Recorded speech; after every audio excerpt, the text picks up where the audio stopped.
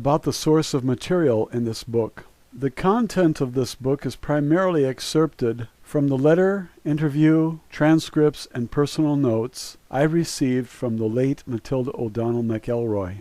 Her letter to me asserts that this material is based on her recollection of communication with an alien being who spoke with her telepathically. During July and August of 1947, she interviewed an extraterrestrial being who she identifies as Errol, and whom she claims was and continues to be an officer, pilot, and engineer who was recovered from a flying saucer that crashed near Roswell, New Mexico on July 8th, 1947.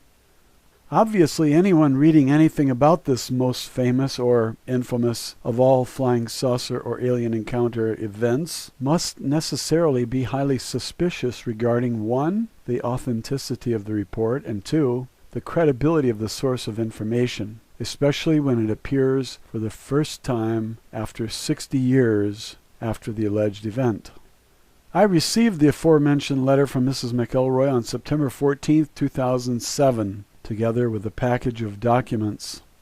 The package contained 3 types of documents. 1, handwritten notes in cursive on ordinary lined 8.5 by 11 inch school notebook paper, which I assumed had been written personally by Mrs. McElroy. 2, notes typed on a manual typewriter on plain white 20-pound bond paper, which I am assuming were prepared personally by her. At least both had the appearance of having been written in the same handwriting and or typed in the same typewriter consistently throughout. The writing in the notes I received also appeared to be the same as the writing on the address and return envelope of the manila envelope I received from Navan, Ireland, which was postmarked on September 3rd, 2007. Since I am not a forensic expert or handwriting analyst, my opinion in these matters is not a professionally qualified judgment. 3, many types of typewritten transcriptions of her interview with the alien. These were obviously typed on a different typewriter. These pages were typed on a different type of paper and showed apparent signs of age and repeated handling. None of these notes were assembled in any particular order or by date except were indicated by a sentence or paragraph of preamble or explanation by her, or by extrapolation from the context of the pages. Voltaire is quoted as having said, "History is a Mississippi of lies." According to the comments made by the alien in the interview transcripts supplied by Mrs. McElroy, the fundamental lesson of history is that many, many gods have become men, but very few men, if any, have returned to being a god again. According to the alien being Errol, if anything he, she, or it supposedly communicated can be trusted, and if the translation or interpretation of this alleged communication is accurate, the history of this universe is a river of lies, down which the might and freedom of all-powerful godlike immortal spiritual beings ended and was lost in a sea of matter and mortality. Furthermore, according to the very direct and undiplomatic statements made, which seem to express the personal opinion of the alien, if one were traveling the far reaches of the universe in search of a place called Hell, it would be an accurate description of Earth and the inhabitants in its current condition. To further compound, complicate, and magnify the incredible source of the interview transcripts I received from Mrs. McElroy is the fact that they are 1, based almost entirely on telepathic communication between the alien and Mrs. McElroy. 2, many of these interviews discuss paranormal activities of immortal spiritual beings. Of course, most scientific authorities are unwilling to acknowledge or perceive spiritual phenomena of any kind. The dictionary definition of the word paranormal is, adjective, 1, cannot be explained by scientific methods. 2, supernatural or seemingly outside the normal sensory channels. By definition, people who use the word paranormal are 1, not able to explain spiritual phenomena, and 2, spiritual phenomena are outside of their normal sensory channels. In short, scientists suffer from the inability and or unwillingness to perceive and or explain spiritual activities. Therefore, the discussion of spiritual activities or spiritual universes in this book are expected to be understood only by those who can and will perceive such things.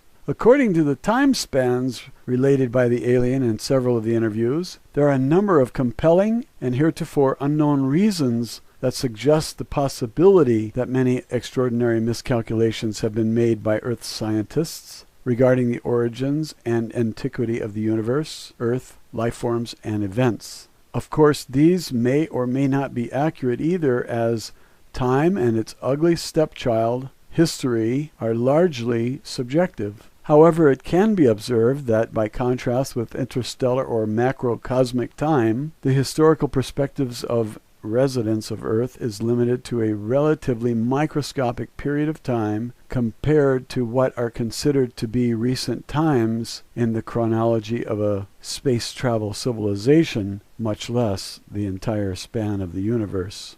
The geological record of Earth is reckoned by the best guesses of scientists to be about 4 billion years. The antiquity of Homo sapiens in the archaeological textbooks is estimated at only a few million years at most. Even the entire biological spectrum is considered to have existed on this planet for only a few 100 million years, and by and large the personal memory of individual beings on this planet is limited to only one lifetime.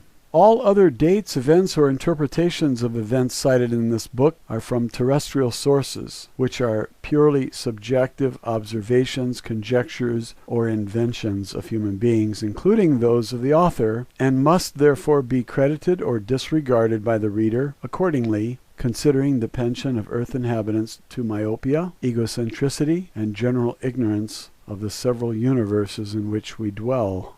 This book is intended to be an informal presentation of information provided to me 60 years after the fact of a series of interviews between an alien spacecraft officer, pilot, and engineer and an Army Air Force surgical nurse.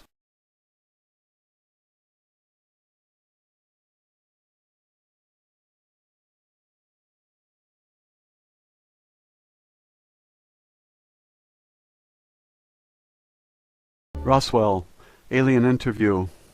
The letter from Mrs. McElroy. Dear Lawrence, I'm typing this letter to you on my old Underwood typewriter that I bought after I was discharged from the Army. Somehow it seems like a fitting contrast to the subject of this letter and the documents you will find enclosed in this envelope. The last time I spoke to you was about 8 years ago. During your brief telephone interview with me, you asked me to assist you with the research for the Oz Factors book you were writing, because you suspected that I might know something that would help your investigation into the possibility that extraterrestrial beings may have influenced the history of Earth. When we spoke, I told you that I did not have any information that I could share with you about anything. Since then, I have read your book and found it very interesting and compelling. You are obviously a man who has done his homework and who could understand my experiences. I've been thinking a lot about your allusion to the old philosopher whom you paraphrased in our conversation, "With great power comes great responsibility." Although I didn't think power is pertinent in my life, or to my reasons for sending you the enclosed documents, you certainly did get me thinking about my responsibility. I have reconsidered my position for a variety of reasons, not the least of which is my realization that you are right. I do have a responsibility to myself at least. I cannot possibly tell you all the personal hell of ethical irresolution and spiritual ambivalence I have endured since 1947. I do not want to keep playing the game of maybe I should have or maybe I shouldn't have through the rest of eternity. Many men have been killed to extinguish the possibility of revealing the knowledge I have helped to withhold from society until now. Only a small handful of people on Earth have seen and heard what I have had the burden of keeping secret for 60 years. All those years I thought that I had been entrusted with a great deal of confidence by the powers that be in our government. Although I have often felt that power is greatly misguided to protect mankind from certain knowledge that not only do intelligent extraterrestrial life forms exist, but they have and continue to aggressively monitor and invade the lives of everyone on Earth every day. Therefore, I think the time has come to pass along my secret knowledge to someone I think will understand it. I don't think it would be responsible of me to take the knowledge I have into the silent afterlife beyond reach of recognition. I think there is a greater good to be served than protecting the vested interests for whom this information is considered a matter of national security, whatever that means, and therefore justification for making it top secret. Also, I am now 83 years old. I have decided to leave this body, which has outlasted its usefulness to me, using a painless method of self-administered euthanasia. I have very few months to live and nothing to fear or lose. So I have moved away from Montana, where my husband and I lived for most of our life, to spend our remaining days in a lovely rented upstairs bedroom in a house in the homeland of my husband's family in County Meath, Ireland. I will die not far from the Great Mound at Noth and Doth, the Fairy Mound of Darkness. These are sacred cairns, or massive stone structures that were erected about 3700 BCE and engraved with indecipherable hieroglyphs about the same time as the pyramids or other inexplicable stone monuments were being built all over the earth. I am also not far from the Hill of Tara, that was once the ancient seat of power in Ireland, where 142 kings are said to have reigned in prehistoric and historic times. In ancient Irish religion and mythology, this was the sacred place of dwelling for the gods and was the entrance to the other world. St. Patrick came to Tara to conquer the ancient religions of the pagans. He may have suppressed the religious practices in the area, but he certainly did not have any impact on the gods who brought these civilizations to earth, as you will discover when you read the documents enclosed. Therefore, this is a fitting location for my departure from this unholy world and final release from the burdens of this life. The crystal clear perspective of hindsight has revealed a higher purpose to me, assisting the survival of the planet, all living beings and life forms in our galaxy. The status quo of our government establishment has been to protect the people from knowledge of such matters. In fact, the only protection afforded by ignorance and secrecy is to hide the private agenda of those in power to enslave others, and by doing so, to disarm every perceived enemy and ally through superstition and stupidity. Therefore, I have enclosed the original and only existing copies of my personal notes and reflections on a matter which I have kept hidden from everyone, even my own family. I have also enclosed my copies of typed transcripts created by the stenographer who transcribed all of my interviews with the alien saucer pilot after each interview was finished. I do not have any copies of the tape recordings that were made of my interview reports. No one until now knows that I was able to secretly retain copies of the official interview transcripts.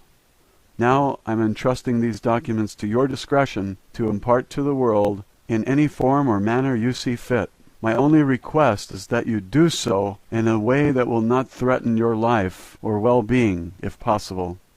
If you were to incorporate these notes of my experiences into a work of fiction, such as a novel, the factual nature of the material could be easily dismissed or discredited by any agency for whom the national security is used as a personal shield against scrutiny and justice. In doing so, you could disavow any knowledge of their true origin and claim that it is a fictitious work of your imagination.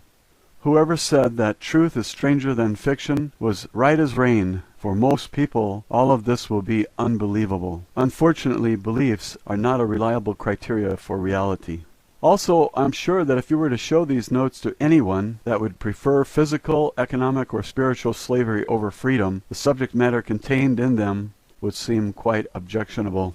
If you attempted to publish the documents as a matter of factual reporting in a newspaper or on the evening TV news, they would be rejected out of hand as the work of a kook. The very nature of these documents make them unbelievable and therefore discreditable. Conversely, the release of this information is potentially catastrophic for certain political, religious, and economic vested interests.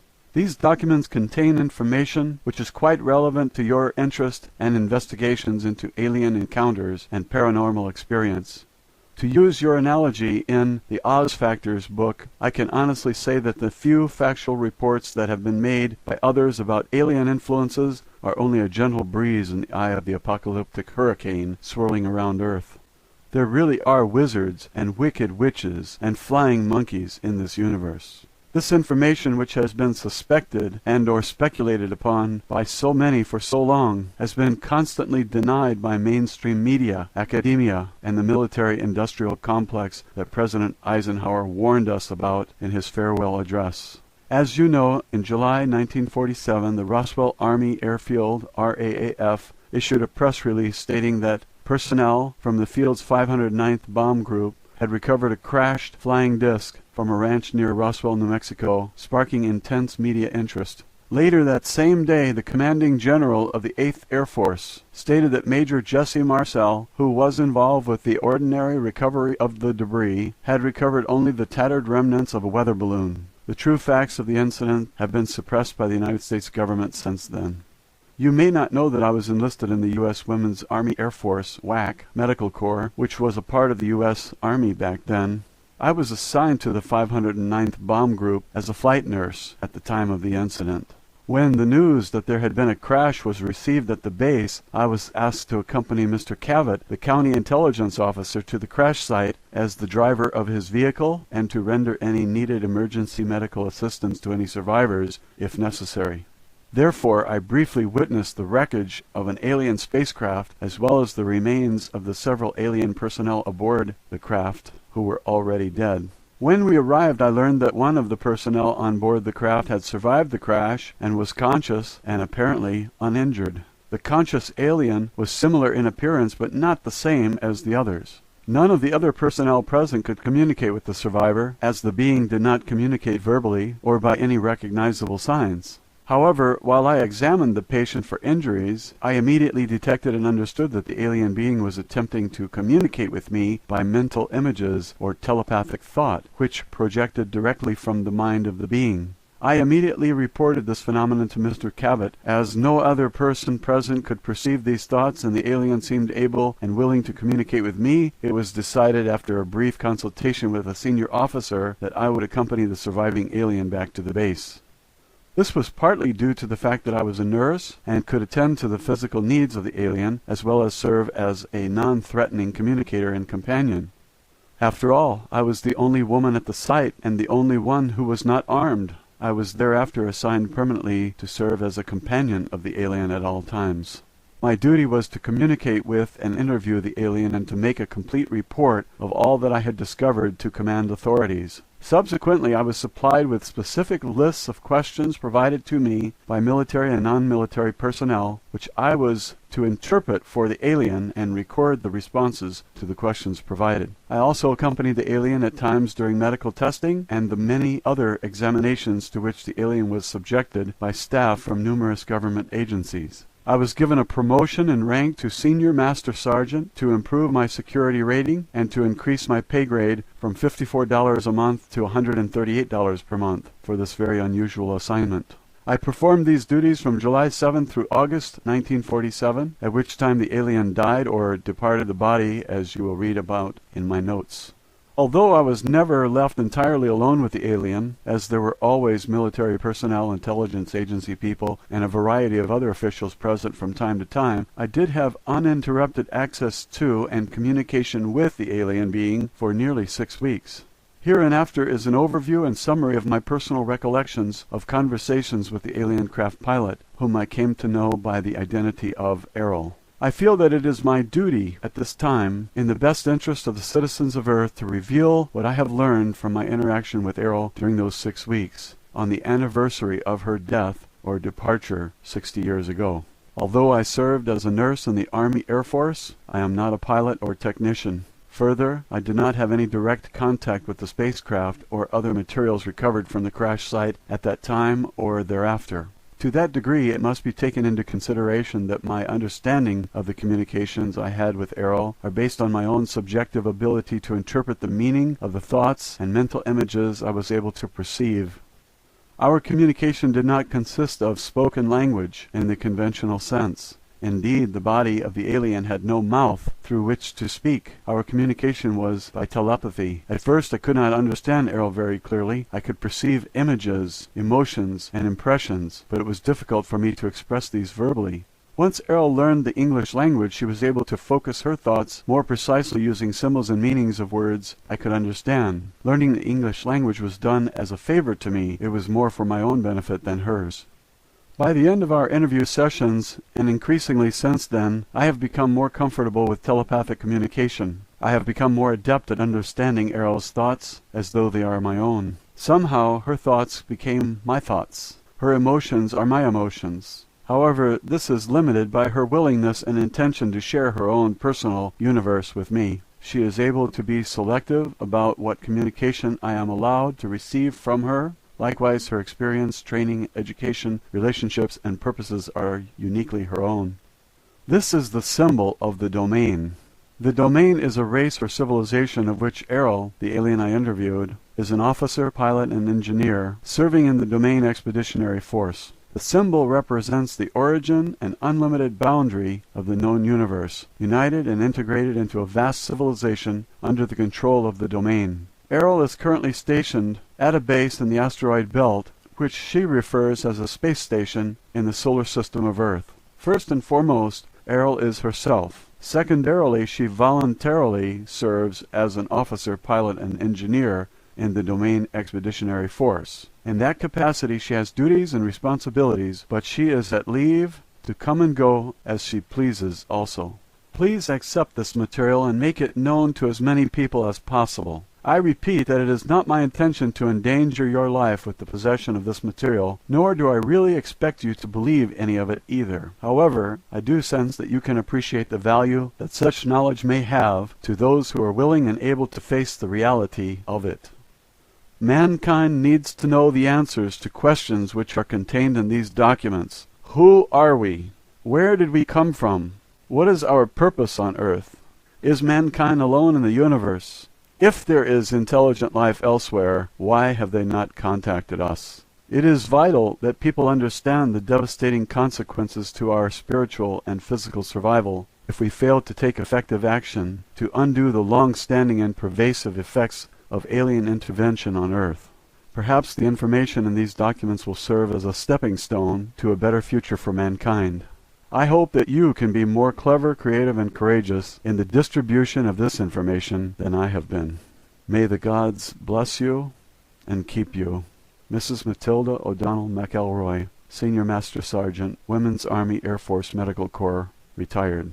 100 Troytown Heights, Nevenmeath County, Meath, Ireland. Chapter 1. My first interview with the alien. Matilda O'Donnell McElroy personal note. By the time the alien had been returned to the base, I had already spent several hours with her. As I mentioned, Mr. Cavett told me to stay with the alien since I was the only person among us who could understand her communication. I could not understand my ability to communicate with the being. I had never before that time experienced telepathic communication with anyone. The non-verbal communication I experienced was like the understanding you might have when a child or dog is trying to get you to understand something, but much, much more direct and powerful. Even though there were no words spoken or signs made, the intention of the thoughts were unmistakable to me. I realized later that although I received the thought, I did not necessarily interpret its meaning exactly. I think that the alien being was not willing to discuss technical matters due to the nature of her position as an officer and pilot with the duty to maintain the security and confidentiality required by her own unit or organization. Any soldier who is captured by the enemy in the line of duty has a responsibility to withhold vital information, even in the face of interrogation or torture, of course. But in spite of that, I have always felt that the alien being was not really trying to hide anything from me. I just never got that feeling. Her communication always seemed honest and sincere to me, but I suppose you can never know for sure. I definitely feel that I shared a unique bond with the alien. It was a kind of trust or empathy that you have with a patient or a child. I think it was because the alien could understand that I was really interested in her and had no harmful intention. Nor would I allow any harm to come to her if I could prevent it. This was true too. I refer to the alien as her. Actually, the being was not sexual in any way, either physiologically or psychologically. She did have a rather strong feminine presence and demeanor. However, in terms of psychology, the being was asexual and had no internal or external reproductive organs.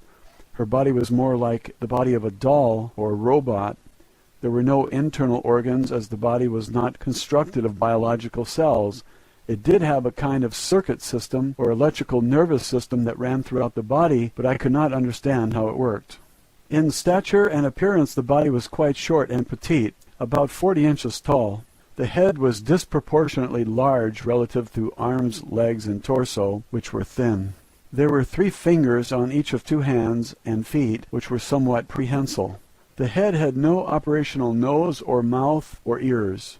I understand that a space officer does not need these, as space has no atmosphere to conduct sound. Therefore, sound-related sensory organs are not built into the body, nor does the body need to consume food, hence the absence of a mouth. The eyes were quite large. I was never able to determine the exact degree of visual acuity of which the eyes were capable, but I observed that her sense of sight must have been extremely acute. I think the lens of the eyes, which were very dark and opaque, may have also been able to detect waves or particles beyond the visual spectrum of light. I suspect that this may have included the full range of the electromagnetic spectrum, or more, but I don't know this for sure.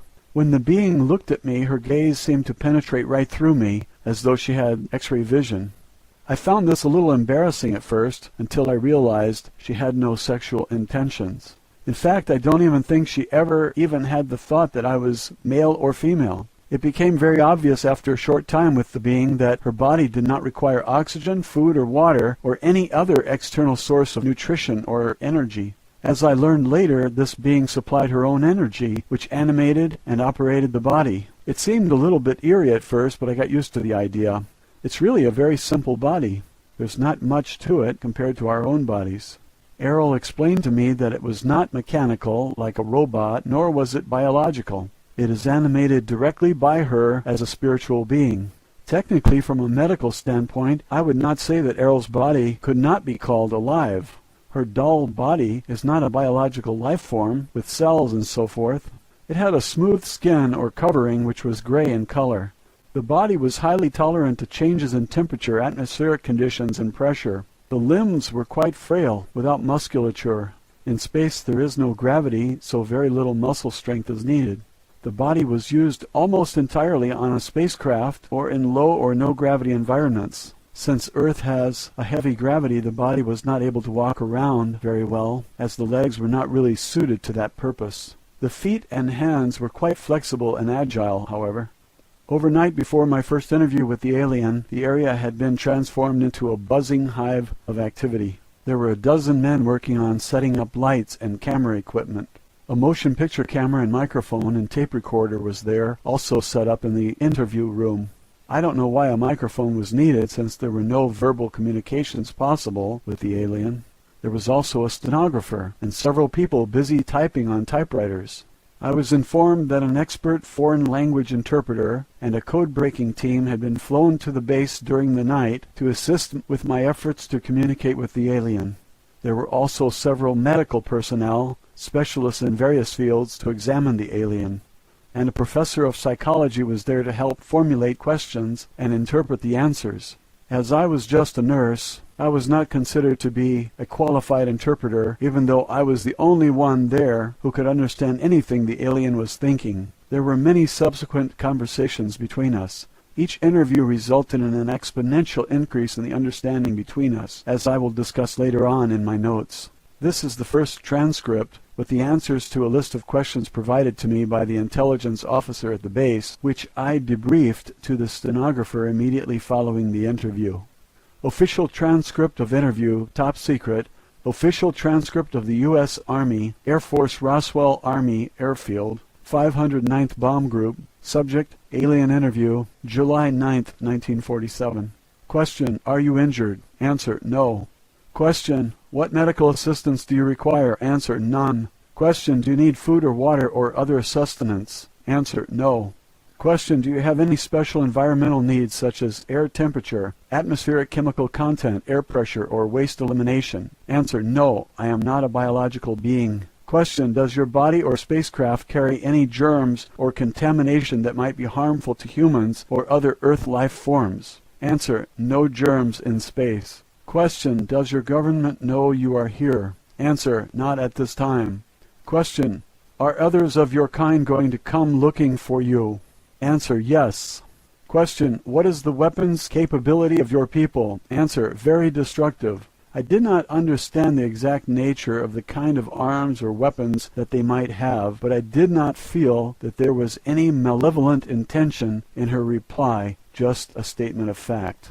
Question: why did your spacecraft crash? Answer: it was struck by an electrical discharge from the atmosphere which caused us to lose control. Question: why was your spacecraft in this area? Answer: investigation of burning clouds, radiation, explosions. Question: how does your spacecraft fly? Answer: it is controlled through mind, responds to thought commands. Mind or thought command are the only English language words I can think of to describe the thought. Their bodies, and I think the spacecraft, are connected directly to them through some kind of electrical nervous system that they control with their own thoughts. Question: how do your people communicate with each other? Answer: through mind, thought. The words mind and thought combined together are the closest English language words I can think of to describe the idea at this time. However, it is very obvious to me that they communicate directly from the mind, just as she is communicating with me. Question: do you have a written language or symbols for communication? Answer: yes. Question: what planet are you from? Answer: the home, birthplace world of the domain.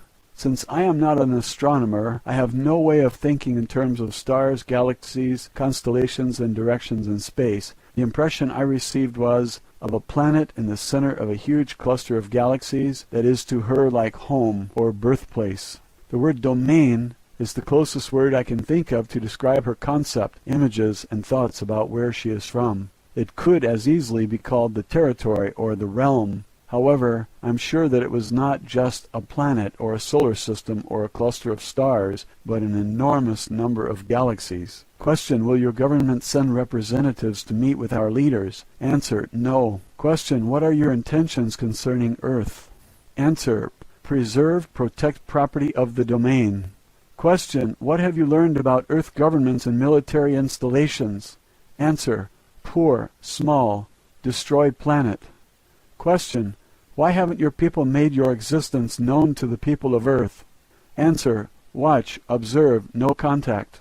I got the impression that contact with people on Earth was not permitted, but I could not think of a word or idea that communicated the impression I got exactly. They are just observing us. Question: have your people visited Earth previously? Answer: periodic, repeating observations. Question: how long have you known about Earth? Answer: long before humans. I'm not sure if the word prehistoric would be more accurate, but it was definitely a very long period of time before human beings evolved. Question: what do you know about the history of civilization on Earth? Answer: small interest, attention, small time. The answer to this question seemed very vague to me. However, I perceived that her interest in Earth history is not very strong, or that she did not pay much attention to it. Or maybe, I don't know, I really didn't get an answer to the question. Question: can you describe your home world to us? Answer: place of civilization, culture, history, large planet, wealth, resources always, order, power, knowledge, wisdom, 2 stars, 3 moons. Question: what is the state of development of your civilization? Answer: ancient, trillions of years, always, above all others, plan, schedule, progress, win, high goals, ideas. I use the number trillions because I am sure that the meaning was a number larger than many billions. The idea of the length of time she communicated is beyond me. It's really closer to the idea of infinity in terms of Earth years. Question: do you believe in God? Answer: we think. It is. Make it continue. Always. I am sure that the alien being does not understand the concept of God or worship as we do. I assume that the people in her civilization were all atheists. My impression was that they think very highly of themselves and are very prideful indeed. Question: what type of society do you have? Answer: order, power, future always, control, grow. These are the closest words I can use to describe the idea she had about her own society or civilization. Her emotion when communicating her response to this question became very intense, very bright and emphatic. Her thought was filled with an emotion that gave me a feeling of jubilation or joy, but it made me very nervous also. Question: are there other intelligent life forms besides yourself in the universe? Answer: everywhere. We are greatest, highest of all. Due to her small stature, I'm sure that she did not mean tallest or biggest. Again, her prideful nature showed through in the feeling that I received from her. Matilda O'Donnell McElroy, personal note. This was the conclusion of the first interview. When the answers to the first list of questions were typed and given to the people who were waiting for them, they were very excited that I was able to get the alien to say anything. However, after they finished reading my answers, they were disappointed that I could not understand more clearly. Now they had a lot of new questions because of the answers I received to the first list of questions. An officer told me to await further instructions. I waited several hours in the adjoining office. I was not allowed to continue my interview with the alien. However, I was always well treated and allowed to eat and sleep and use the restroom facilities whenever I wanted. Eventually, a new list of questions was written for me to ask the alien. I gathered that quite a few other agents, government and military officials had arrived at the base by this time. They told me that several other people would be in the room with me during the next interview, so they could prompt me to ask for more detail during the interview. However, when I attempted to conduct the interview with these people in the room, I received no thoughts, emotions, or any other perceptible communication from the alien. Nothing. The alien just sat in a chair without moving. We all left the interview room. The intelligence agent became very agitated about this. He accused me of lying or making up the answers to the first questions. I insisted that all my answers were honest and as accurate as I could make them. Later that day it was decided that several other people would attempt to ask questions of the alien. However, in spite of several attempts by different experts, no one else was ever able to get any communication at all from the alien.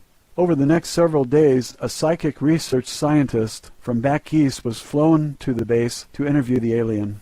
Her name was Gertrude something or other. I don't remember the last name. On another occasion, an Indian clairvoyant named Krishnamurti came to the base to try to communicate with the alien. Neither one was successful at getting the alien to communicate anything. I was personally not able to communicate telepathically with either of these people either, although I did not think that Mr. Krishnamurti was a very kind and intelligent gentleman. Finally, it was decided that I should be left with the alien by myself to see if I could get any answers. Chapter 2, my second interview. In the next interview, I was told to ask the alien only one question. Official transcript of interview. Top secret. Official transcript of the U.S. Army Air Force, Roswell Army Airfield, 509th Bomb Group. Subject, alien interview, July 10th, 1947. Question. Why have you stopped communicating? Answer. No stop. Others. Hidden. Covered. Secret fear. The alien cannot communicate with them because they were afraid of her or did not trust her. And it is clear to me that the alien is not aware that some people have secret intentions toward her and are hiding their real thoughts. It is equally obvious to me that the alien does not have even a tiny bit of fear of us, or anything else for that matter. Matilda O'Donnell McElroy, personal note. I pondered the words I chose to convey the meaning of the alien's thoughts very carefully before reporting to the stenographer and the people who were waiting anxiously in the other room. Personally, I never suffered any fear or misapprehension about the alien whatsoever. I was very, very curious and excited to learn anything and everything I could about her and from her. However, like the aliens, I did not have much trust or confidence in the agents or authorities who were controlling my interviews. I had no idea what their intentions toward her might be. However, I am sure that the military officers were very, very nervous about having an alien spacecraft and pilot on their hands. At that moment, my greatest worry was how to more clearly understand the thoughts and ideas of the alien. I think that I was doing pretty well as a telepathic receiver, but not as good as a telepathic sender. I wanted desperately to figure out a better way to communicate with the alien, in a way that would enable the growing legion of government officials to understand her more directly, without having to rely on my interpretation of her thoughts. I did not feel very well qualified to act as an interpreter, yet I was the only person with whom the alien would communicate, so it was up to me to get the job done. I was also becoming acutely aware that this was probably the biggest news event in the history of the Earth, and that I should be proud to have had any part in it. Of course, by that time the entire incident had been officially denied in the press, and a cover-up of immense proportions by the military and the powers that be had already begun. However, I was beginning to feel the pressure of the responsibility for being the first person on Earth, as far as I knew, to communicate with an extraterrestrial life form. I think I know how Columbus must have felt when he discovered a new world the size of a continent on one small planet, but I was able to discover an entirely new unexplored universe. While I waited for my next instructions from my superiors, I went to my quarters under escort of several heavily armed MPs. Several other men dressed in black suits and ties accompanied me also. They were still there when I got up in the morning. After breakfast, which was brought to me in my own quarters, they escorted me back to the office at the base that was used for the interview. Roswell, Alien Interview, Chapter 3, My Third Interview, Matilda O'Donnell McElroy, Personal Note. The third interview and all subsequent interviews that I had with the alien were observed and recorded, as I mentioned above, by dozens of other people. Although they were not physically present, a special room had been constructed with a window of one-way glass through which the interview could be observed from an adjoining room without intruding on the alien. The alien had been moved into a newly constructed room and was seated in an ordinary overstuffed living room chair covered with a flowery fabric. I'm sure that someone had been sent into town to buy a chair from the nearest available furniture store. The alien's body was about the same size as a very thin 5-year-old child, so she was dwarfed by the chair. Since her body was not biological, it didn't need any food, air, or heat, and apparently she didn't sleep either. There were no eyelids or eyebrows above her eyes, so the eyes didn't close. I don't think anyone could tell whether she was sleeping or awake as long as she was sitting upright in the chair. Unless she moved her body or gestured with her hand, it would be hard to tell whether she was even alive or not unless you could perceive her thoughts. Eventually, I learned that the alien was not identified by her body, but by her personality, so to speak. She was known by her fellow aliens as Errol.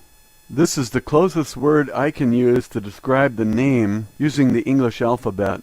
I sensed that she preferred the feminine gender. I think we shared a natural female empathy and nurturing attitude toward life and each other. I am sure she did not feel comfortable with the combative, aggressive, domineering attitude of the male officers and agents, each of whom was more concerned with their own personal self-importance and power than with discovering the secrets of the universe. When I entered the room, she was very pleased to see me. I felt a very genuine sense of recognition, relief, and a warm feeling from her. It was like the eager excitement and unconditional platonic affection one feels from a dog or a child, yet with a calm and reserved control. I must say that I was surprised that I felt the same sort of affection for the alien being, especially since we had spent so little time with each other. I was pleased that I was able to continue my interviews with her in spite of all the attention it was getting from the stream of government and military people arriving at the base. It was very obvious that the people who wrote the next series of questions for me wanted to learn how to communicate with the alien themselves without having to go through me. Here are the answers to the new list of questions. Official transcript of interview, top secret. Official transcript of the U.S. Army Air Force Roswell Army Airfield 509th Bomb Group. Subject, alien interview, July 11th, 1947. Question, can you read or write any Earth languages? Answer, no. Question, do you understand numbers or mathematics? Answer, yes, I'm an officer, pilot, engineer. Question, can you write or draw symbols or pictures that we may be able to translate into our own language? Answer, uncertain. Question, are there any other signs or means of communication you can use to help us understand your thoughts more clearly? Answer, no. Matilda O'Donnell McElroy, personal note. I was very sure that this was not true, but I understand clearly that Errol was not willing to communicate in writing or drawing or sign language. My feeling was that she was following orders like any soldier who had been captured, not to reveal any information that might be useful to an enemy, even under torture. She was only able and willing to reveal non-confidential or personal information or name, rank, and serial number. Official transcript of interview, top secret. Official transcript of the U.S. Army Air Force Roswell Army Airfield, 509th Bomb Group. Subject, alien interview, July 11th, 1947, second session. Question: can you show us on a map of the stars which is the star of your home planet? Answer: no. This is not because she does not know the directions from Earth to her home planet. She was unwilling to reveal the location. It was also due to the fact that the star system of her home planet does not exist on any star map on Earth. It's too far away. Question: how long will it take your people to locate you here? Answer: unknown. Question: how long would it take your people to travel here to rescue you? Answer: minutes or hours. Question: how can we make them understand that we do not intend to harm you? Answer: intentions are clear. See in your mind. Images. Feelings. Question: if you are not a biological entity, why do you refer to yourself as feminine? Answer: I am a creator, mother, source. Matilda O'Donnell McElroy personal note. These questions only took me a few minutes to complete. I realized then that we may be in for some serious trouble if the alien was not willing to cooperate or reveal any information that the military or intelligence agencies or scientists consider to be useful to them. I was also sure that the alien was very certain of the actual intentions of the people who wrote these questions, as she could read their minds just as easily as she could read my thoughts and communicate with me telepathically. Because of these intentions, she was unwilling and unable to cooperate with any of them in any way under any circumstances. And I am equally sure that since she is not a biological life form, that there was no kind of torture or coercion that would change her mind. Roswell, Alien Interview, Chapter 4, The Language Barrier. Matilda O'Donnell McElroy personal note. After I explained what I thought were the reasons for the no answer to the intelligence agents, there was a great deal of upset and turmoil. A very heated discussion took place between some of the intelligence officers, military officials, psychologists, and the language interpreters. This lasted for several hours. It was finally decided that I should be allowed to continue to interview the alien, provided I could get a satisfactory answer from her to the following question. Official transcript of interview, top secret. Official transcript of the U.S. Army Air Force, Roswell Army Airfield, 509th Bomb Group. Subject, alien interview, July 11th, 1947, third session. Question: what assurance or proof do you require from us that will make you feel safe enough to answer our questions? Answer: only she speaks, only she hears. Only she questions, no others. Must learn, know, understand. Matilda O'Donnell McElroy personal note. When I returned to the interview room to report the alien response to this question, I received a grim and skeptical reception from the assembled intelligence agents and military personnel. They could not understand what the alien meant by this. I admitted that I really couldn't understand what she meant either, but I was doing the best that I could to articulate her telepathic intentions. I told the officials that perhaps the communication problem had to do with my inability to understand the telepathic language of the alien clearly enough to be satisfactory. I was so discouraged at that point I almost felt like giving up. And now there was even more arguments than before. I was sure I was going to be removed from my position in spite of the fact that the alien refused to communicate with anyone else, or that no one else had been found who could communicate with her. Fortunately, a very clever fellow named John Newble, who was a Japanese language specialist from the Navy, had an explanation and a solution to the problem. He explained that first, the problem had very little to do with the inability of the alien to communicate. It had more to do with her unwillingness to communicate with anyone other than myself. Second, In order for any clear, comprehensive communication to happen, both parties needed to understand and communicate through a common language. Words and symbols in language convey very precise concepts and meanings. He said that the Japanese people have a lot of homonyms in their language which cause a lot of confusion in day-to-day communication. They solve this problem by using standard Chinese characters to write down the exact meaning of the word they are using. This clears up the matter for them.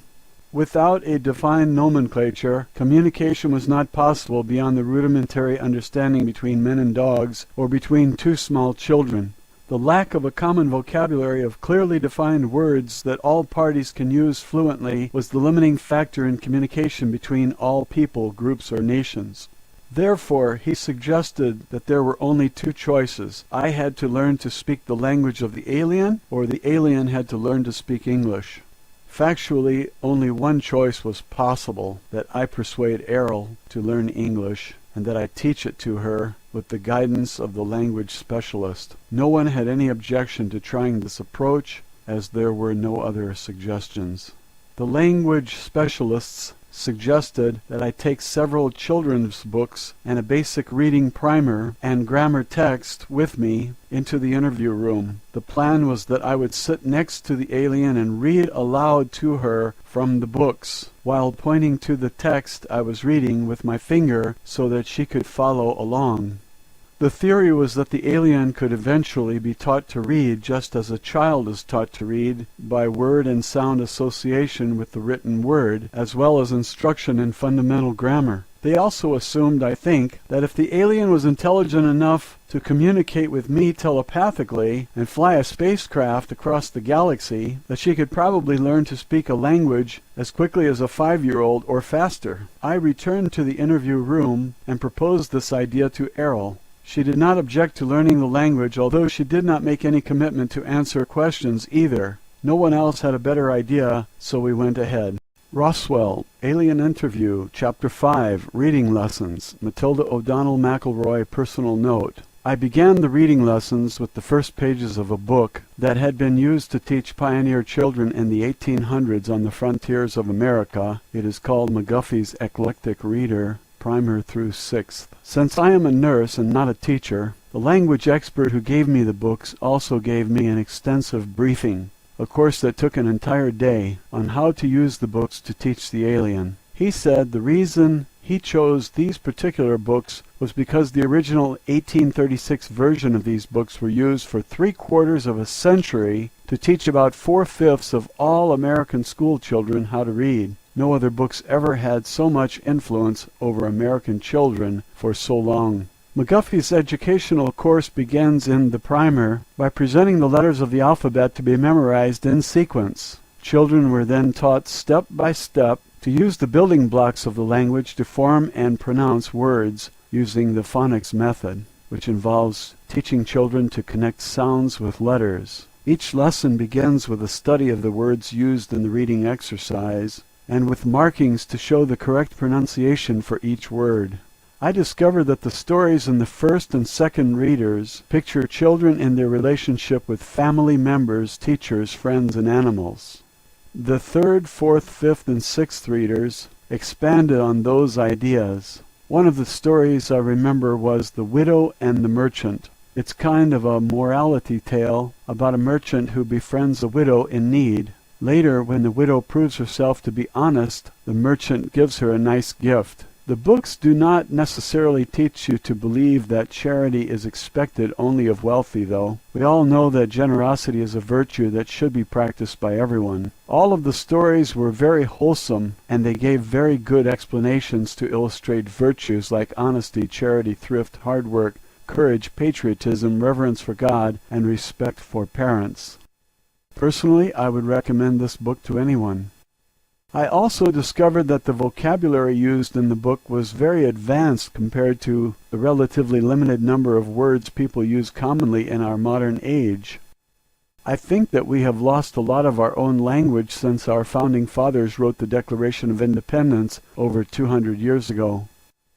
As instructed, I sat next to Errol in the interview room, reading aloud to her from each successive book in the series of the McGuffey Readers. Each of the books had excellent, simple illustrations of the stories and subjects being taught, although they are very outdated by today's standards. Nonetheless, Errol seemed to understand and absorb every word, sound, syllable, and meaning as we progressed. We continued this process for 14 hours a day for 3 consecutive days without interruption, except for a few meals and rest breaks on my part. Errol did not take breaks for anything. She did not sleep. Instead, she remained sitting in the overstuffed chair in the interview room, reviewing the lessons we had already covered. When I returned each morning to begin where we'd left off, she had already memorized the previous lessons and was well into the next pages. This pattern continued to accelerate until it became pointless for me to continue reading to her. Although Errol did not have a mouth to speak with, she was now able to think at me in English. At the end of these lessons, Errol was able to read and study by herself.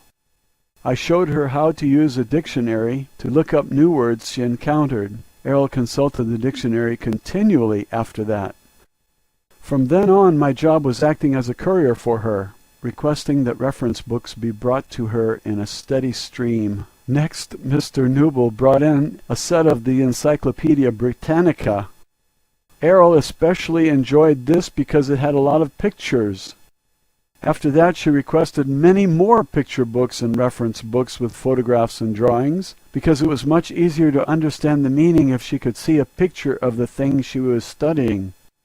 Over the next 6 days, books were brought in from libraries all over the country, I presume, because it wasn't more than a few more days before she had read through several hundred of them. She studied every subject I could imagine, and many other very technical things I never wanted to know anything about, like astronomy, metallurgy, engineering, mathematics, various technical manuals, and so forth.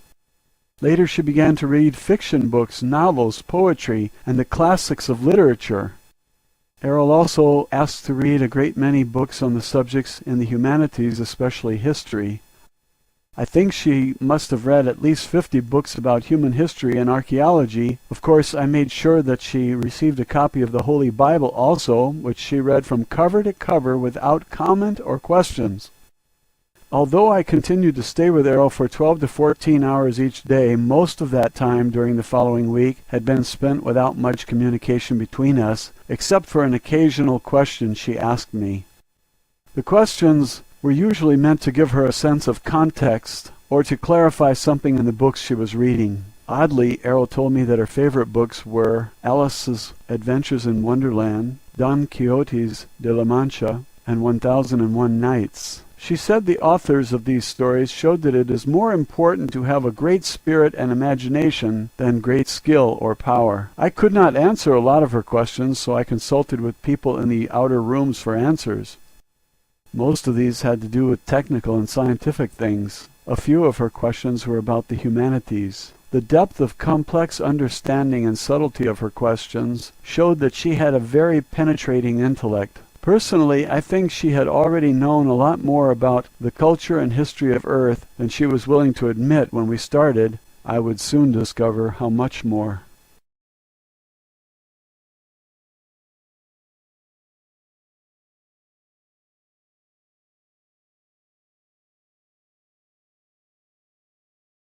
Roswell, Alien Interview, Chapter 6, My Education Begins. Matilda O'Donnell McElroy personal note. By the 15th day after rescuing Errol from the crash site, I was able to communicate fluidly and effortlessly with her in English. She had absorbed so much more written material by this time that her academic education far exceeded my own. Although I graduated from high school in Los Angeles in 1940 and attended college for 4 years of pre-medical and nursing training, the variety of my own reading had been fairly limited. I had not studied most of the subjects to which Errol had now been exposed, especially considering her acute understanding, very intense study habits, and a nearly photographic memory. She was able to recall long passages from books she read. She was especially fond of sections of her favorite stories from classic literature like The Adventures of Huckleberry Finn, Tales from Gulliver's Travels, and Peter Pan, and The Legend of Sleepy Hollow. By this time Errol had become the teacher and I was the student. I was about to learn what men of Earth don't know and have no way of knowing. The throng of scientists and agents who observed us through the one-way glass of our interview room, whom Errol and I now referred to as the gallery, were growing increasingly impatient to ask her questions. But Errol continued to refuse to allow any questions to be asked of her by anyone other than myself, even vicariously through me as an interpreter or in writing. On the afternoon of the 16th day, Errol and I sat next to each other as she read. She closed the last page of a book she was reading and placed it aside. I was about to hand her the next book from a large pile waiting to be read, when she turned and said, or thought to me, "I'm ready to speak now." At first I was a little confused by the remark. I gestured for her to continue, and she began to teach me my first lesson. Official transcript of interview, top secret. Official transcript of the U.S. Army Air Force, Roswell Army Airfield, 59th Bomb Group. Subject, alien interview, July 24th, 1947. First session. "What would you like to say, Errol?" I asked. "I have been part of a domain expeditionary force in this sector of space for several thousand years. However, I have not personally had intimate contact with beings on Earth since 5965 BCE. It is not my primary function to interact with inhabitants of planets within the domain. I am an officer, pilot, and engineer, with many duties to perform. Nonetheless, although I'm fluent in 347 other languages within the domain, I have not been exposed to your English language. The last Earth language with which I was conversant was the Sanskrit language of the Vedic hymns. At that time I was a member of a mission sent to investigate the loss of a domain base located in the Himalaya Mountains. An entire battalion of officers, pilots, communications, and administrative personnel disappeared and the base destroyed. Several million years ago, I was trained and served as an investigation, data evaluation, and program development officer for the domain. Because I was experienced in that technology, I was sent to Earth as part of a search team. One of my duties involved interrogation of the human population that inhabited the adjoining area at that time. Many of the people in that region reported sighting Vimanas, or spacecraft, in the area. Following the logical extension of evidence, testimony, observation, as well as the absence of certain evidence, I led my team to the discovery that there were still Old Empire ships and well-hidden Old Empire installations in this solar system of which we had been completely unaware. You and I were unable to communicate in your language because I personally have not been exposed to your language. However, now that I have scanned the books and the material you provided me, this data has been relayed to our space station in this region and processed by our communications officer through our computers. It has been translated into my own language and relayed back to me in a context that I can think with. I have also received additional information from the files stored in our computers about the English language and domain records concerning Earth civilization. Now I'm prepared to give you certain information that I feel will be of great value to you. I will tell you the truth. Although truth is relative to all other truth, I wish to share with you, as honestly and accurately as possible, truth as I see it, within the boundaries of my integrity to myself, to my race, and without violating my obligations to the organization I serve and have sworn to uphold and protect. Okay, I thought. Will you answer questions from the gallery now? No, I will not answer questions. I will provide information to you that I think will be beneficial to the well-being of the immortal spiritual beings who comprise humanity, and that will foster the survival of all the myriad life forms and the environment of Earth, as it is a part of my mission to ensure the preservation of Earth. Personally, it is my conviction that all sentient beings are immortal spiritual beings. This includes human beings. For the sake of accuracy and simplicity, I will use a made-up word, is-be, because the primary nature of an immortal being is that we live in a timeless state of is, and the only reason for their existence is that they decide to be. No matter how lowly their station in a society, every is-be deserves the respect and treatment that I myself would like to receive from others. Each person on Earth continues to be an is-be, whether they are aware of the fact or not. Matilda O'Donnell McElroy, personal note. I will never forget this conversation. Her tone was very matter-of-fact and emotionless. However, for the first time I sensed the presence of a warm and real personality in Errol. Her reference to immortal spiritual beings struck me like a flash of light in a dark room. I had never before considered that a human being could be an immortal being. I thought that status or power was reserved solely for the Father, the Son, and the Holy Ghost. And because I am a devout Catholic and subject to the word of the Lord Jesus and the Holy Father, I have never thought of a woman as an immortal spiritual being either, not even the Holy Mother Mary. Yet when Errol thought that thought, I became vividly aware for the first time that she personally was an immortal spiritual being, and so are we all. Errol said that she sensed that I was confused about the idea. She said she would demonstrate to me that I am also an immortal spiritual being. She said, "Be above your body." Immediately I realized that I was outside of my body, looking down from the ceiling at the top of my body's head. I was also able to see the room around me, including Errol's body, sitting in the chair next to my own body. After a moment I realized the simple but shocking reality that I am not a body. In that moment a black veil lifted, and for the first time in my life, and for a very long time into the past, I realized that I am not my soul, but that I am me, a spiritual being. This was an unexplainable epiphany, but one that fills me with joy and relief I cannot recall having experienced ever before. As for the immortal part, I do not understand her meaning, as I have always been taught that I am not immortal, a spirit perhaps, but certainly not immortal. After a moment, I'm not sure how long, Errol asked me if I had a better understanding of the idea. Suddenly, I was back inside my body again and said out loud, "Yes, I see what you mean." I was so taken aback by the experience that I had to get up from my chair and walk around the room for a few minutes. I made an excuse that I needed to get a drink of water and go to the restroom, which I did. In the restroom, I looked at myself in the mirror. I used the toilet, refreshed my makeup, and straightened my uniform. After 10 or 15 minutes, I felt more normal again and returned to the interview room.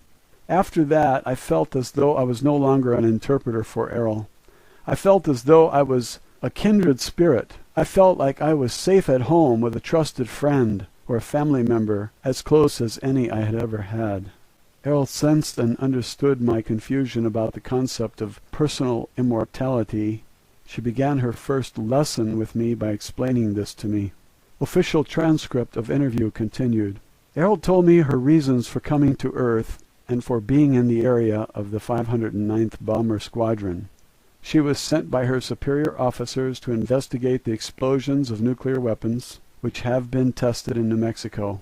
Her superiors ordered her to gather information from the atmosphere that could be used to determine the extent of radiation and potential harm this might cause to the environment. During her mission, the spacecraft was struck by a lightning, which caused her to lose control and crash. The spacecraft is operated by ISBs, who use doll bodies in much the same way that an actor wears a mask and costume.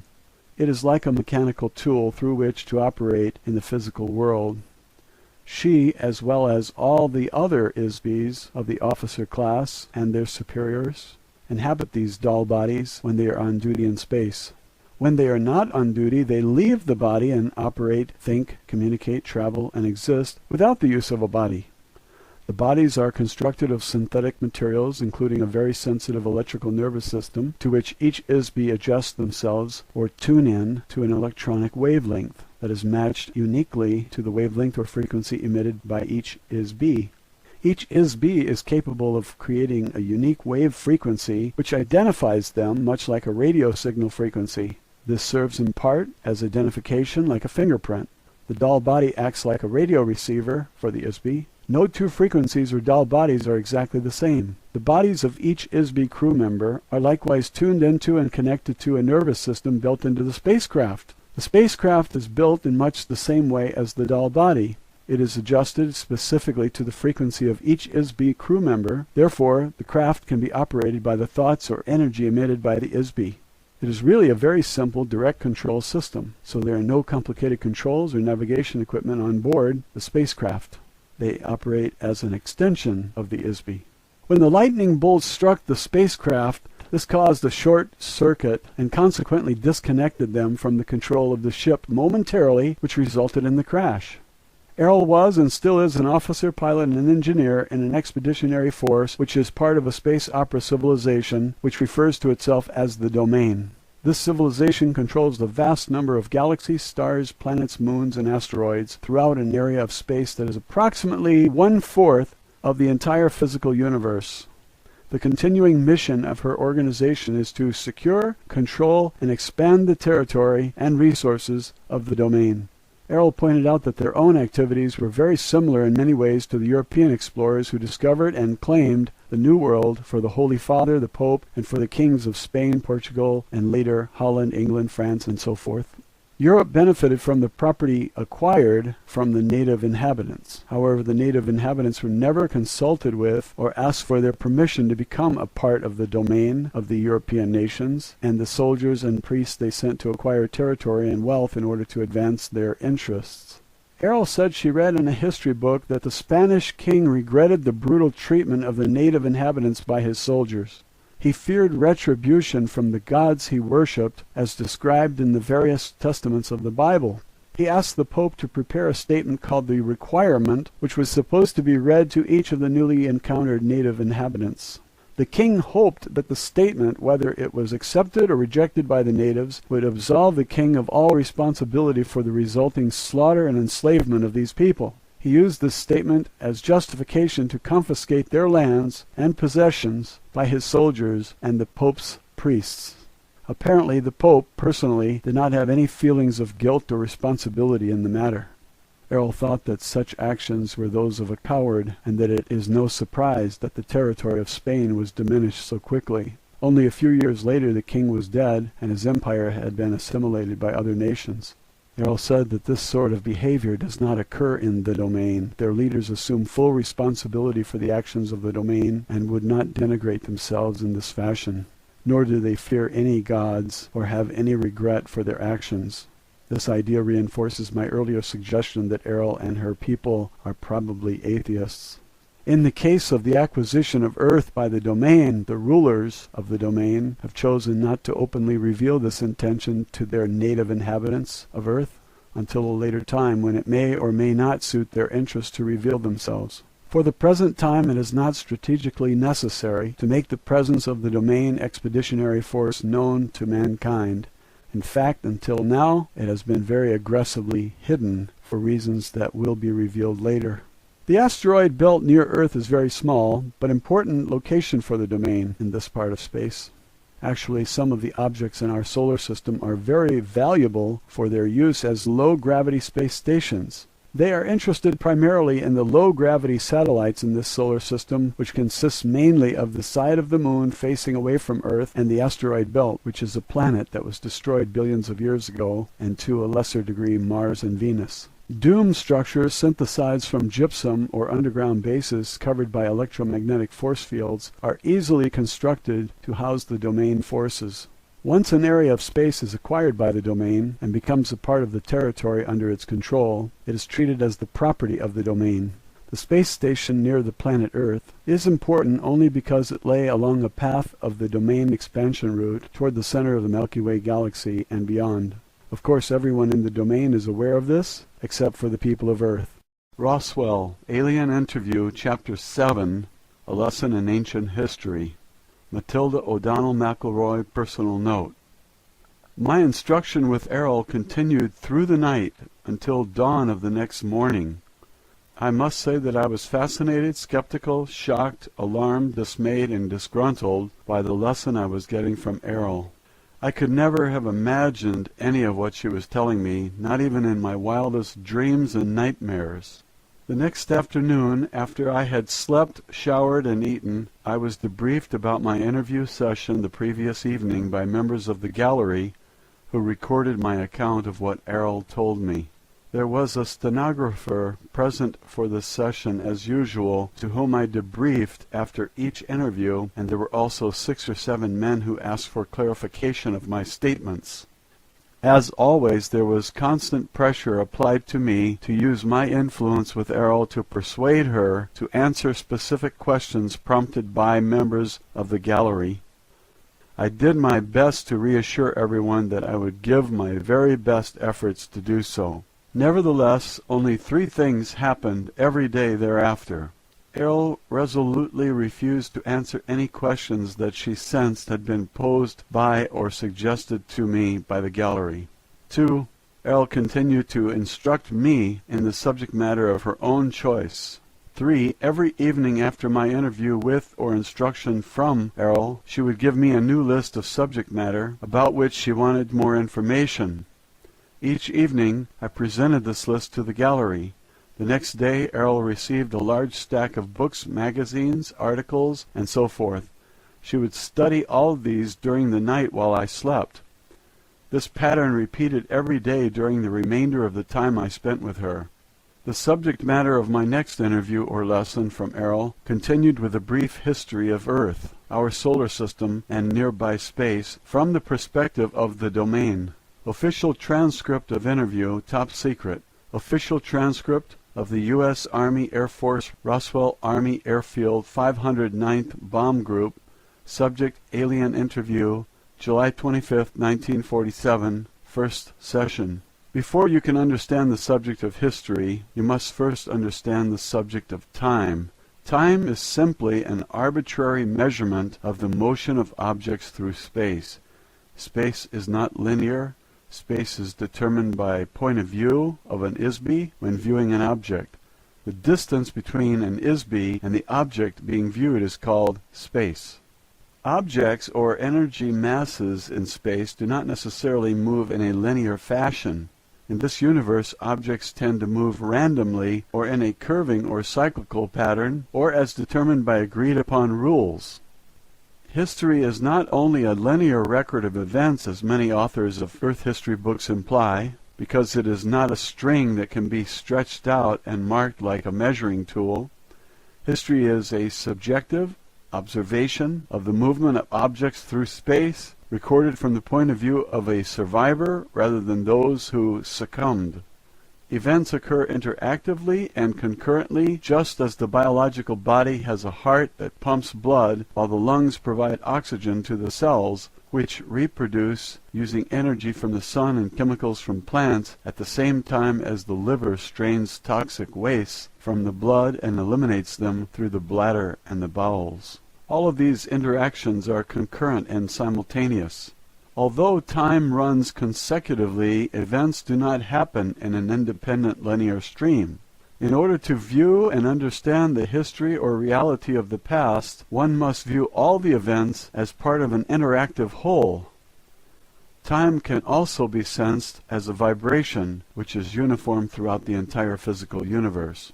Errol explained that ISBs have been around since before the beginning of the universe. The reason that they are called immortal is because a spirit is not born and cannot die, but exists in a personally postulated perception of is, will be. She was careful to explain that every spirit is not the same. Each is completely unique in identity, power, awareness, and ability. The difference between an ISB like Errol and most of the ISBs inhabiting bodies on Earth is that Errol can enter and depart from her doll at will. She can perceive at selective depths through matter. Errol and other officers of the domain can communicate telepathically. Since an ISB is not a physical universe entity, it has no location in space or time. An ISB is literally immaterial. They can span great distances of space instantly. They can experience sensations more intensely than a biological body without the use of physical sensory mechanisms. An ISB can exclude pain from their perception. Errol can also remember her identity, so to speak, all the way back into the dim mists of time for trillions of years. She says that the existing collection of suns in this immediate vicinity of the universe have been burning for the last 200 trillion years. The age of the physical universe is nearly infinitely old, but probably at least 4 quadrillion years. since its earliest beginnings. Time is a difficult factor to measure as it depends on the subjective memory of ISBEs, and there has been no uniform record of events throughout the physical universe since it began. As on Earth, there are many different time measurement systems defined by various cultures, which use cycles of motion and points of origin to establish age and duration. The physical universe itself is formed from the convergence and amalgamation of many other individual universes, each of which were created by an ISBE or group of ISBEs. The collision of these illusionary universes commingled and coalesced and were solidified to form a mutually created universe. Because it is agreed that energy and forms can be created but not destroyed, this creative process has continued to form an ever-expanding universe of nearly infinite physical proportions. Before the formation of the physical universe, there was a vast period during which universes were not solid, but wholly illusionary. You might say that the universe was a universe of magic illusions, which were made to appear and vanish at the will of the magician. In every case, the magician was one or more ISBEs. Many ISBEs on Earth can still recall vague images from that period. Tales of magic, sorcery, and enchantment, fairy tales and mythology speak of such things, although in very crude terms. Each ISBE entered into the physical universe when they lost their own home universe. That is, when an ISBE's home universe was overwhelmed by the physical universe, or when the ISBE joined with other ISBEs to create or conquer the physical universe. On Earth, the ability to determine when an ISBE entered the physical universe is difficult for two reasons. One, the memory of ISBEs on Earth have been erased, and two, ISBE's arrival or invasion into the physical universe took place at different times, some 60 trillion years ago, and others only 3 trillion. Every once in a short while, a few million years, an area or planet will be taken over by another group of ISBEs entering into the area. Sometimes they will capture other ISBEs as slaves. They will be forced to inhabit bodies to perform menial or manual work, especially mining mineral ores on heavy gravity planets such as Earth. Errol says that she has been a member of the Domain Expeditionary Force for more than 625 million years. When she became a pilot for a biological survey mission, which included occasional visits to Earth. She can remember her entire career there and for a very long time before that. She told me that Earth scientists do not have an accurate measuring system to gauge the age of matter. They assume that because certain types of materials seem to deteriorate rather quickly, such as organic or carbon-based matter, that there is a deterioration of matter. It is not accurate to measure the age of stone based on the measurement of the age of wood or bone. This is a fundamental error.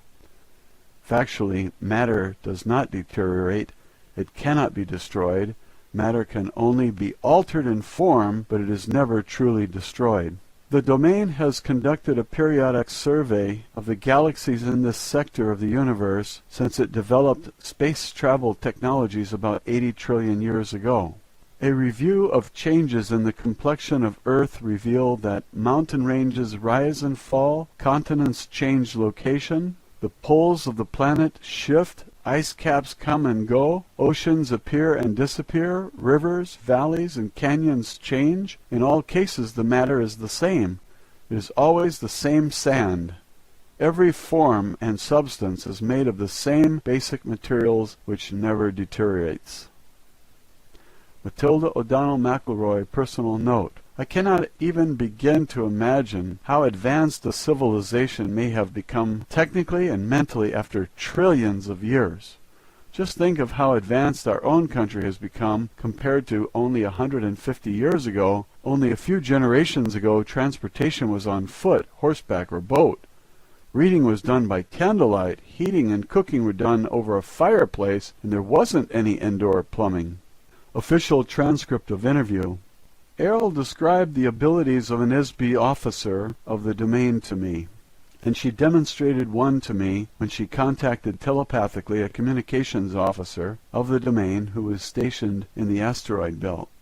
The asteroid belt is composed of thousands of broken-up pieces of a planet that once existed between Mars and Jupiter. It serves as a good low-gravity jumping-off point for incoming spacecraft traveling toward the center of our galaxy. She requested that this officer consult information stored in the files of the domain concerning the history of Earth. She asked the communications officer to feed this information to Errol.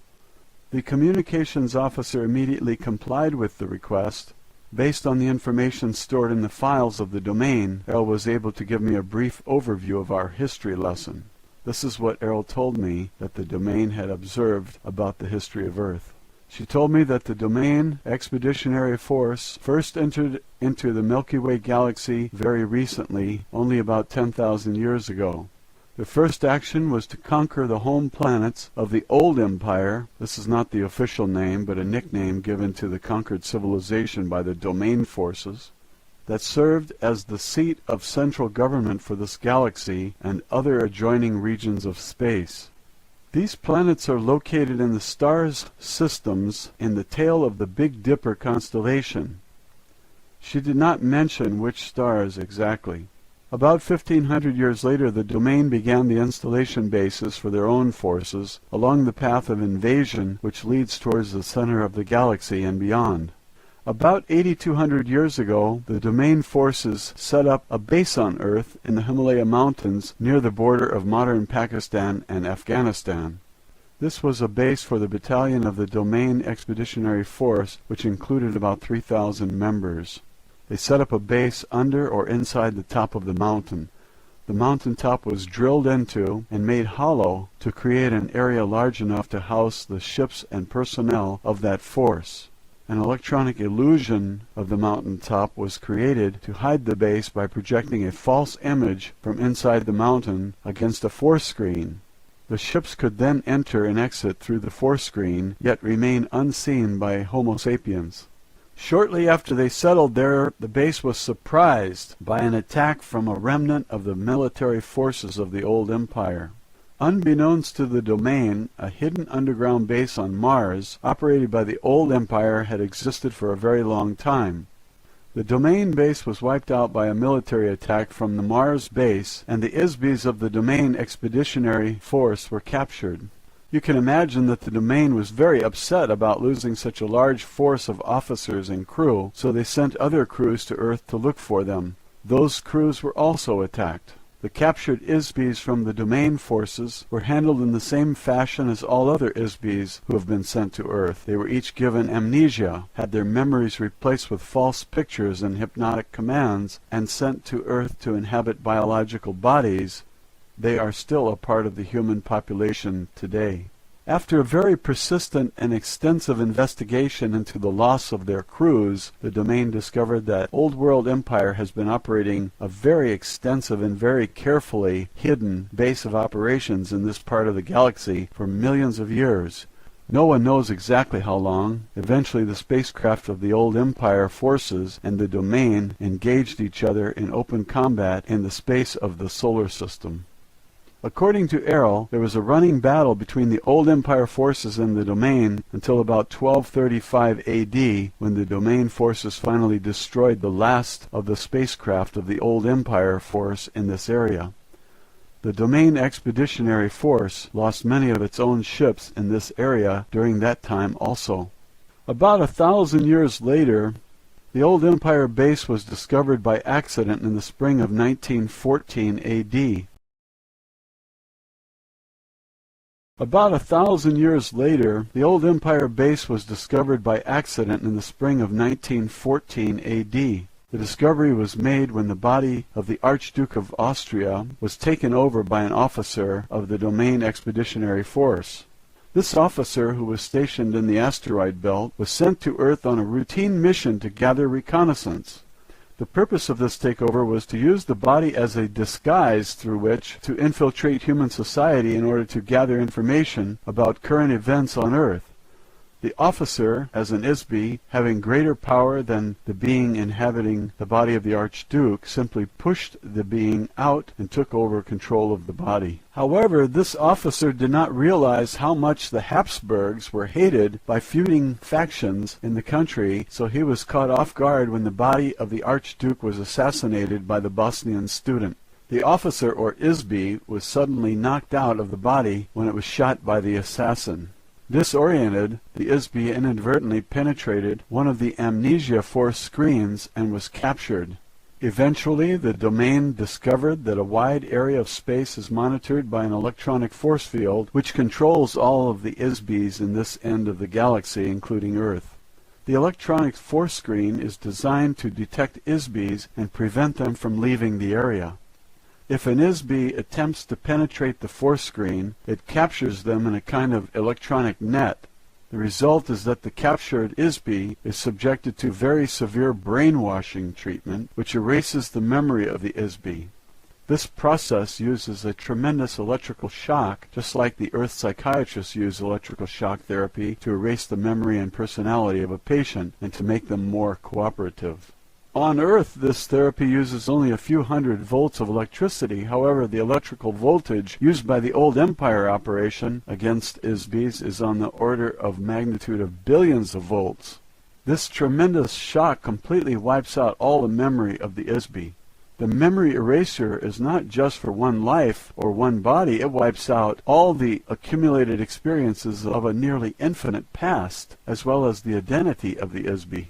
The shock was intended to make it impossible for the Isbi to remember who they are, where they came from, their knowledge or skills, their memory of the past, and ability to function as a spiritual entity. They are overwhelmed into becoming a mindless, robotic non-entity. After the shock, a series of post-hypnotic suggestions are used to install false memories and a false time orientation in each Isbi. This includes the command to return to the base after the body dies, so that the same kind of shock and hypnosis can be done again and again and again forever. The hypnotic command also tells the patient to forget to remember. What the domain learned from the experience of this officer is that the Old Empire has been using Earth as a prison planet for a very long time. Exactly how long is unknown, perhaps millions of years. So when the body of the Isbi dies, they depart from the body. They are detected by the force screen, they are captured, and ordered by hypnotic command to return to the light.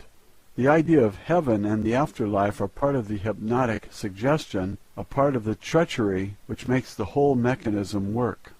After the Isbi has been shocked and hypnotized to erase the memory of the life just lived, the Isbi is immediately commanded hypnotically to report back to the Earth as though they were on a secret mission to inhabit a new body.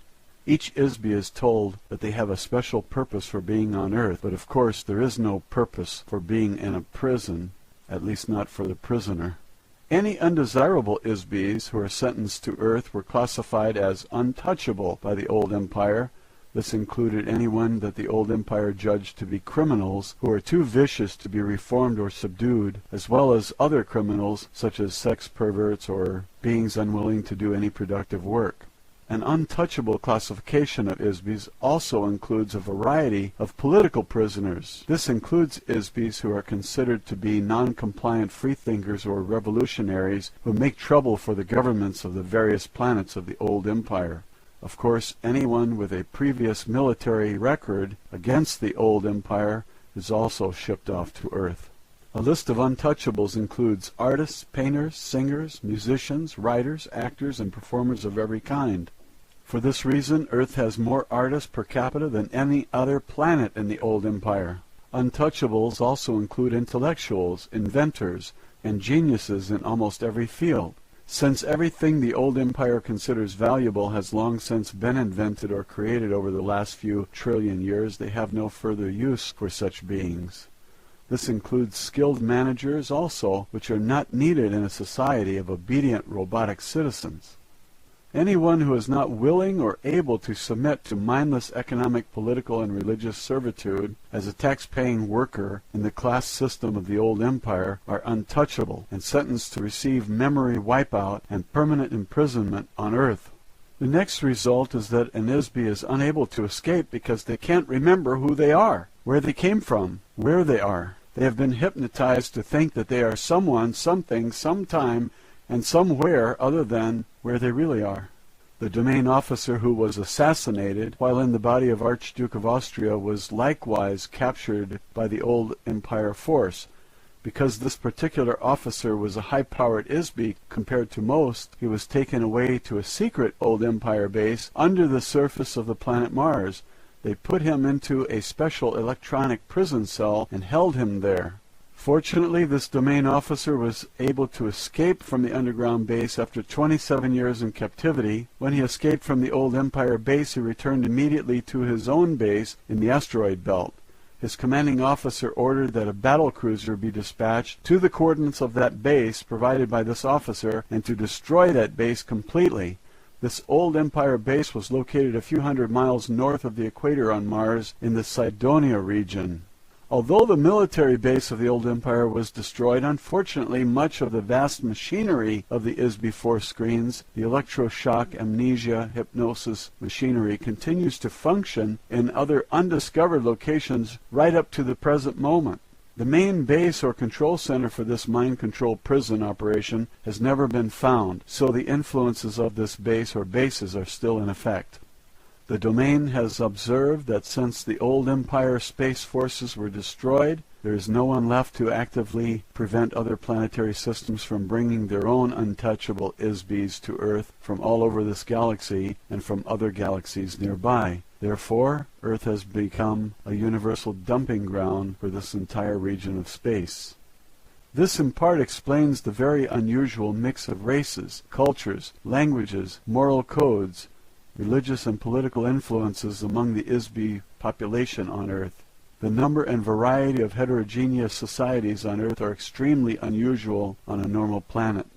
Most Sun-type 12 Class 7 planets are inhabited by only one humanoid body type or race, if any. In addition, most of the ancient civilizations of Earth and many of the events of Earth have been heavily influenced by the hidden hypnotic operation of the old Empire base.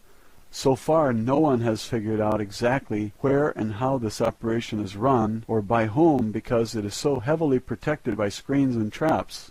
Furthermore, there has been no operation undertaken to seek out, discover, and destroy the vast and ancient network of electronics machinery that create the ISBE force screens at this end of the galaxy. Until this has been done, we are not able to prevent or interrupt the electric shock operation, hypnosis, and remote thought control of the old Empire prison planet. Of course, all the crew members of the Domain Expeditionary Force now remain aware of this phenomena at all times while operating in this solar system space, so as to prevent detection and the capture by old Empire traps. Roswell, Alien Interview, Chapter 8, A Lesson in Recent History. Matilda O'Donnell McElroy, personal note. This interview taught me a history lesson I will never read in any textbook written on Earth. The Domain has a much different view of events than we do. Official transcript of interview, top secret. Official transcript of the U.S. Army Air Force, Roswell Army Airfield, 509th Bomb Group. Subject, Alien Interview, July 26, 1947, first session. The Domain Expeditionary Force has observed the resurgence in science and culture of the Western world since 1150 AD, when the remaining remnants of the space fleet of the old empire in this solar system were destroyed. The influence of the remote control hypnosis operation diminished slightly after that time, but still remains largely in force. Apparently a small amount of damage was done to the old world remote mind control operation, which resulted in a small decrease in the power of this mechanism. As a result, some memory of technologies that ISBEs already knew before they came to Earth started to be remembered. Thereafter, the oppression of knowledge that is called the Dark Ages in Europe began to diminish after that time.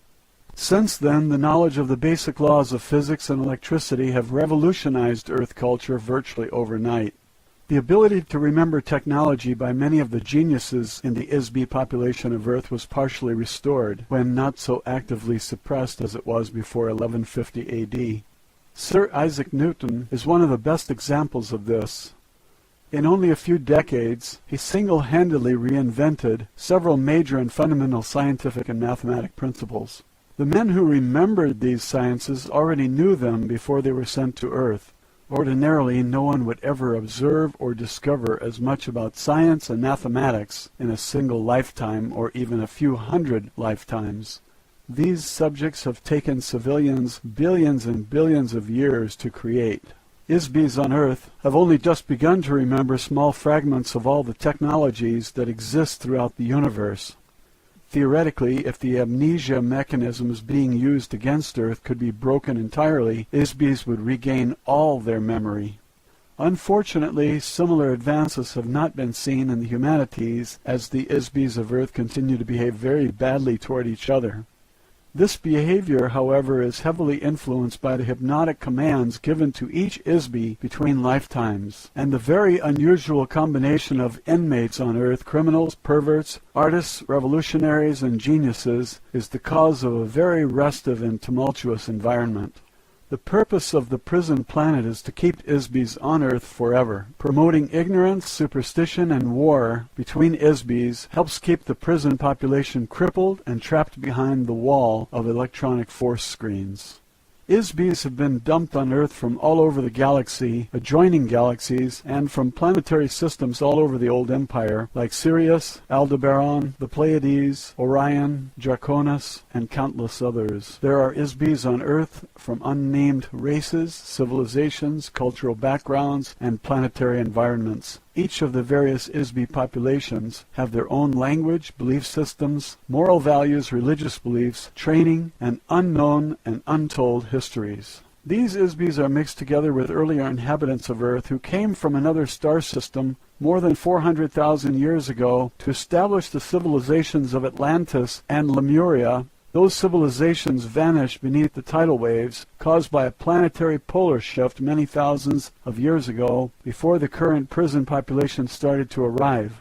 Apparently, the ISBEs from those star systems were the source of the original Oriental races of Earth, beginning in Australia. On the other hand, the civilizations set up on Earth by the Old Empire prison system were very different from the civilization of the Old Empire itself, which is an electronic space opera, atomic-powered conglomeration of earlier civilizations that were conquered with nuclear weapons and colonized by ISBEs from another galaxy. The bureaucracy that controlled the former Old Empire was from an ancient space opera society run by a totalitarian confederation of planetary governments, regulated by a brutal social, economic, and political hierarchy, with a royal monarch as its figurehead.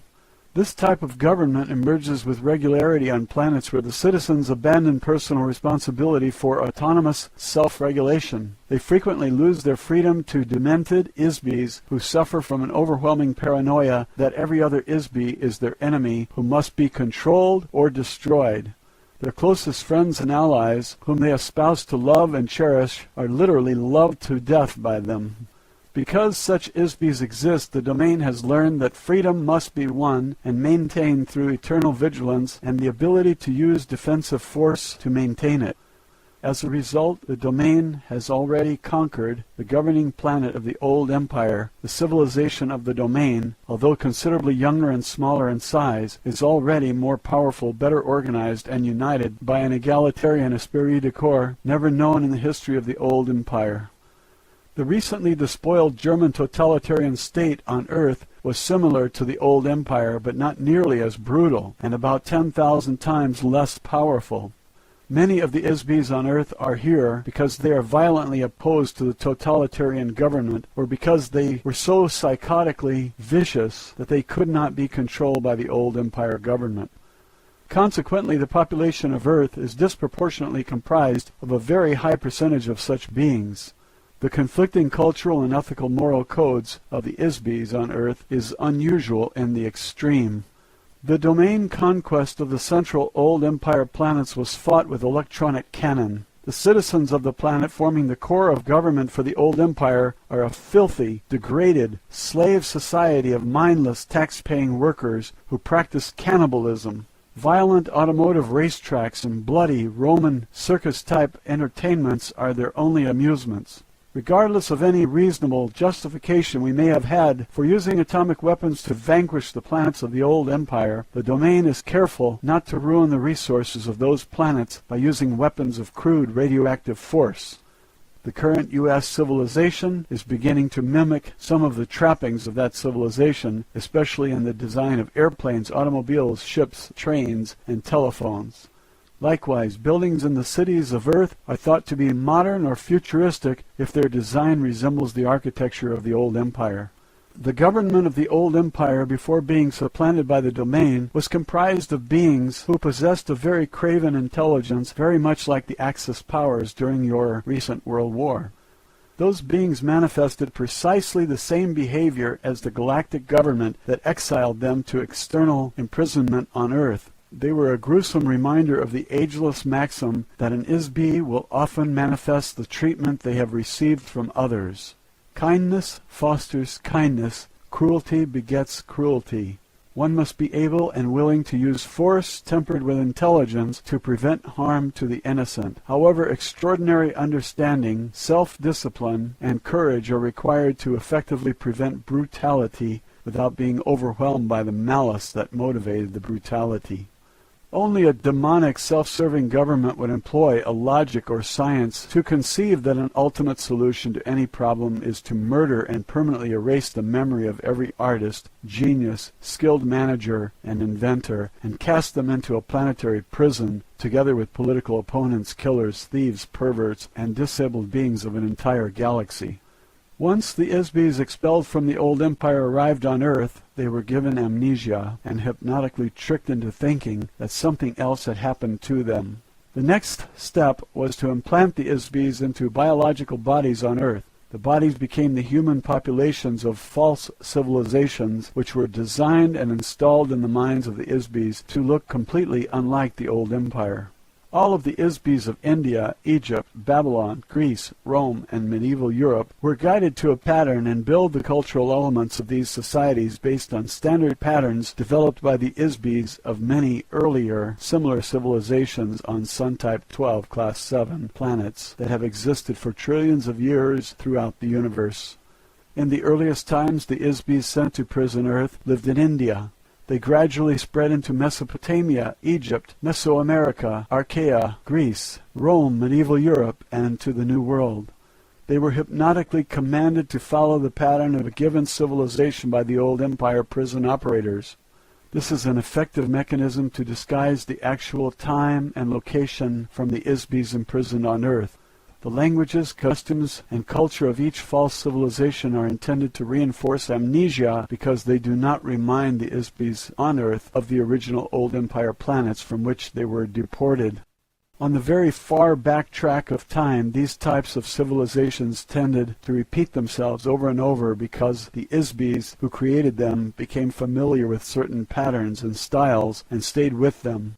It is a lot of work to invent an entire civilization complete with culture, architecture, language, customs, mathematics, moral values, and so forth.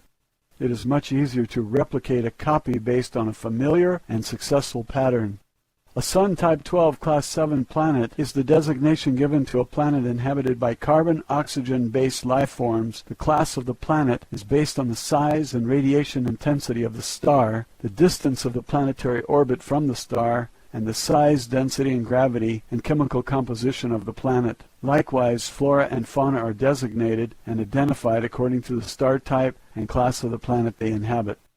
On the average, the percentage of planets in the physical universe with a breathable atmosphere is relatively small. Most planets do not have an atmosphere upon which life forms feed, as on Earth, where the chemical composition of the atmosphere provides nutrition to plants and other organisms which in turn support other life forms. When the domain force brought the Vedic hymns to the Himalayas region 8,200 years ago, some human societies already existed. The Aryan people invaded and conquered India, bringing the Vedic hymns to the area. The Vedas were learned by them, memorized, and carried forward verbally for 7,000 years before being committed to written form. During that span of time, one of the officers of the Domain Expeditionary Force was incarnated on Earth as a Vishnu. He is described many times in the Rig Veda. He is still considered to be a god by the Hindus. Vishnu fought in the religious wars against the old empire forces. He is a very able and aggressive Isbi, as well as a highly effective officer, who has since been reassigned to other duties in the domain. This entire episode was orchestrated as an attack and revolt against the Egyptian pantheon installed by old empire administrators. The conflict was intended to help free humankind from implanted elements of the false civilization that focused attention on many gods and superstitious ritual worship demanded by the priests who managed them. It is all part of the mental manipulation by the old empire to hide their criminal actions against the Isbis on Earth. A priesthood, or prison guards, were used to help reinforce the idea that an individual is only a biological body and is not an immortal spiritual being. The individual has no identity. The individuals have no past lives. The individual has no power. Only the gods have power, and the gods are the contrivance of the priests who intercede between men and the gods they serve. Men are slaves to the dictates of the priests who threaten eternal spiritual punishment if men do not obey them. What else would one expect on a prison planet where all the prisoners have amnesia and the priests themselves are prisoners? The intervention of the domain force on Earth has not been entirely successful due to the secret mind control operation of the old empire that still continues to operate. A battle was waged between the old empire forces and the domain through religious conquest between 1500 BCE and about 1200 BCE. The domain forces attempted to teach the concept of an individual, immortal spiritual being to several influential beings on Earth. One such instance resulted in a very tragic misunderstanding, misinterpretation, and misapplication of the concept.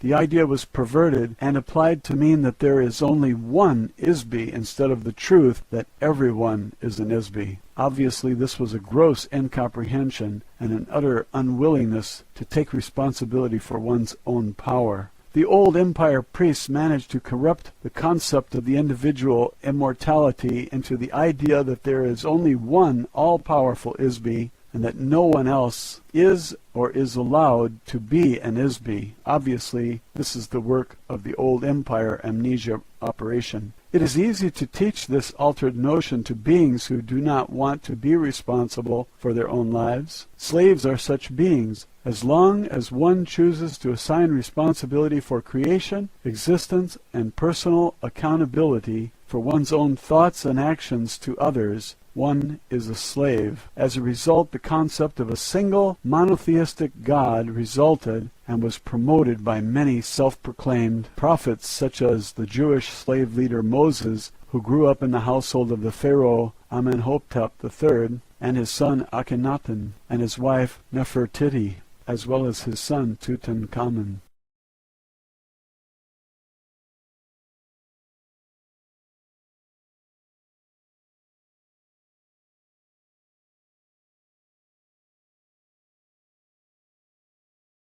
As a result, the concept of a single monotheistic God resulted and was promoted by many self-proclaimed prophets such as the Jewish slave leader Moses, who grew up in the household of the Pharaoh Amenhotep III, and his son Akhenaten, and his wife Nefertiti, as well as his son Tutankhamun. The attempt to teach certain beings on earth the truth that they are themselves Isbis was part of a plan to overthrow the fictional, metaphorical, anthropomorphic panoply of gods created by the old empire mystery cult called the Brothers of the Serpent, known in Egypt as the Priests of Amun. They were a very ancient secret society within the old empire.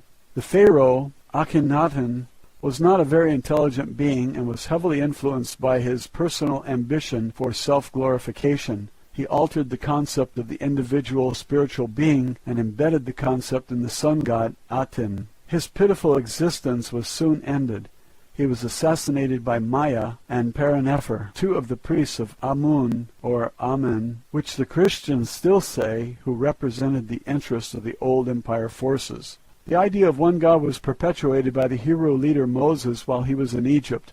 He left Egypt with his adopted people, the Jewish slaves. While they were crossing the desert, Moses was intercepted by an operative of the old empire near Mount Sinai. Moses was tricked into believing that this operative was the one God through the use of hypnotic commands, as well as technical and aesthetic tricks, which are commonly used by the Old Empire to trap Isbis. Thereafter, the Jewish slaves who trusted the word of Moses implicitly have worshipped a single god they call Yahweh. The name Yahweh means anonymous, as the Isbi who worked with Moses could not use an actual name or anything that would identify himself or blow the cover of the amnesia prison operation. The last thing the covert amnesia hypnosis prison system wants to do is reveal themselves openly to the Isbis on Earth. They feel that this would restore the inmates' memories.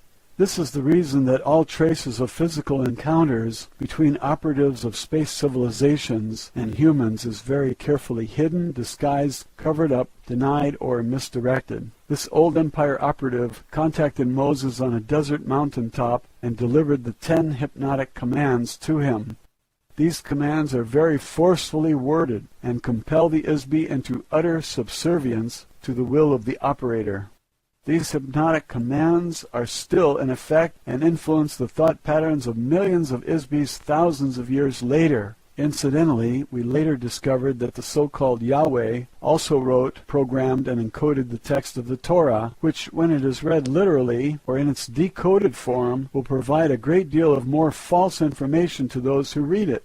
Ultimately, the Vedic hymns became the source of nearly all Eastern religions and were the philosophical source of the ideas common to Buddha, Laozi, Zoroaster, and other philosophers. The civilizing influences of these philosophies eventually replaced the brutal idolatry of the Old Empire religions and were the true genius of kindness and compassion. You asked me earlier why the Domain and other space civilizations do not land on Earth or make their presence known. Land on Earth? Do you think we are crazy or want to be crazy? It takes a very brave Isbi to come down through the atmosphere and land on Earth because this is a prison planet with a very uncontrolled psychotic population, and no Isbi is entirely proof against the risk of entrapment, as with the members of the Domain Expeditionary Force who were captured in the Himalayas 8,200 years ago. No one knows what Isbis on Earth are going to do. We are not scheduled to invest the resources of the Domain to take control of all the space surrounding the area at this time. This will occur in the not-too-distant future, about 5,000 Earth years, according to the time schedule of the Domain. At this time, we do not prevent transports from other planetary systems or galaxies from continuing to drop Isbis into the amnesia force screen area. Eventually, this will change. In addition, Earth inherently is a highly unstable planet. It is not suitable for settlement or permanent habitation for any sustainable civilization. This is part of the reason why it is being used as a prison planet. No one else would seriously consider living here for a variety of simple and compelling reasons. 1. The continental landmasses of Earth are floating on a sea of molten lava beneath the surface, which causes the landmasses to crack, crumble, and drift continually. 2. Because of the liquid nature of the core, the planet is largely volcanic and subject to earthquakes and volcanic explosions. 3. The magnetic poles of the planet shift radically about once every 20,000 years. This causes a greater or lesser degree of devastation as a result of tidal waves and climate changes. 4. Earth is very distant from the center of the galaxy and from any other significant galactic civilization. This isolation makes it unsuitable for use except as a pit stop or jumping off point along the way between galaxies. The moon and asteroids are far more suitable for this purpose because they do not have any significant gravity. 5. Earth is a heavy gravity planet with heavy metallic soil and a dense atmosphere.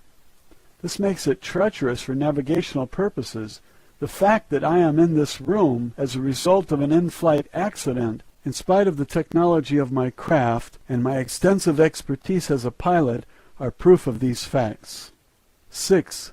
There are approximately 60 billion Earth-like Sun-type 12 Class 7 planets in the Milky Way galaxy alone, not to mention the vast expanses of the Domain and the territories we claim in the future. It is difficult to stretch our resources to do much more than a periodic reconnaissance of Earth, especially when there are no immediate advantages to invest resources here. On Earth, most beings are not aware that they are Isbis, or that there are spirits of any kind.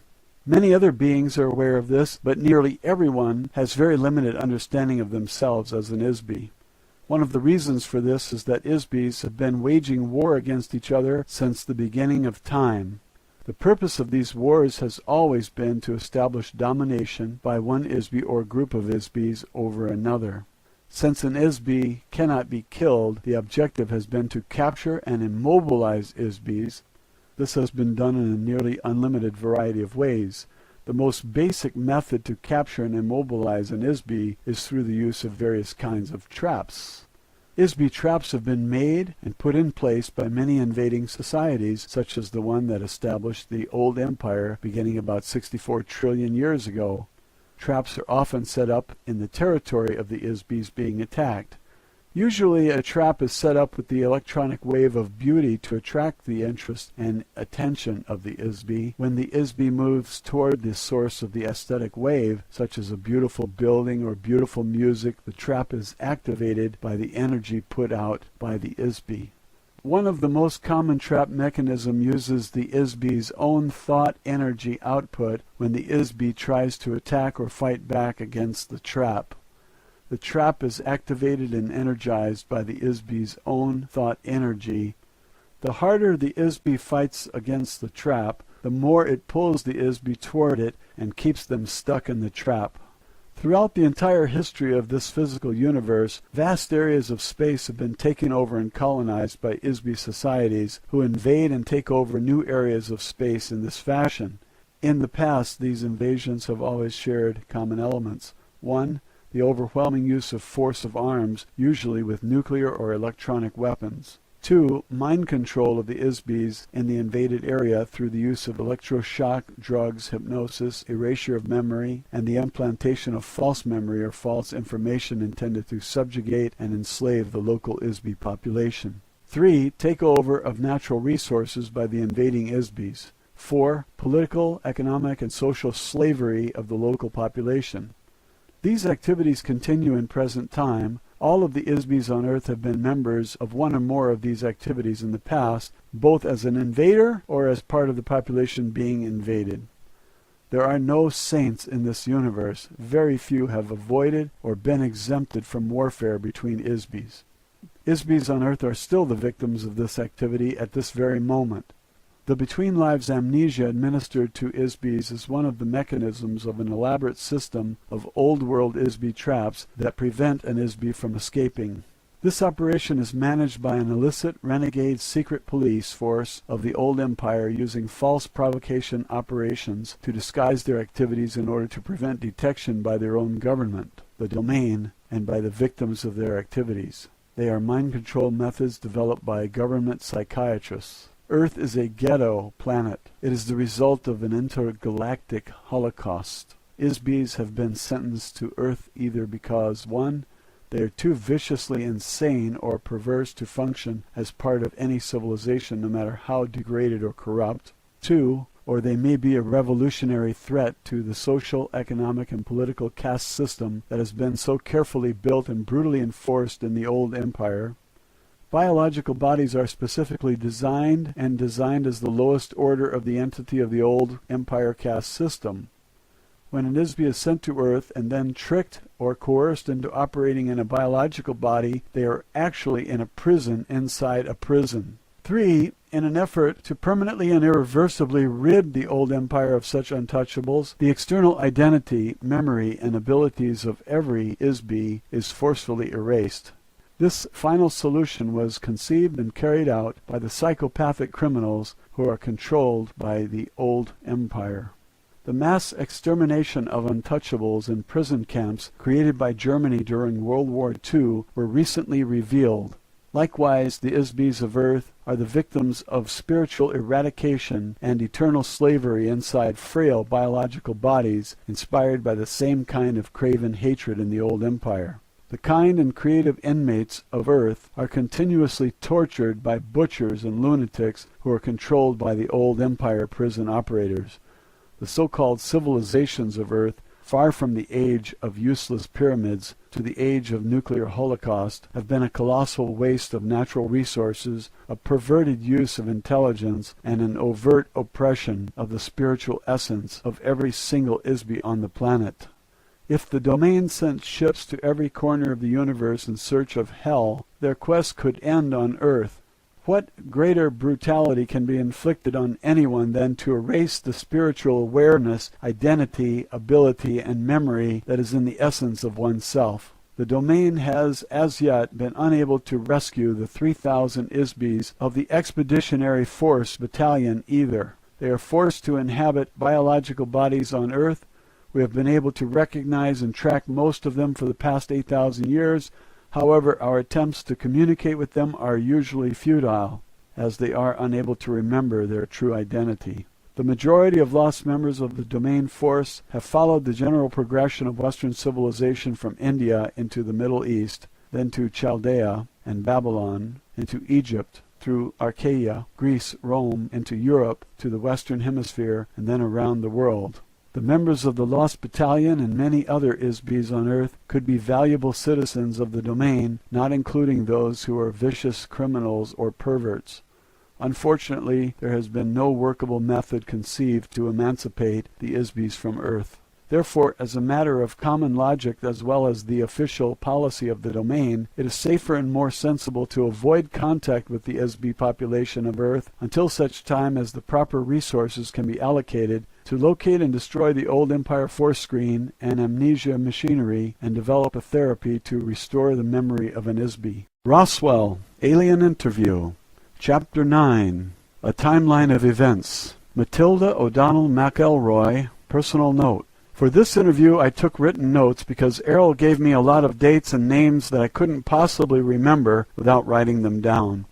I didn't usually take notes, but during this lesson I thought it was important to get the information exactly as she gave it to me. However, I discovered that my note-taking made it much more difficult for me to focus on receiving the communication from Errol. I was sometimes so distracted by my own writing that I lost the train of her thought, so I had to ask her to repeat herself several times.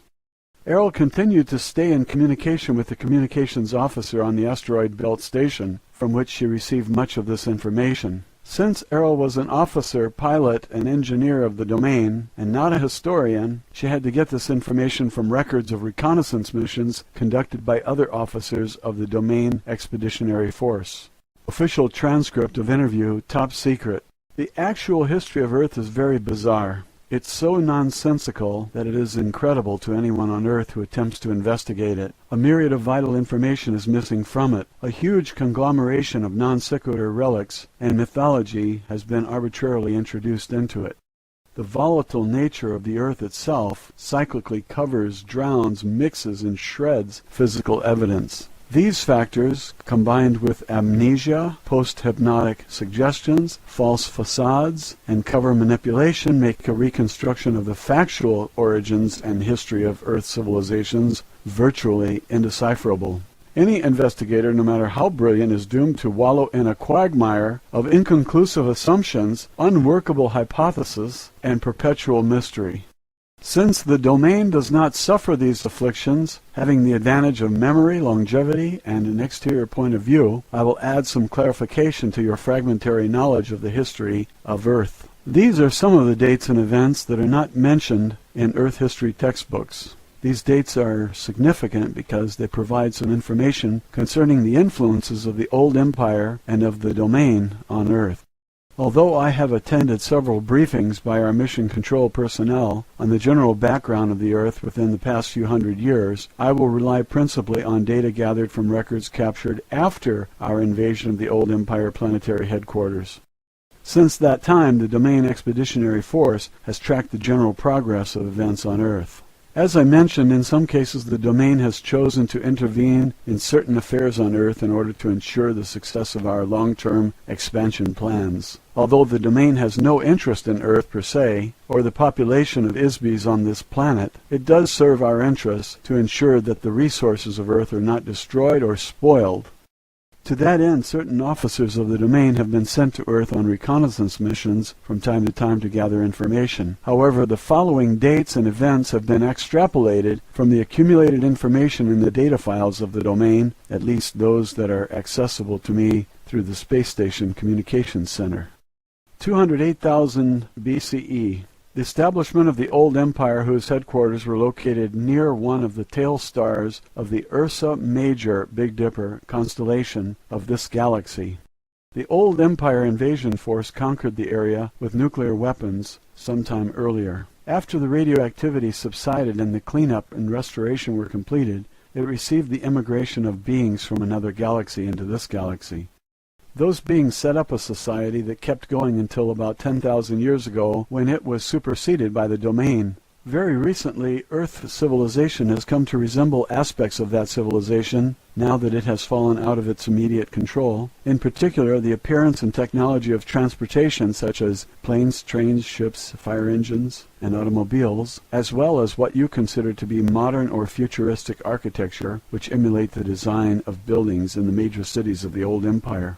Before 75,000 BCE, the domain records contain very little information about the civilizations on the continental landmasses of Atlanta and Lemur, except to note that they did coexist on Earth at more or less the same time. Apparently both civilizations were founded by remnants of electronic space opera cultures who fled from their native planetary systems to escape political or religious persecution. The domain knows that a long-standing edict of the Old Empire prohibits unauthorized colonization of planets. Therefore, it is possible that their destruction was caused by police or military forces who pursued the colonists as criminals and destroyed them. Although this seems a likely supposition, no conclusive evidence exists that explains the complete destruction and disappearance of two entire electronic civilizations. Another possibility is that a massive submarine volcanic eruption in the region of Lake Toba in Sumatra and Mount Krakatoa in Java caused the destruction of Lemur. The floodwaters caused by the eruption overwhelmed all the land masses, including the highest mountains. Survivors of the destruction of the civilization, the Lemurians, are the earliest ancestors of the Chinese. Australia and the ocean areas to the north were the center of the Lemurian civilization and are the source of the Oriental races. Both civilizations possessed electronics, flight, and similar technologies of space opera cultures. Apparently, the volcanic eruption expelled such a significant mass of molten rock that the resulting vacuum beneath the crust of Earth caused great areas of the land masses to sink below the oceans.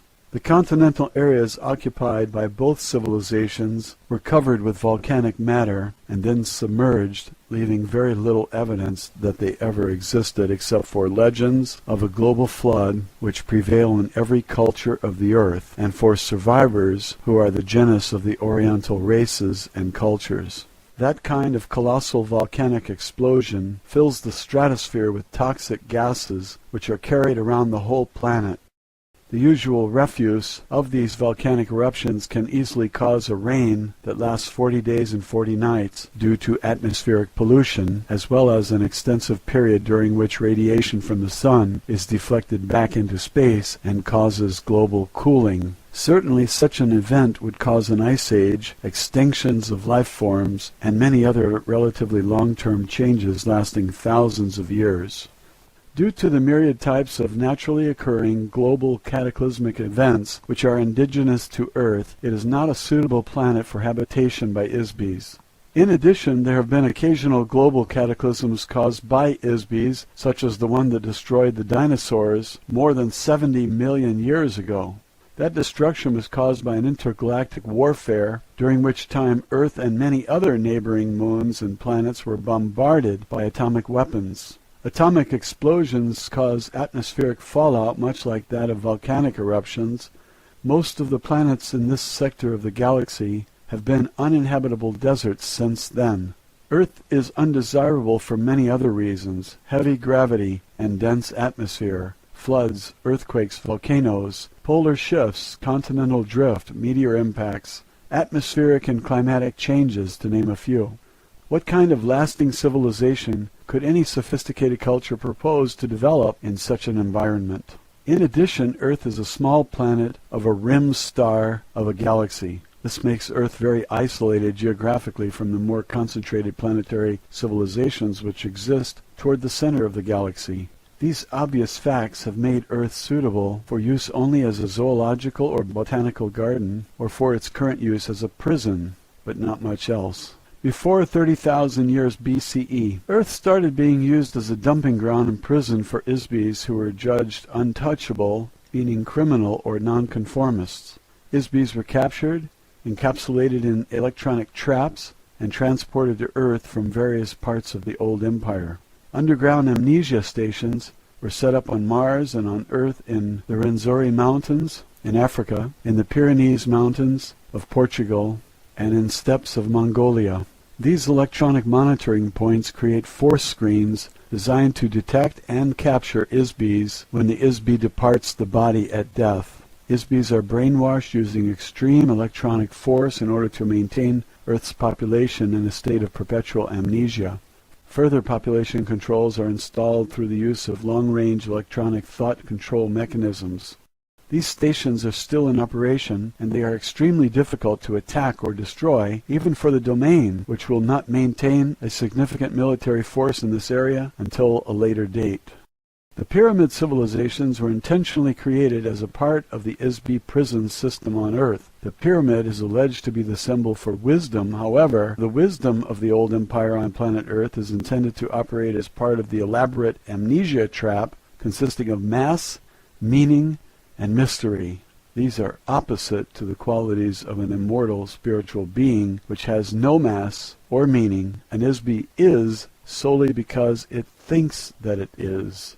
Mass represents the physical universe, including objects such as stars, planets, gases, liquids, energy particles, and teacups. The pyramids were very, very solid objects, as were all the structures created by the old empire. Heavy, massive, dense, solid objects create the illusion of eternity. Dead bodies wrapped in linen, soaked in resin, placed inside engraved golden coffins, and entombed with earthly possessions amid cryptic symbols create an illusion of eternal life. However, dense, heavy physical universe symbols are the exact opposite of an Isbi. An Isbi has no mass or time. Objects do not endure forever. An Isbi is forever. Meaning. False meanings prevent knowledge of the truth. The pyramid cultures of Earth are a fabricated illusion. They are nothing more than false civilizations contrived by the old empire, mystery cult, called the Brothers of the Serpent. False meanings were invented to create the illusion of a false society to further reinforce the amnesia mechanism among the inmates in the Earth prison system. Mystery is built of lies and half-truths. Lies cause persistence because they alter facts which are comprised of exact dates, places, and events. When truth is known, a lie no longer persists. If the exact truth is revealed, it is no longer a mystery. All of the pyramid civilizations of Earth were carefully contrived of layer upon layer of lies skillfully combined with a few truths. The priest cult of the old empire combined sophisticated mathematics and space opera technology with their theatrical metaphors and symbolism. All of these are complete fabrications of truth baited with the allure of aesthetics and mystery.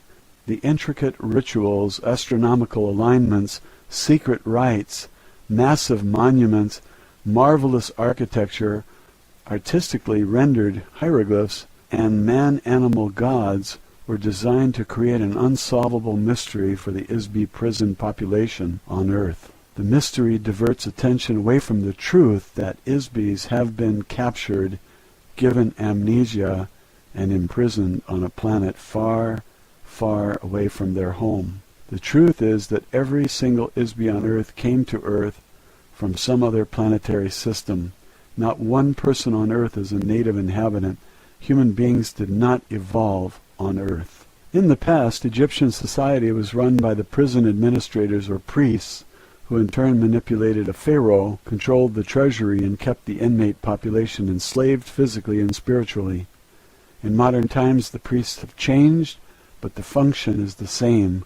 However, now the priests are prisoners too.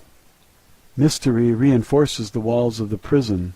The old empire feared that the Isbis on earth might regain their memory. Therefore, one of the primary functions of the old empire priesthood is to prevent Isbis on earth from remembering who they really are, how they came to earth, where they came from. The old empire operators of the prison system and their superiors do not want Isbis to remember who murdered them, captured them, stole all of their possessions, sent them to earth, gave them amnesia, and condemned them to eternal imprisonment.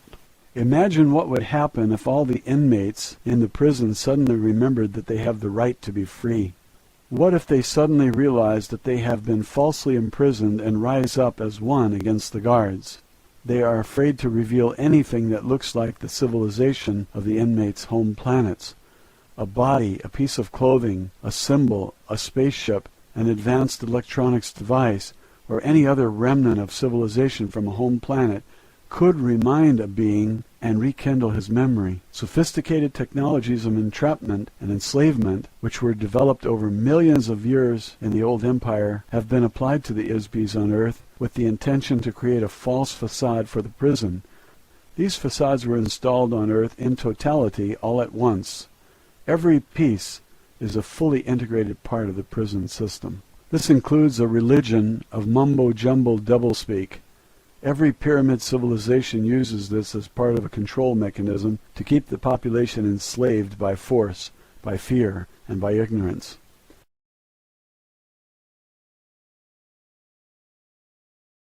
This includes a religion of mumbo-jumbo doublespeak. Every pyramid civilization uses this as part of a control mechanism to keep the population enslaved by force, by fear, and by ignorance. The indecipherable muddle of irrelevant information, geometric designs, mathematical calculation, astronomical alignments are part of the false spirituality based on solid objects rather than immortal spirits, in order to confuse and disorient the Isbis on earth. When the body of a person died, they were buried with their earthly possessions, including their former body wrapped in linen, to sustain their soul, or ka, after death.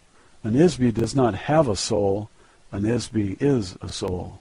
On the home planet of an Isbi, their material possessions were not lost, stolen, or forgotten when the being died or left the body. An Isbi could return and claim the possessions. However, if the Isbi has amnesia, they will not remember that they had any possession. So governments, insurance companies, bankers, family members, and other vultures can pick their possessions clean without fear of retribution from the deceased. The only reason for these false meanings is to instill the idea that an Isbi is not a spirit but a physical object. This is a lie. This is a trap for an Isbi. Countless people have spent endless hours attempting to solve the jigsaw puzzle of Egypt and other old empire civilizations. They are puzzles made of pieces that do not fit. A question states its own answer. What is the mystery of Egypt and other pyramid cultures? Mystery. Circa 15,000 BCE. The old empire forces supervised the construction of hydraulic mining operations in the Andes Mountains in present-day Bolivia near Lake Titicaca, Lake of 10 Stones, at Tiwanaku, including construction of the massive stone complex of carved stone buildings known as Kalasasaya and its Gate of the Sun at the elevation of nearly 14,000 feet. 11,600 BCE. The polar axis of Earth shifted. The polar axis of Earth shifted to a sea area. The last ice age came to an end abruptly as the polar ice caps melted and the level of the ocean rose to submerge large sections of the land masses of Earth. The last remaining vestiges of Atlantis and Lemuria were covered by water. Massive extinctions of animals occurred in the Americas, Australia, and the Arctic regions due to the shift of the poles. 10,450 BCE. Plans were made by the old empire Isbi called Thoth for construction of a great pyramid of Giza.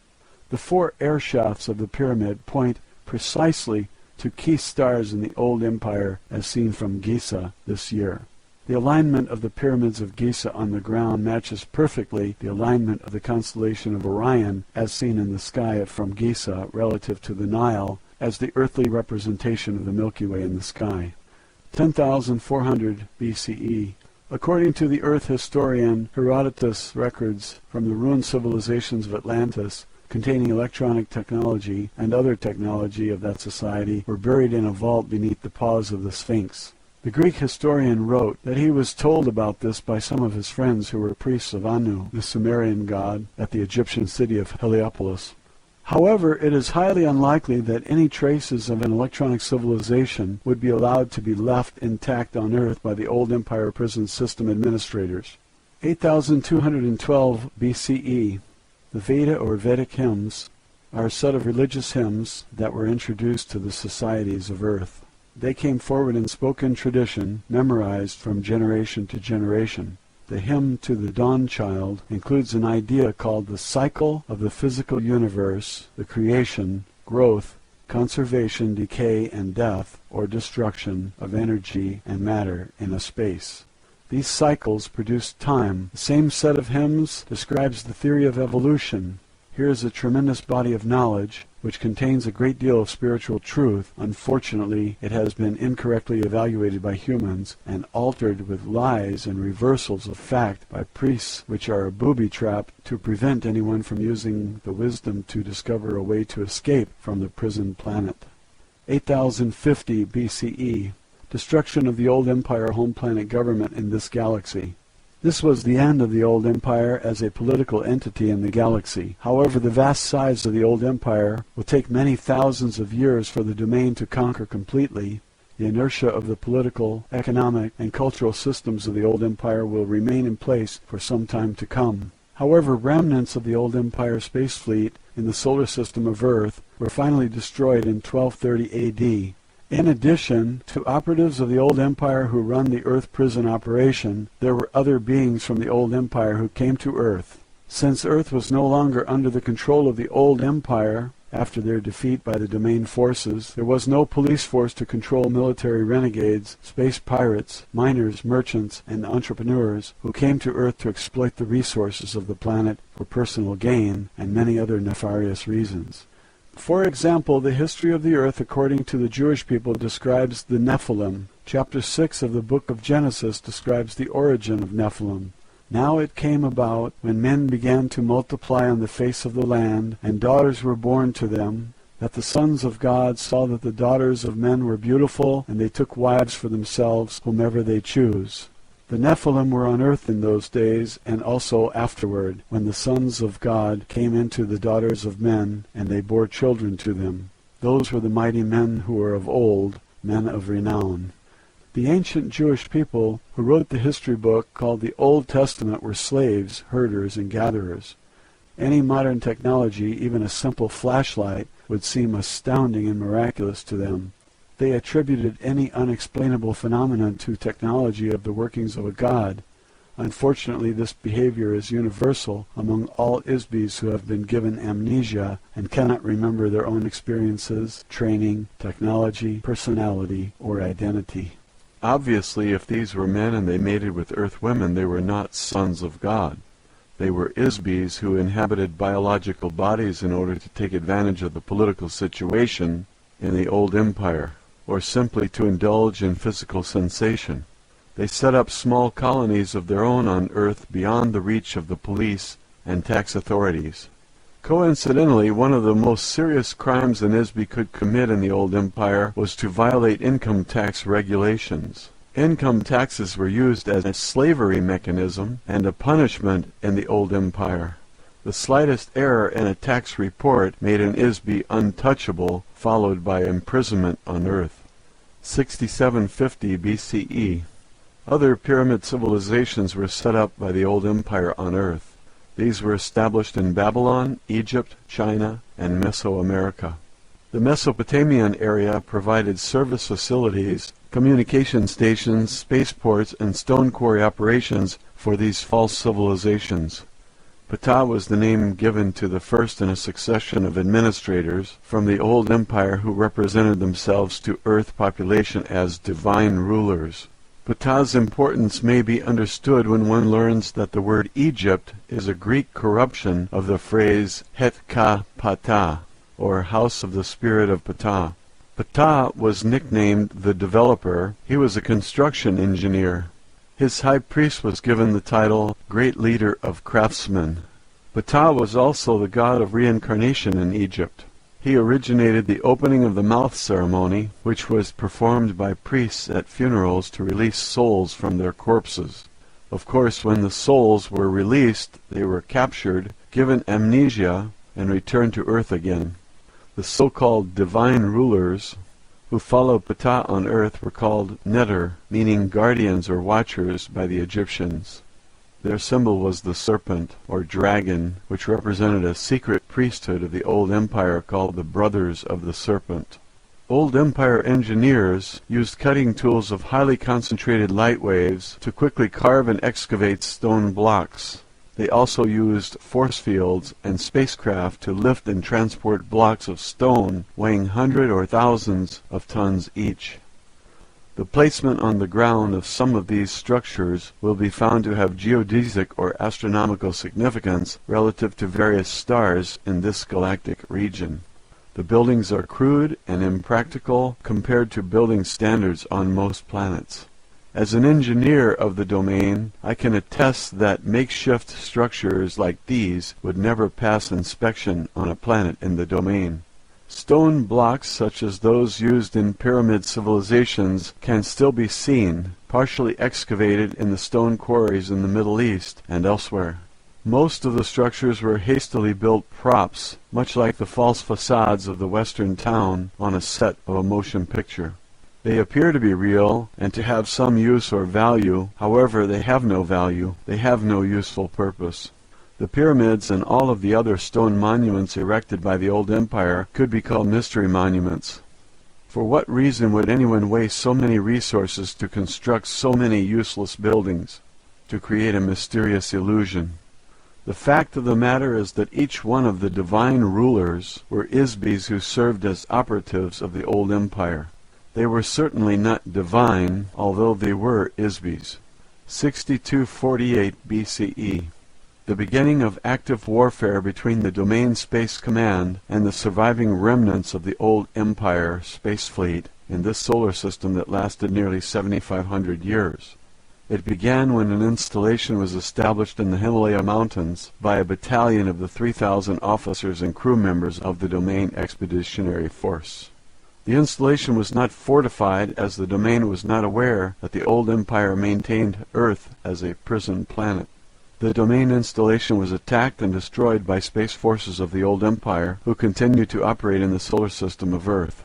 Isbis of the Domain battalion were captured, taken to Mars, given amnesia, and sent back to Earth to inhabit human biological bodies. They are still on Earth. 5965 BCE. Investigations into the disappearance of Domain forces in this solar system led to the discovery of Old Empire bases on Mars and elsewhere. The Domain took over the planet Venus as a defensive position against the space forces of the Old Empire. The Domain Expeditionary Force also monitors life forms on Venus, which has a very dense, hot, heavy atmosphere of sulfuric acid clouds. There are few life forms on Earth that can endure an atmospheric environment like Venus. The Domain also established secret installations or space stations in the Earth's solar system. This solar system has a planet that is broken up, the asteroid belt. It provides a very useful low-gravity platform for takeoff and landing of spacecraft. It is used as a galactic jump between the Milky Way and adjoining galaxies.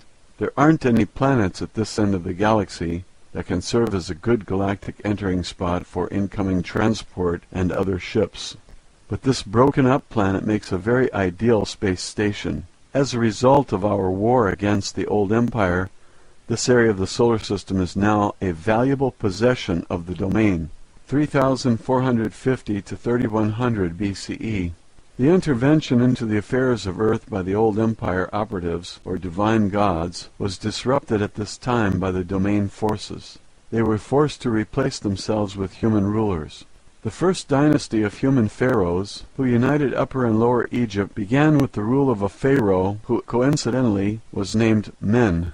He established the capital city called Men-Nefer, the beauty of men, in Egypt. This started the first succession of 10 human pharaohs and a period of 350 years of chaos that followed in the administrative ranks of the Old Empire. 3200 BCE. As I mentioned earlier, Earth was under attack between the Domain and the Old Empire forces during this period. Of course, this does not make any sense to archaeologists or historians on Earth, because the Egyptian period is a space opera era period. Since Earth historians have amnesia, they assume that this was only a religious period. Further, because the technology and civilizations installed on Earth during this period were pre-packaged, they did not evolve on Earth. Of course, there is no evidence anywhere on Earth of an evolutionary transition which resulted in sophisticated mathematics, language, writing, religion, architecture, cultural traditions in Egypt, or any of the pyramid civilizations. These cultures, complete with all the details of racial body types, hairstyles, facial makeup, rituals, moral codes, and so forth, just appeared as complete integrated packages. The physical evidence suggests that all evidence of the intervention of the Domain or the Old Empire forces or any other extraterrestrial activity has been carefully cleaned up so as not to create suspicion. The Old Empire force does not want the Isbis of Earth to suspect that they have been captured, transplanted to Earth, and brainwashed. So Earth historians continue to assume that Egyptian priests were not supposed to have ray guns or other technology of the Old Empire, and they suppose that there was nothing going on Earth except some priests walking around saying Amen, which the Christians still say.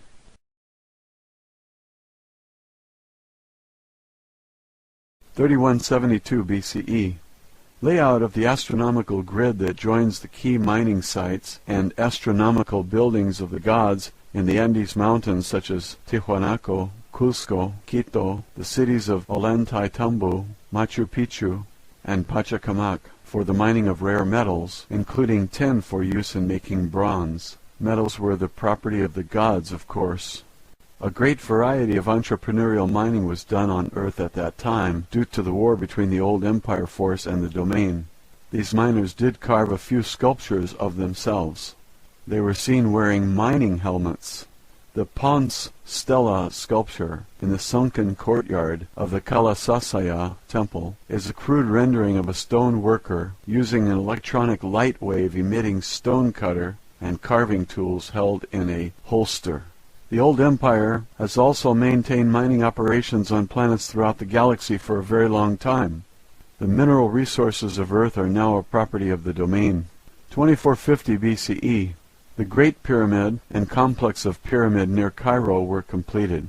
An inscription created by the Old Empire administrators can be seen in the so-called pyramid texts. The texts say that the pyramid was built under the direction of Thoth, son of Ptah. Of course, there was never a king buried in the chamber, since the pyramids were never intended to be used as a burial chamber.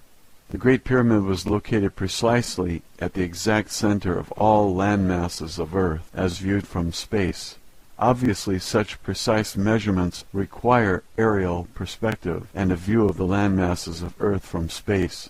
Purely mathematical calculations of the geodetic center of the continents of Earth could not be made otherwise. Shafts were constructed inside the pyramid to align the configuration of stars in the constellation of Orion, Canis Majora, and specifically Sirius. The shafts are also aligned to the Big Dipper, where the home planet of the Old Empire existed. Also Anutak, Alpha Draconis, and Beta Ursa Minor. These stars are each one of the key systems in the Old Empire from which Isbis were brought to Earth and dumped as unwanted merchandise. The configuration of all the pyramids of the Giza Plateau was intended to create a mirror image on Earth of the solar system and certain constellations within the Old Empire. 2181 BCE. Min became the god of fertility in Egypt. The Isbi, also known as Pan, was also a Greek god. Min, or Pan, was an Isbi who somehow managed to escape from the Old Empire amnesia system. 2160 to 2040 BCE. One of the results of the intensifying battle between the Domain forces and the Old Empire forces was that the control of the divine rulers was broken at this time. They finally left Egypt and returned to the heavens, so to speak, in defeat. Human beings took over the ruling role as pharaohs. The first human pharaoh moved the capital city of Egypt from Memphis to Heracleopolis. 1500 BCE. This is the date for the destruction of Atlantis, given by the Egyptian high priest Synopsis of Heliopolis and Sonchus of Sais to the Greek sage Solon. The priests of Anu recorded that the Mediterranean area was invaded by Atlantean people about this time. Of course, these people were not from the ancient continent of Atlanta and the Atlantic Ocean, which existed more than 70,000 years earlier. These were refugees from the Minoan civilization on Crete, escaping from the volcanic eruption and tidal waves of Mount Thera that destroyed their civilization. Plato's references to Atlantis were borrowed from the writings of the Greek philosopher Solon, who was given the information by the Egyptian priest who called Atlantis Kepchu, which also happens to be the Egyptian name for the people of Crete. Some of the survivors of the Minoan volcanic disaster asked Egypt for help, since they were the only other civilization with high culture in the Mediterranean area at the time. 1351 BCE to 1337 BCE. The Domain Expeditionary Force actively waged a war of religious conquest against the Egyptian mystery cult called the Priest of Amun, also known as the Old Empire Brothers of the Serpent. During this time, the pharaoh Akhenaten abolished the priesthood of Amun and moved the capital of Egypt from Thebes to the new location at Amarna, at the exact geodetic center of Egypt. However, this plot to overthrow the old empire religious control was quickly spoiled. 1193 BCE. In the Near East, Achaea, the Greeks and Trojans fought for supremacy, which ended in the destruction of Troy as the finale of the Trojan War. During this same time, war was being fought out in the space of the solar system between two forces for control of the space stations surrounding Earth. That period of 300 years was a very violent resistance to the domain forces by the remnants of the old empire forces. It did not last long, however, as it is futile to resist the domain. 850 BCE. Homer, the blind Greek poet, wrote the stories, the gods, as borrowed and modified from earlier sources in the Vedic texts, Sumerian texts, Babylonian and Egyptian mythology. His poems, as well as many other myths of the ancient world, are very accurate descriptions of the exploits of Isbis on Earth, who were able to avoid the old empire amnesia operation and operate without biological bodies. 700 BCE, the Vedic hymns were first translated in the Greek language.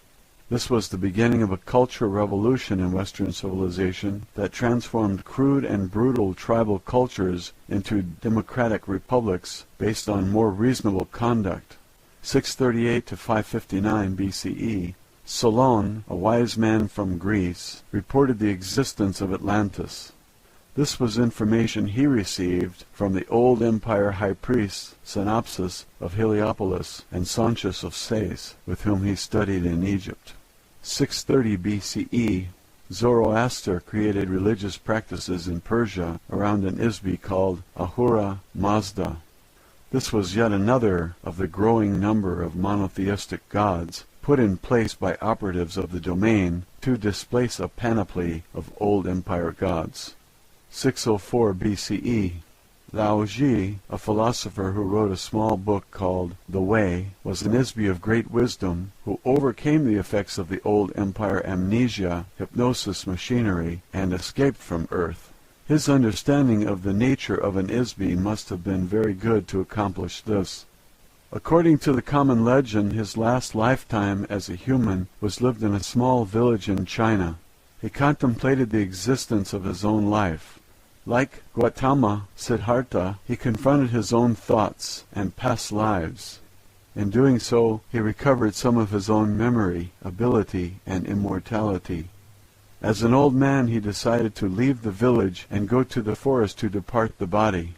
The village gatekeeper stopped him and begged him to write down his personal philosophy before leaving. Here is a small piece of the advice he gave about the way he rediscovered his own spirit. He who looks will not see it. He who listens will not hear it. He who gropes will not grasp it. The formless non-entity, the motionless source of motion, the infinite essence of the spirit, is the source of life. Spirit is self. Walls form and support a room, yet the space between them is most important. A pot is formed of clay, yet the space formed therein is most useful. Action is caused by the force of nothing on something, just as the nothing of spirit is the source of all form. One suffers great afflictions because one has a body. Without a body, what afflictions could one suffer? When one cares more for the body than for his own spirit, one becomes the body and loses the way of the spirit. The self, the spirit, creates illusion. The delusion of man is that reality is not an illusion. One who creates illusions and makes them more real than reality follows the path of the spirit and finds the way of heaven. 593 BCE, the Genesis story written by the Jewish people, described angels or sons of God mating with women of earth who bore them children. These were probably renegades from the old empire. They may also have been space pirates or merchants from a system outside the galaxy who came to steal mineral resources or smuggle drugs. The domain has observed that there are many visitors to Earth from neighboring planets and galaxies, but they rarely stop and live here. What kind of beings would live on a prison planet if they were not forced to do so? The same book also reports the story of a human named Ezekiel, who witnessed the spacecraft or aircraft landing near Chebar River in Chaldea.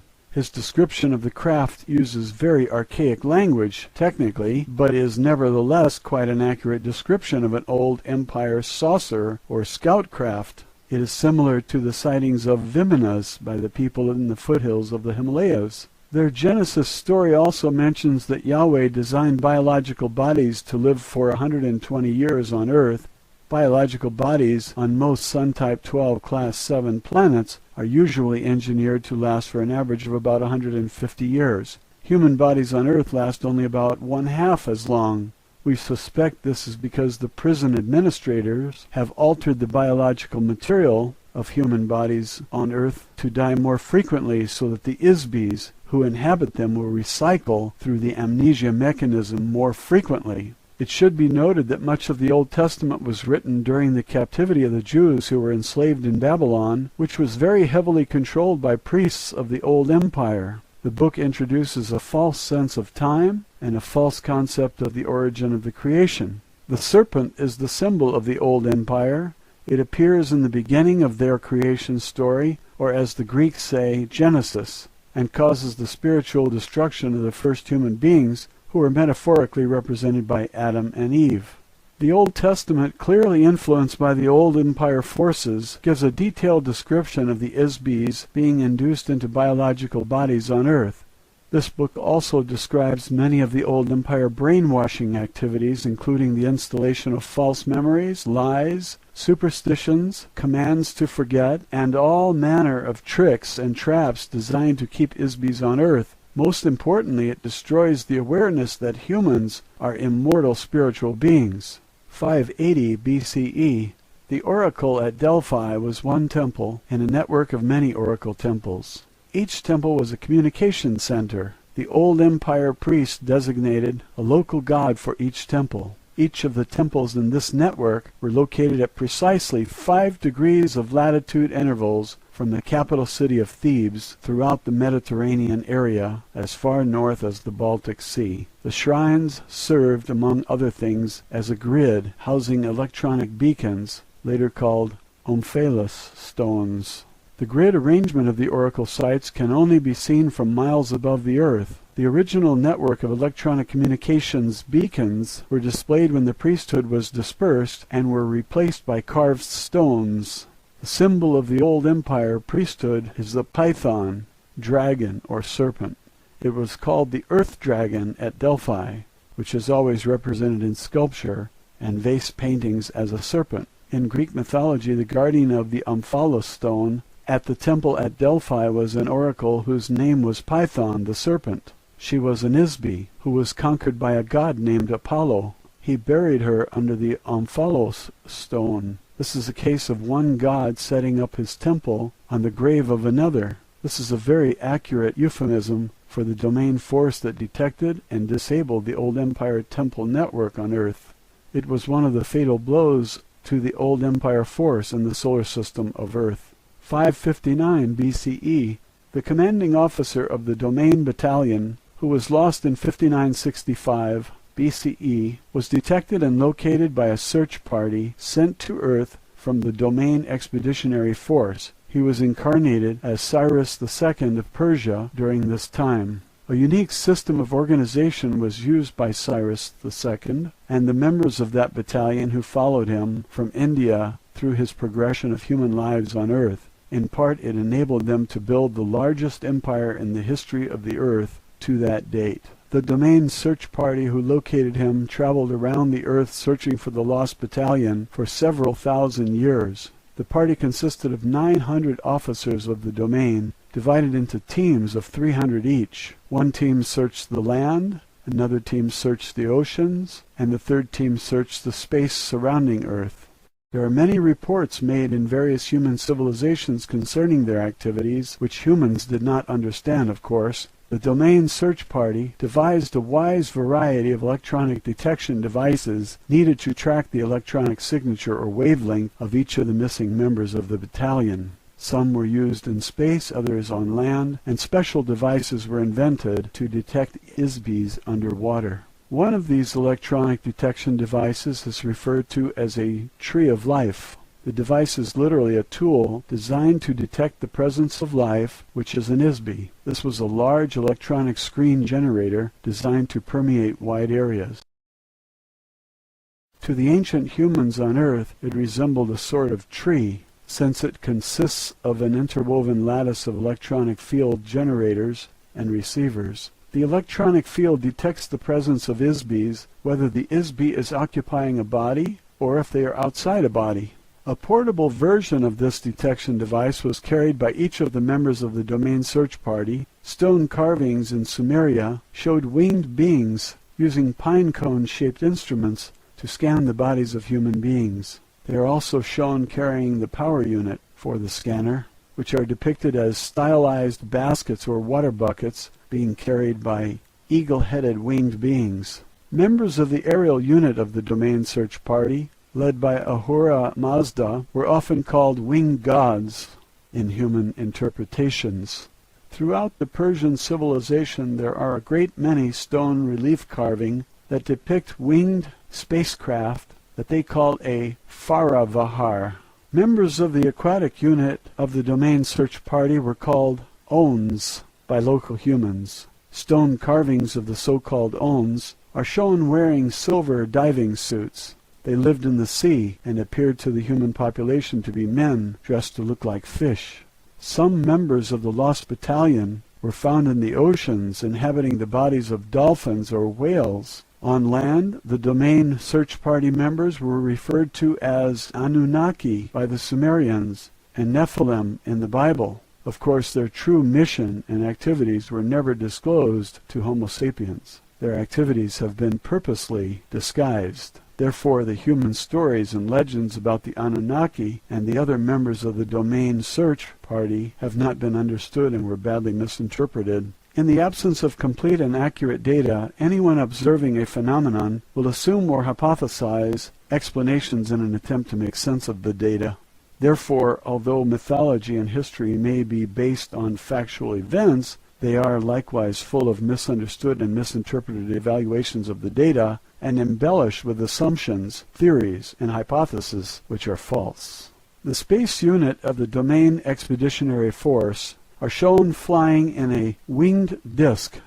This is an allusion to the spiritual power of the ISBs as well as to the spacecraft used by the Domain search party. The commander of the Lost Battalion, as Cyrus II, was an ISB who was regarded as a messiah on Earth by both the Jews and the Muslims. In less than 50 years he established a highly ethical and humanitarian philosophy which pervaded all of Western civilization. His territorial conquests, organization of people, and monumental building projects were unprecedented before or since. Such sweeping accomplishments in a short period of time could only have been achieved by a leader and a team of trained officers, pilots, engineers, and crew members of a unit of the Domain acting as a team who had been trained and worked together for thousands of years. Although we have discovered the location of many of the Isbis in the Lost Battalion, the domain has been unable to restore their memory and return them to active duty as yet. Of course, we cannot transport Isbis who are inhabiting biological bodies to the space stations of the domain since there is no oxygen in our spacecraft.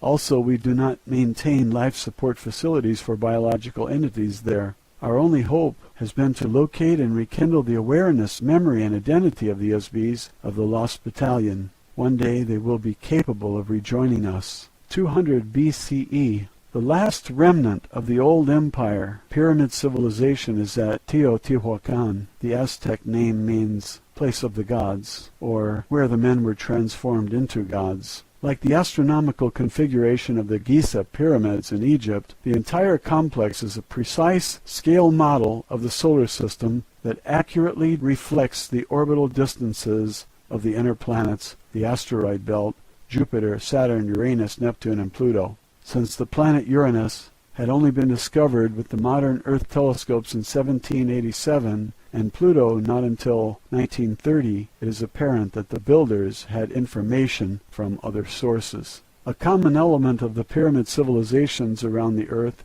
is the constant use of the image of the snake, dragon, or serpent.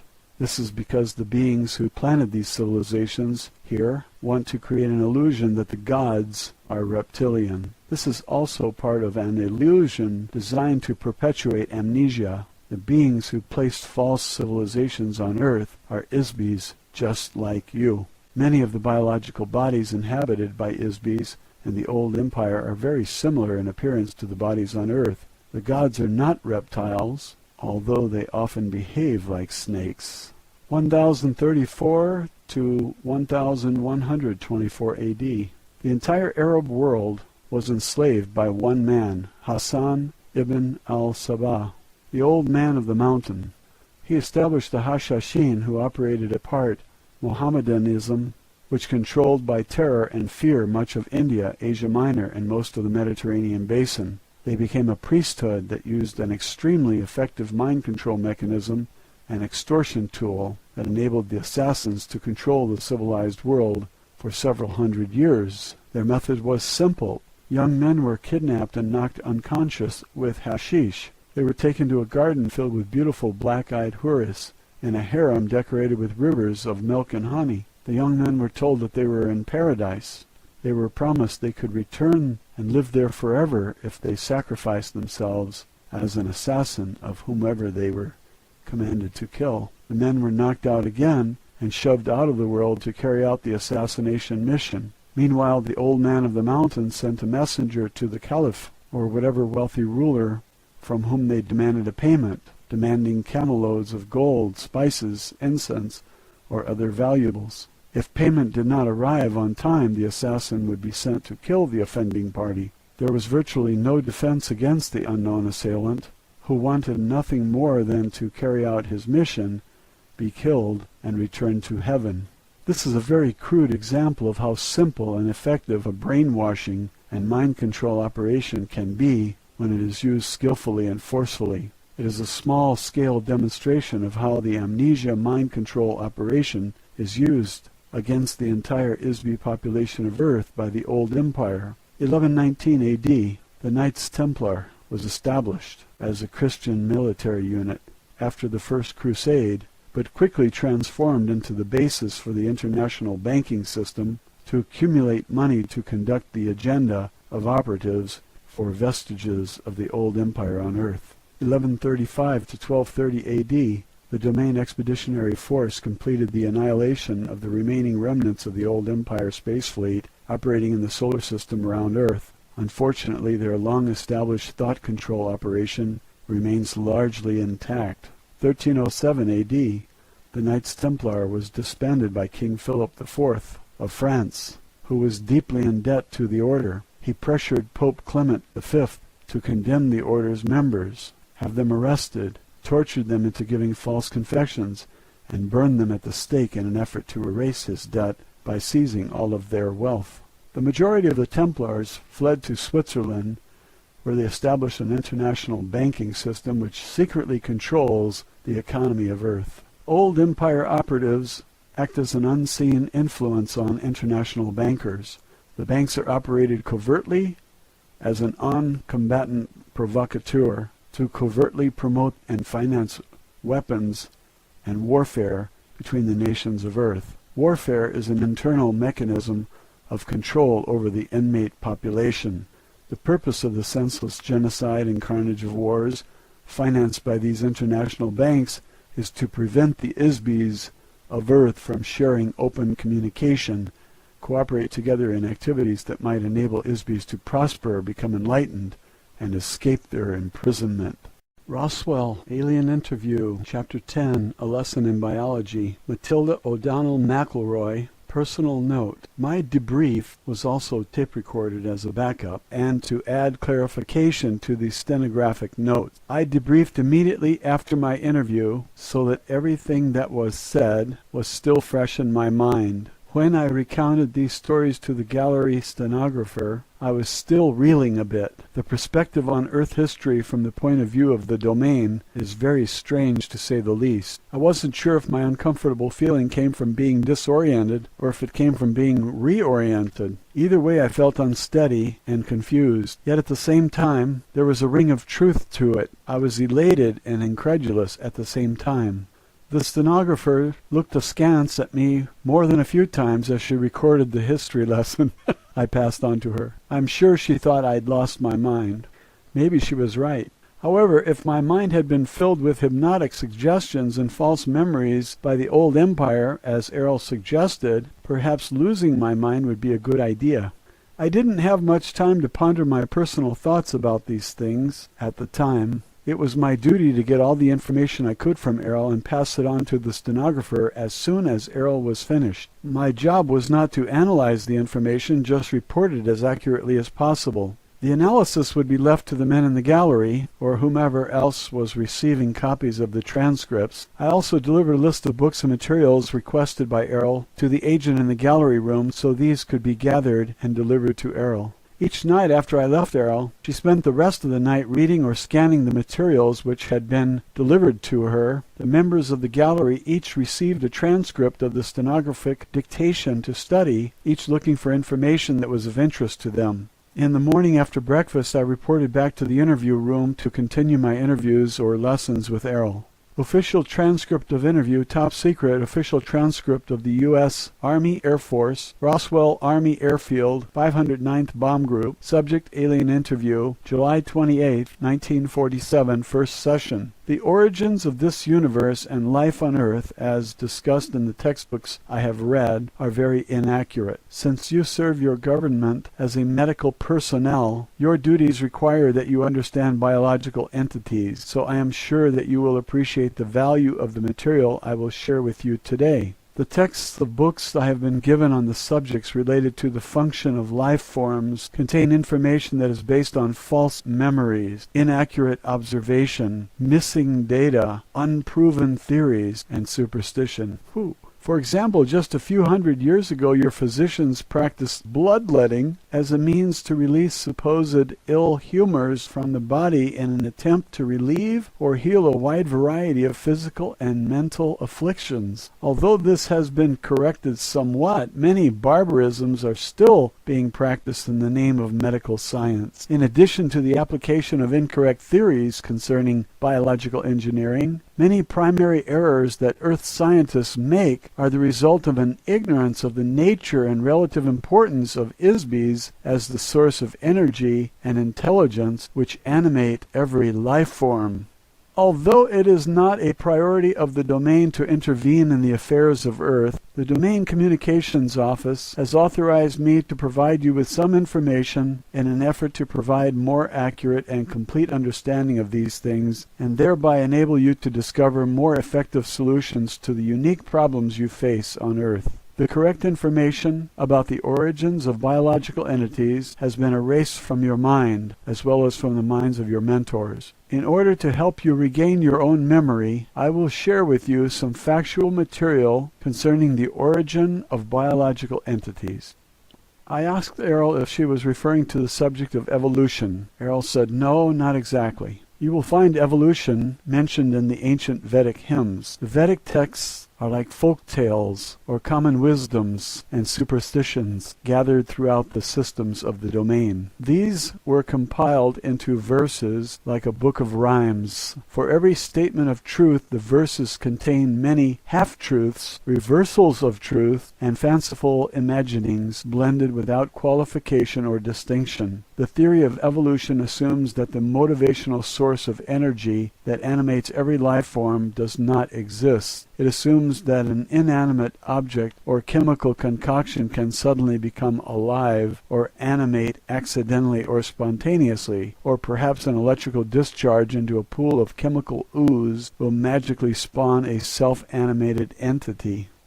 There is no evidence whatsoever that this is true, simply because it's not true. Dr. Frankenstein did not really resurrect the dead into a marauding monster, except in the imagination of the Isbys, who wrote a fictitious story one dark and stormy night.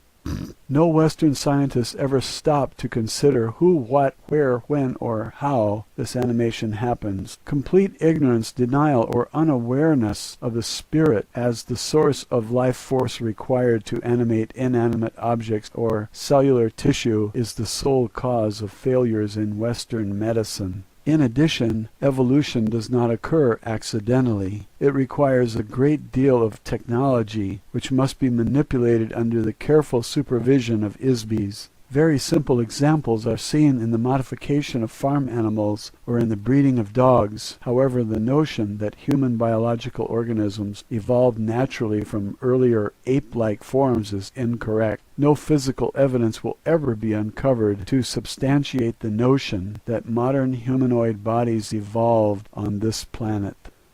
The reason is simple. The idea that human bodies evolved spontaneously from the primordial ooze of chemical interactivity in the dim mists of time is nothing more than a hypnotic lie instilled in the amnesia operation to prevent your recollection of the true origins of mankind. Factually, humanoid bodies have existed in various forms throughout the universe for trillions of years. This was compounded by the fact that the Vedic hymns were brought to Earth 8,200 years ago by the Domain Expeditionary Force. While they were based in the Himalaya Mountains, the verses were taught to some of the local humans who memorized them. However, I should note that this was not an authorized activity for the crew of the Domain installation, although I am sure it seemed like an innocent diversion for them at the time.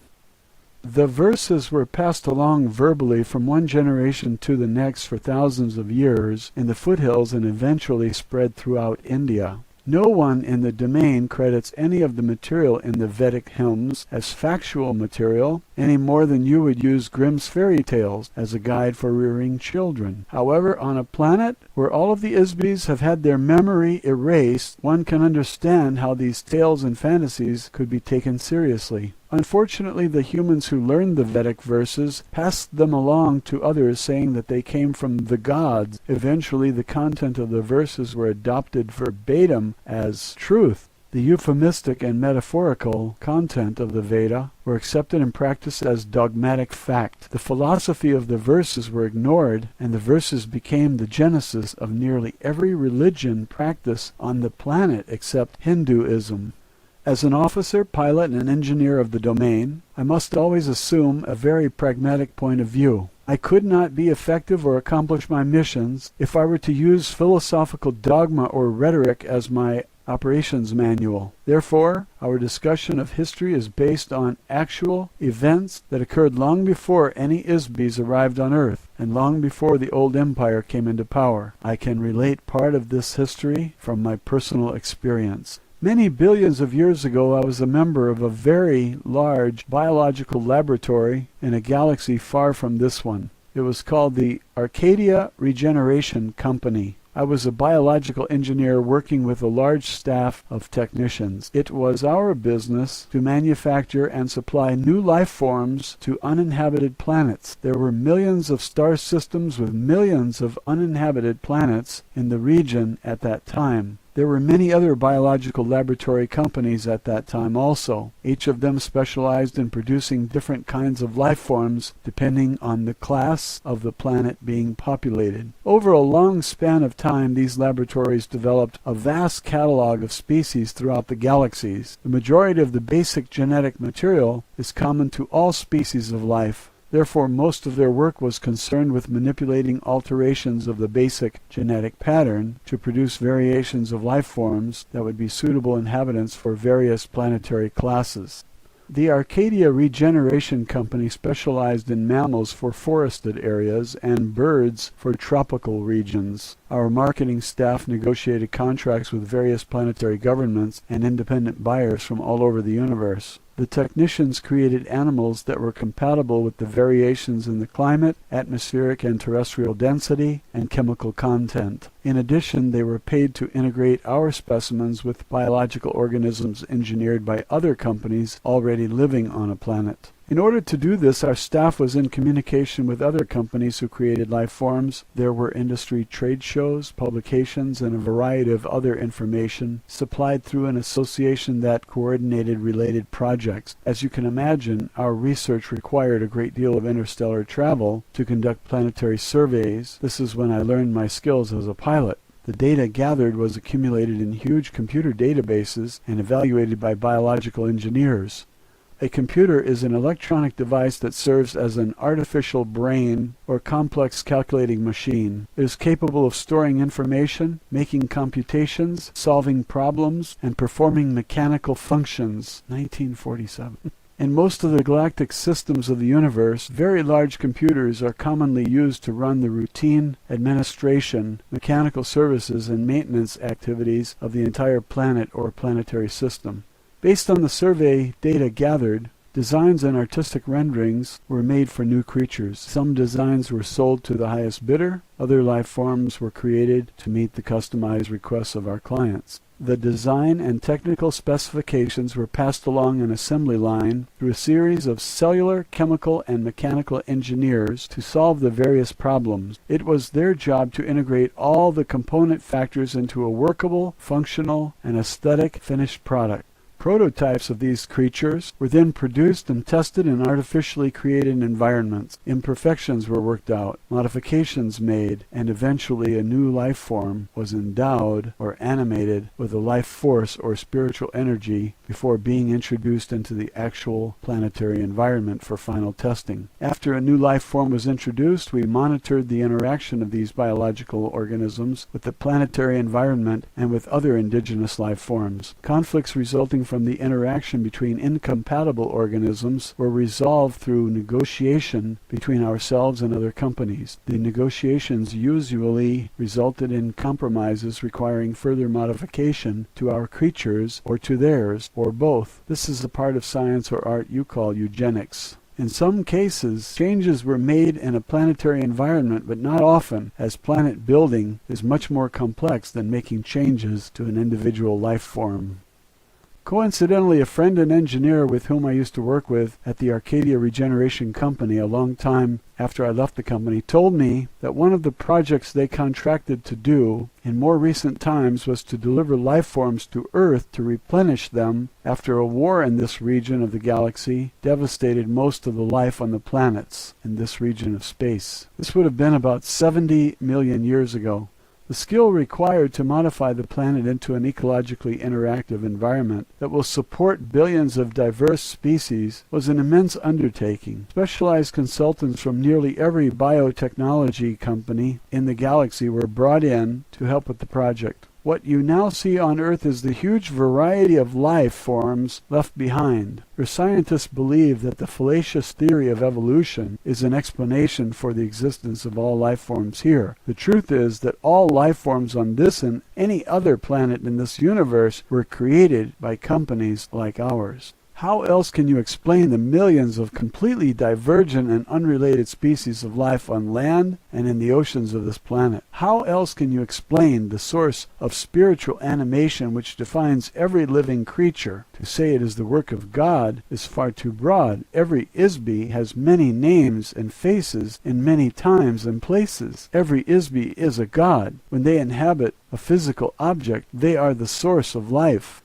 For example, there are millions of species of insects. About 350,000 of these are species of beetles. There may be as many as 100 million species of life forms on Earth at any given time. In addition, there are many times more extinct species of life on Earth than there are living life forms. Some of these will be rediscovered in the fossil or geological records of Earth. The current theory of evolution of life forms on Earth does not consider the phenomena of biological diversity. Evolution by natural selection is science fiction. One species does not accidentally or randomly evolve to become another species, as the Earth textbooks indicate, without manipulation of genetic material by an Isby. A simple example of Isby intervention is the selective breeding of a species on Earth. Within the past few hundred years, several hundred dog breeds and hundreds of varieties of pigeons and dozens of koi fish have been evolved in just a few years, beginning with one original breed. Without active intervention by Isbys, biological organisms rarely change. The development of an animal like the duck-billed platypus required a lot of very clever engineering to combine the body of a beaver with the bill of a duck and make a mammal that lays eggs. Undoubtedly, some wealthy client placed a special order for it as a gift for some curious amusement. I'm sure that the laboratory of some biotechnical company worked on it for years to make it a self-replicating life form. The notion that the creation of any life form could have resulted from a coincidental chemical interaction moldering up from some primordial ooze is beyond absurdity. Factually, some organisms on Earth, such as proteobacteria, are modifications of a phylum designed primarily for the star Type III Class C planets. In other words, the domain designation for a planet with an anaerobic atmosphere nearest a large, intensely hot blue star, such as those in the constellation of Orion's belt in this galaxy.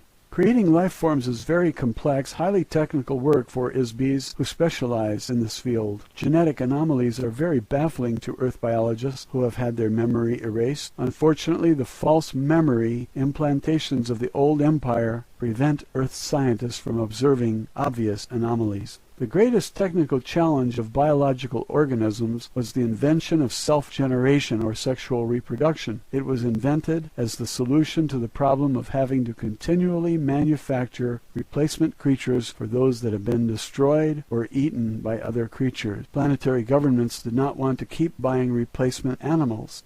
The idea was contrived trillions of years ago as a result of a conference held to resolve arguments between disputing vested interests within the biotechnology industry. The infamous Council of Yumi Krum was responsible for coordinating creature production. A compromise was reached after certain members of the council were strategically bribed or murdered to author an agreement which resulted in the biological phenomenon which we now call the food chain. The idea that a creature would need to consume the body of another life form as an energy source was offered as a solution by one of the biggest companies in the biological engineering business. They specialized in creating insects and flowering plants. The connection between the two is obvious. Nearly every flowering plant requires a symbiotic relationship with an insect in order to propagate. The reason is obvious. Both the bugs and the flowers were created by the same company. Unfortunately, the same company also had a division which created parasites and bacteria.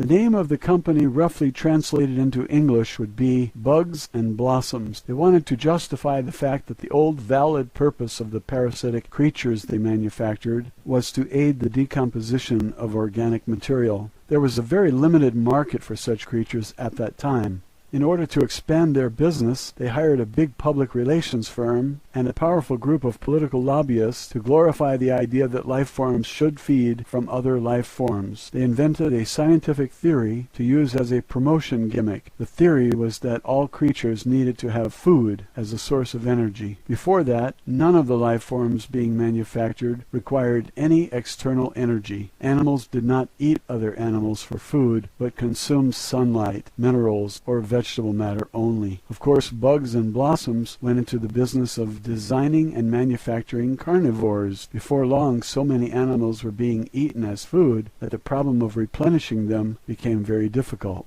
As a solution, Bugs and Blossoms proposed, with the help of some strategically placed bribes in high places, that other companies begin using sexual reproduction as the basis for replenishing life forms. Bugs and Blossoms was the first company to develop blueprints for sexual reproduction, of course. As expected, the patent licenses for the biological engineering process required to implant stimulus-response mating, cellular division, and pre-programmed growth patterns for self-regenerating animals were owned by Bugs and Blossoms too. Throughout the next few million years, laws were passed that required that these programs be purchased by the other biological technology companies. These were required to be imprinted into the cellular design of all existing life forms. It became a very expensive undertaking for other biotechnology companies to make such an awkward and impractical idea work.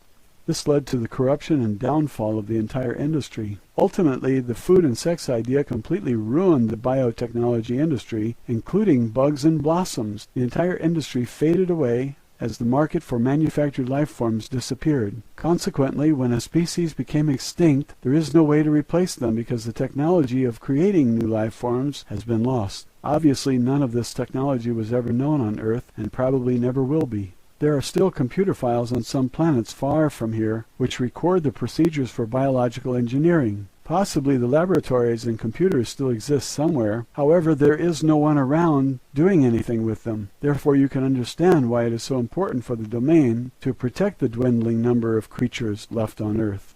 The core concept behind sexual reproduction technology was the invention of a chemical-electronic interaction called cyclical stimulus response generators. This is a programmed genetic mechanism which causes a seemingly spontaneous recurring impulse to reproduce. The same technique was later adapted and applied to biological flesh bodies, including Homo sapiens.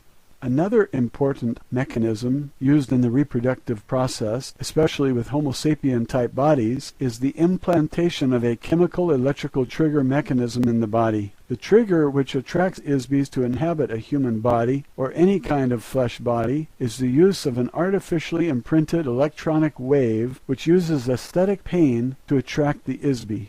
Every trap in the universe, including those used to capture ISBs who remain free, is baited with an aesthetic electronic wave. The sensations caused by the aesthetic wavelength are more attractive to an ISB than any other sensation. When the electronic waves of pain and beauty are combined together, this causes the ISB to get stuck in the body. The reproductive trigger for lesser life forms, such as cattle and other animals, is triggered by chemicals emitted from scent glands. The scent glands, combined with reproductive chemical electrical impulses stimulated by testosterone or estrogen. These are also interactive with nutrition levels, which cause the life form to reproduce more when deprived of food sources. Starvation promoted reproductive activity as a means of perpetuating survival through future generations when the current organism fails to survive. These fundamental principles have been applied throughout all species of life. The debilitating impact and addiction to the sexual aesthetic pain electronic wave is the reason that the ruling class of the domain do not inhabit flesh bodies. This is also why officers of the domain forces only use doll bodies. This wave has proven to be the most effective trapping device ever created in the history of the universe as far as I know. The civilizations of the domain and the old empire both depend on this device to recruit and maintain a workforce of ISBs who inhabit flesh bodies on planets and installations. These ISBs are the working class beings who do all the slavish, manual, undesirable work on planets. As I mentioned, there is a very highly regimented and fixed hierarchy or class system for all Isbis throughout the old empire and the domain as follows. The highest class are free Isbis, that is, they are not restricted to the use of any type of body and may come and go at will, provided that they do not destroy or interfere with the social, economic, or political structure. Below this class are many strata of limited Isbis who may or may not use a body from time to time. Limitations are imposed on each Isbi regarding range of power, ability, and mobility they can exercise. Below these are dull body class, to which I belong. Nearly all space officers and crew members of spacecraft are required to travel through intergalactic space. Therefore, they are each equipped with a body manufactured from lightweight, durable materials. Various body types have been designed to facilitate specialized functions. Some bodies have accessories such as interchangeable tools or apparatus for activities such as maintenance, mining, chemical management, navigation, and so forth. There are many graduations of this body type, which also serve as an insignia of rank. Below these are the soldier class. The soldiers are equipped with a myriad of weapons and specialized armaments designed to detect, combat, and overwhelm any imaginable foe. Some soldiers are issued mechanical bodies. Most soldiers are merely remote-controlled robots with no class designation. The lower classes are limited to flesh bodies. Of course, it is not possible for these to travel through space for obvious reasons. Fundamentally, flesh bodies are far too fragile to endure the stresses of gravity, temperature extremes, radiation exposure, atmospheric chemicals, and the vacuum of space. There are also the obvious logistical inconveniences of food, defecation, sleep, atmospheric elements, and air pressure required by flesh bodies that dull bodies do not require.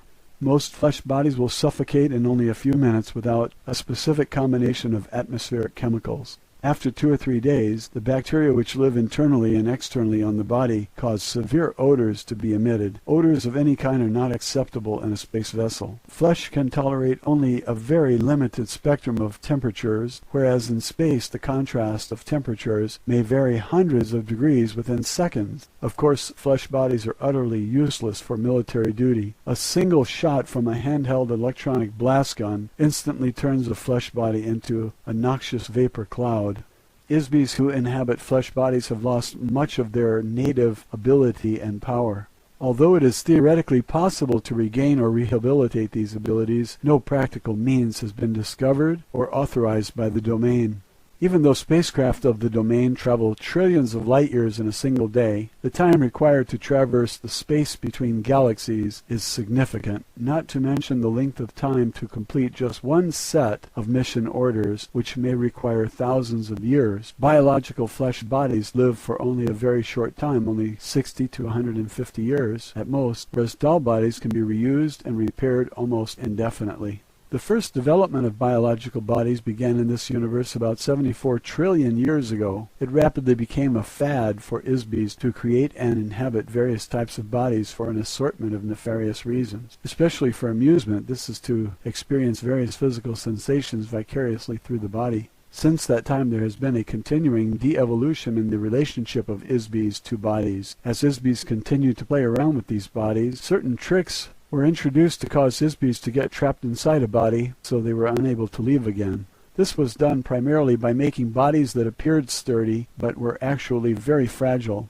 An Isbi, using their natural power to create energy, accidentally injured a body when contacting it. The Isbi was remorseful about having injured this fragile body. The next time they encountered a body, they began to be careful with them. In so doing, the Isbi would withdraw or minimize their own power so as not to injure the body. A very long and treacherous history of this kind of trickery, combined with similar misadventures, eventually resulted in a large number of Isbis becoming permanently trapped in bodies. Of course, this became a profitable enterprise for some Isbis, who took advantage of the situation to make slaves of others. The resulting enslavement progressed over trillions of years and continues today. Ultimately, the dwindling ability of Isbis to maintain a personal state of operational freedom and ability to create energy resulted in the vast and carefully guarded hierarchy or class system. Using bodies as a symbol of each class is used throughout the old empire as well as the domain. The vast majority of ISBEs throughout the galaxies of this universe inhabit some form of flesh body. The structure, appearance, operation, and habitat of these bodies vary according to the gravity, atmosphere, and climatic conditions of the planet they inhabit. Body types are predetermined largely by the type and size of the star around which the planet revolves, the distance from the star, the geological as well as the atmospheric components of the planet.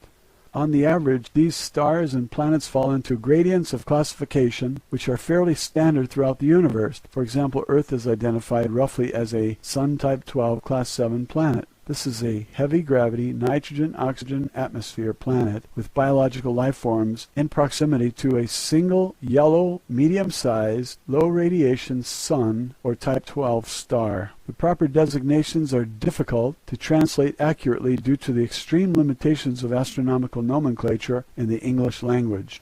There are as many varieties of life forms as there are grains of sand on the beach. You can imagine how many different creatures and types of bodies have been manufactured by millions of companies such as Bugs and Blossoms for all the myriad planetary systems during the course of 74 trillion years. Matilda O'Donnell McElroy, personal note. When Errol finished telling me this story, there was a long, silent pause while I muddled through all this in my mind. Had Errol been reading science fiction books and fantasy stories during the night? Why would she tell me something so incredibly far-fetched? If there had not been a 40-inch tall alien with gray skin and 3 fingers on each hand and foot sitting directly across from me, I would not have believed a single word of it. In retrospect, over the 60 years since Errol gave me this information, Earth doctors have begun to develop some of the biological engineering technology that Errol told me about right here on Earth. Heart bypasses, cloning, test tube babies, organ transplants, plastic surgery, genes, chromosomes, and so on. One thing is for sure, I have never looked at a bug or flower in the same way since then, not to mention my religious belief in Genesis. Roswell Alien Interview, Chapter 11, A Lesson in Science. Matilda O'Donnell McElroy, personal note. The transcript of this interview is verbatim. There is nothing more I can add to it. It says everything. Official transcript of interview, top secret. Official transcript of the U.S. Army Air Force, Roswell Army Airfield, 509th Bomb Group. Subject, Alien Interview, July 29, 1947, first session. Today, Errol told me some very technical things. I took a few notes to remind myself so I can repeat what she said as closely as possible. She began with an analogy about scientific knowledge. Can you imagine how much progress could have been made on Earth if people like Johannes Gutenberg, Sir Isaac Newton, Benjamin Franklin, George Washington Carver, Nikola Tesla, Jonas Salk, and Richard Trevithick, and many thousands of similar geniuses and inventors were living today? Imagine what technical accomplishments might have been developed if men like these never died. What if they were never given amnesia and made to forget everything they knew? What if they continued to learn and work forever? What level of technology and civilization could be attained if immortal spiritual beings like these were allowed to continue to create in the same place at the same time for billions or trillions of years? Essentially, the domain is one civilization that has existed for trillions of years with relatively uninterrupted progress. Knowledge has been accumulated, refined, and improved upon in nearly every field of study imaginable and beyond imagining.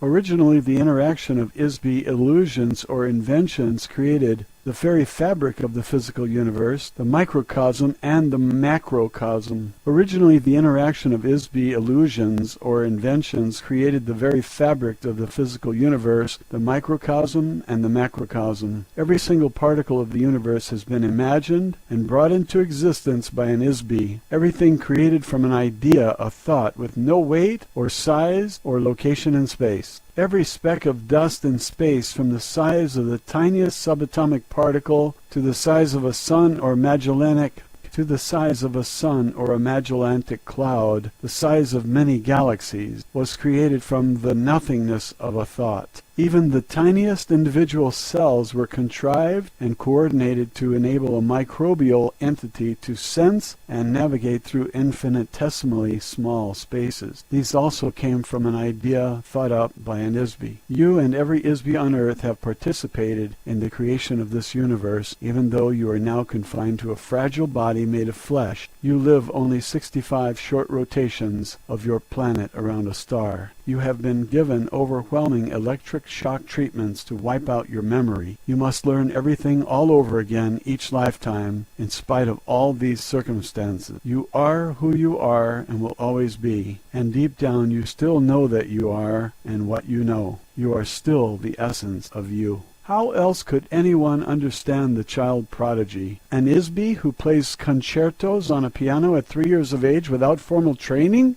Impossible if they do not simply remember what they have already learned from thousands of lives spent in front of a keyboard in times untold or on planets far away. They may not know how they know, they just know. Humankind has developed more technology in the past 100 years than in the past 2,000 years. Why? The answer is simple. The influence of the old empire over the mind and over the affairs of mankind has been diminished by the domain. A renaissance of invention of Earth began in 1250 A.D. with the destruction of the old empire space fleet in the solar system. During the next 500 years, Earth may have the potential to regain autonomy and independence, but only to the degree that humankind can apply the concentrated genius of the Isbys on Earth to solve the amnesia problem. However, on a cautionary note, the inventive potential of the Isbys who have been exiled to this planet is severely compromised by the criminal elements of the Earth population, specifically politicians, warmongers, and irresponsible physicists who create unlimited weapons such as nuclear bombs, chemicals, disease, and social chaos. These have the potential to extinguish all life forms on Earth forever. Even the relatively small explosions that were tested and used in the past 2 years on Earth have the potential to destroy all life, if deployed in sufficient quantity. Larger weapons could consume all the oxygen in the global atmosphere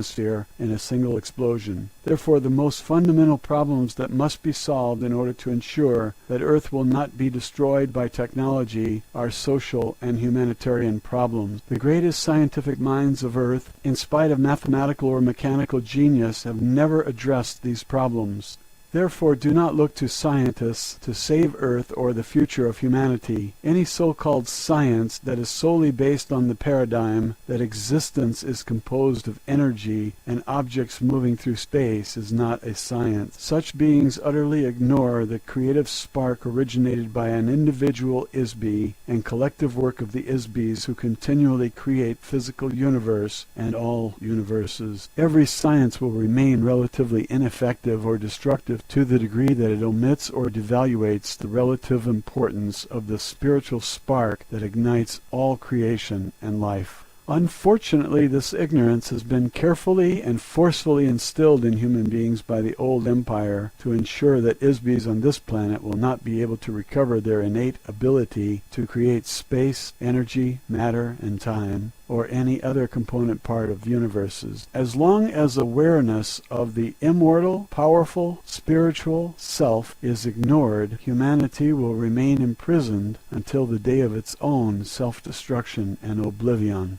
Do not rely on the dogma of physical sciences to master the fundamental forces of creation any more than you would trust the chanted incantations of an incense-burning shaman. The next result of both of these is entrapment and oblivion. Scientists pretend to observe, but they only suppose what they see and call it fact. Like the blind man, a scientist cannot learn to see until he realizes that he's blind. The facts of earth science do not include the source of creation. They include only the result or byproducts of creation. The facts of science do not include any memory of the nearly infinite past experience of existence. The essence of creation and existence cannot be found through the lens of a microscope or telescope or by any other measurement of the physical universe. One cannot comprehend the perfume of a flower or the pain felt by an abandoned lover with meters and calipers. Everything you will ever know about the creative force and ability of a God can be found within you, an immortal spiritual being. How can a blind man teach others to see the nearly infinite gradients that comprise the spectrum of light?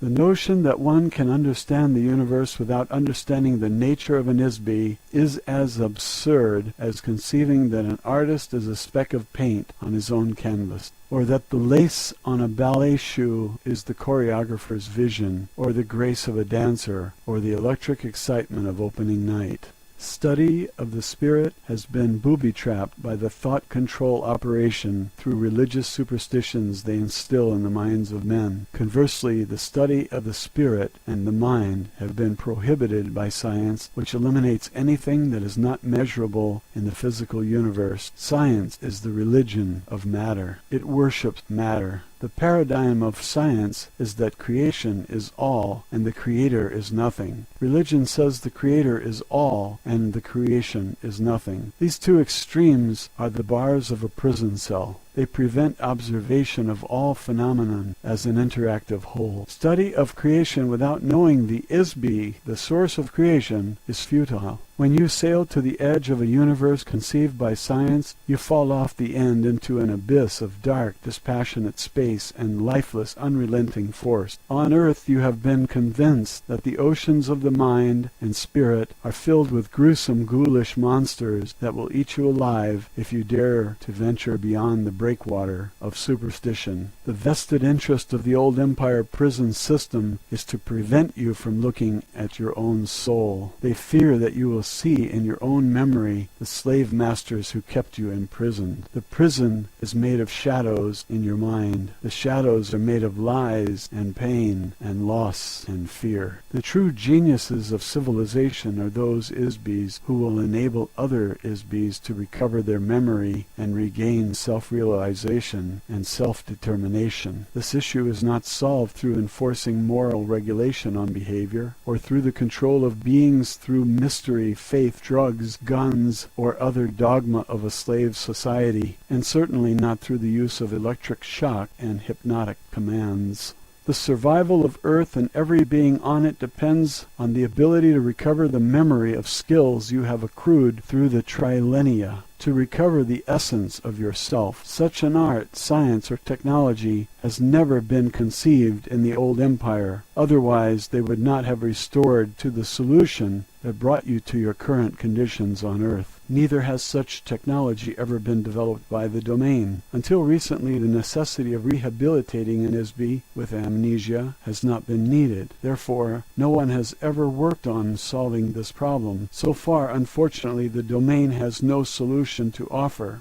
A few officers of the Domain Expeditionary Force have taken it upon themselves to provide technology to Earth during their off-duty time. These officers leave their doll at the space station and, as an Isby, assume or take over a biological body on Earth. In some cases, an officer can remain on duty while they inhabit and control other bodies at the same time. This is a very dangerous and adventurous undertaking. It requires a very able Isby to accomplish such a mission and return to the base successfully. One officer who did this recently while continuing to attend his official duties was known on Earth as the electronics inventor Nikola Tesla. It is my intention, although as not a part of my mission orders, to assist you in your efforts to advance scientific and humanitarian progress on Earth. My intention is to help other Isbys to help themselves. In order to solve the amnesia problem on Earth, you will need much more advanced technology, as well as social stability to allow enough time for research, and need much more advanced technology as well as social stability to allow enough time for research and development of techniques to free the Isby from the body and to free the mind of the Isby from amnesia. Although the domain has a long-term interest in maintaining Earth as a useful planet, it has no particular interest in the human population of Earth other than its own personnel here. We are interested in preventing the destruction as well as accelerating the development of technologies that will sustain the infrastructures of the global biosphere, hydrosphere, and atmosphere. To this end, you will discover on very careful and thorough examination that my spacecraft contains a wide assortment of technology that does not exist on your Earth.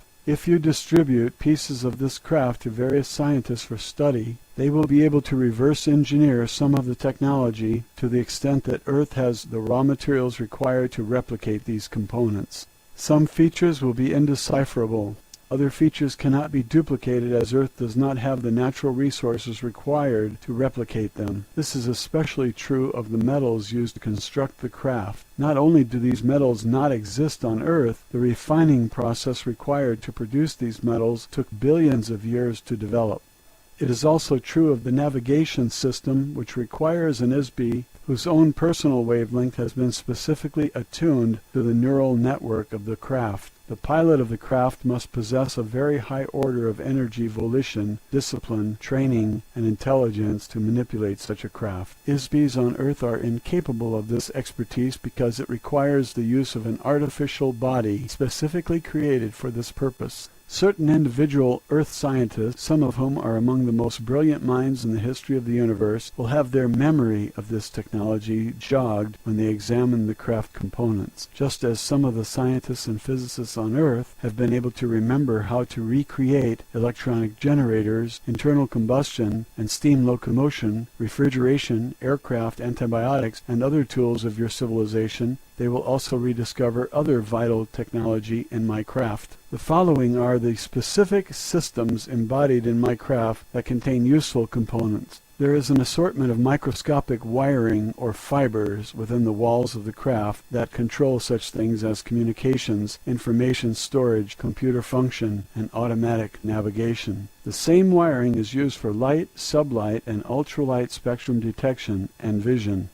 The fabrics of the interior of the craft are far superior to any on Earth at this time and have hundreds of thousands of applications. You will also find mechanisms for creating, amplifying, and channeling light particles or waves as a form of energy. As an officer, pilot, and engineer of the domain forces, I am not at liberty to discuss or convey the detailed operation or construction of the craft in any way other than what I have just disclosed. However, I am confident that there are many competent engineers on Earth who will develop useful technology with these resources. I am providing these details to you in the hope that the greater good of the domain will be served. Roswell, Alien Interview, Chapter 12, A Lesson in Immortality. Matilda O'Donnell McElroy, personal note. I think the following transcript is pretty much self-explanatory. Official transcript of interview, top secret. Official transcript of the U.S. Army Air Force, Roswell Army Airfield, 509th Bomb Group. Subject, Alien Interview, July 30th, 1947, first session. Immortal spiritual beings, which I refer to as ISBs for the sake of convenience, are the source and creators of illusions. Each one individually and collectively, in their original unfettered state of being, are an eternal, all-powerful, all-knowing entity. ISBs create space by imagining a location. The intervening distance between themselves and the imagined location is what we call space. An ISB can perceive the space and objects created by other ISBs. ISBs are not physical universe entities. They are a source of energy and illusion. ISBs are not located in space or time, but can create space, place particles in space, create energy, and shape particles into various forms, cause the motion of forms, and animate forms. Any form which is animated by an ISB is called life. An ISB can decide to agree that they are located in space or time, and that they themselves are an object, or any other manner of illusion created by themselves, or another, or other ISBs. The disadvantages of creating an illusion is that an illusion must be continually created. If not continually created, it disappears. Continual creation of an illusion requires incessant attention to every detail of the illusion in order to sustain it. A common denominator of ISBEs seems to be the desire to avoid boredom. A spirit only, without interaction with other ISBEs, and the unpredictable motion, drama, and unanticipated intentions and illusions being created by other ISBEs, is easily bored. What if you could imagine anything, perceive everything, and cause anything to happen at will? What if you couldn't do anything else? What if you always knew the outcome of every game and the answer to every question? Would you get bored? The entire back-time track of ISBEs is immeasurable, nearly infinite, in terms of physical universe time. There is no measurable beginning or end for an ISBE. They simply exist in an everlasting now. Another common denominator of ISBEs is that admiration of one's own illusions by others is very desirable. If the desired admiration is not forthcoming, the ISBE will keep creating the illusion in an attempt to get admiration. One could say that the entire physical universe is made of unadmired illusions. The origins of this universe began with the creation of individual illusionary spaces. These were the home of the ISBEs. Sometimes a universe is a collaborative creation of illusions by two or more ISBEs. A proliferation of ISBEs in the universe they create sometimes collide or become commingled or merge to an extent that many ISBEs shared in the co-creation of a universe. ISBEs diminish their ability in order to have a game to play.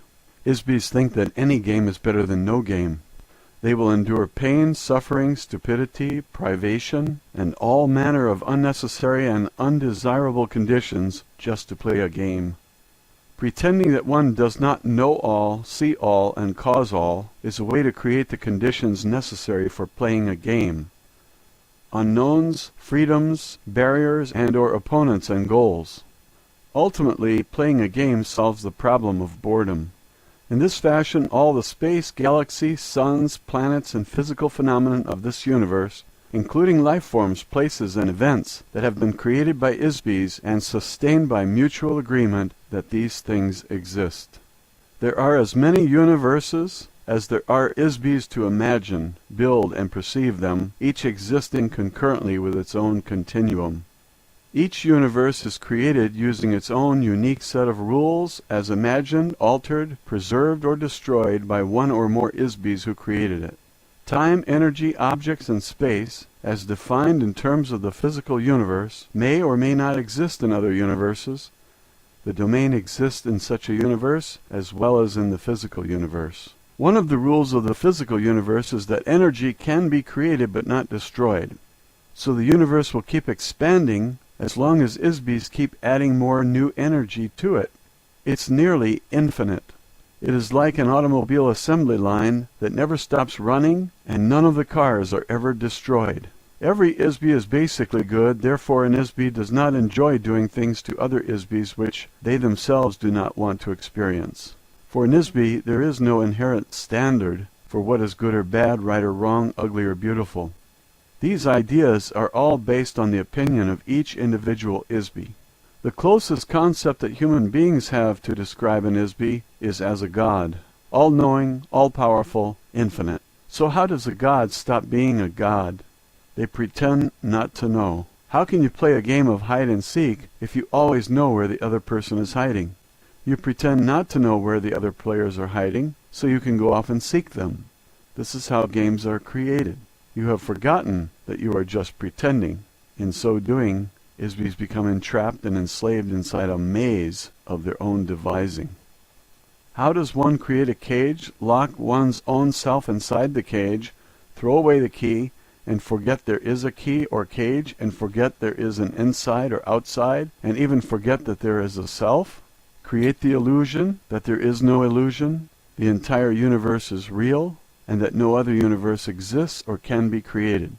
On earth, the propaganda taught and agreed upon is that the gods are responsible and that human beings are not responsible.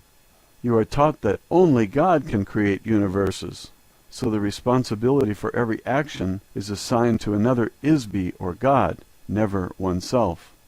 No human being ever assumes personal responsibility for the fact that they themselves, individually and collectively, are gods. This fact alone is the source of entrapment for every ISBE. Roswell, Alien Interview, Chapter 13, A Lesson in the Future. Matilda O'Donnell McElroy, personal note. I think this transcript speaks for itself also. I relayed Errol's exact communication as faithfully as possible. My superior officers became very alarmed about the possible military implications of what Errol said in this interview. Official transcript of interview, top secret. Official transcript of the U.S. Army Air Force. Roswell Army Airfield, 509th Bomb Group. Subject, Alien Interview, July 31st, 1947, first session. It is my personal belief that the truth should not be sacrificed on the altar of political, religious, or economic expediency.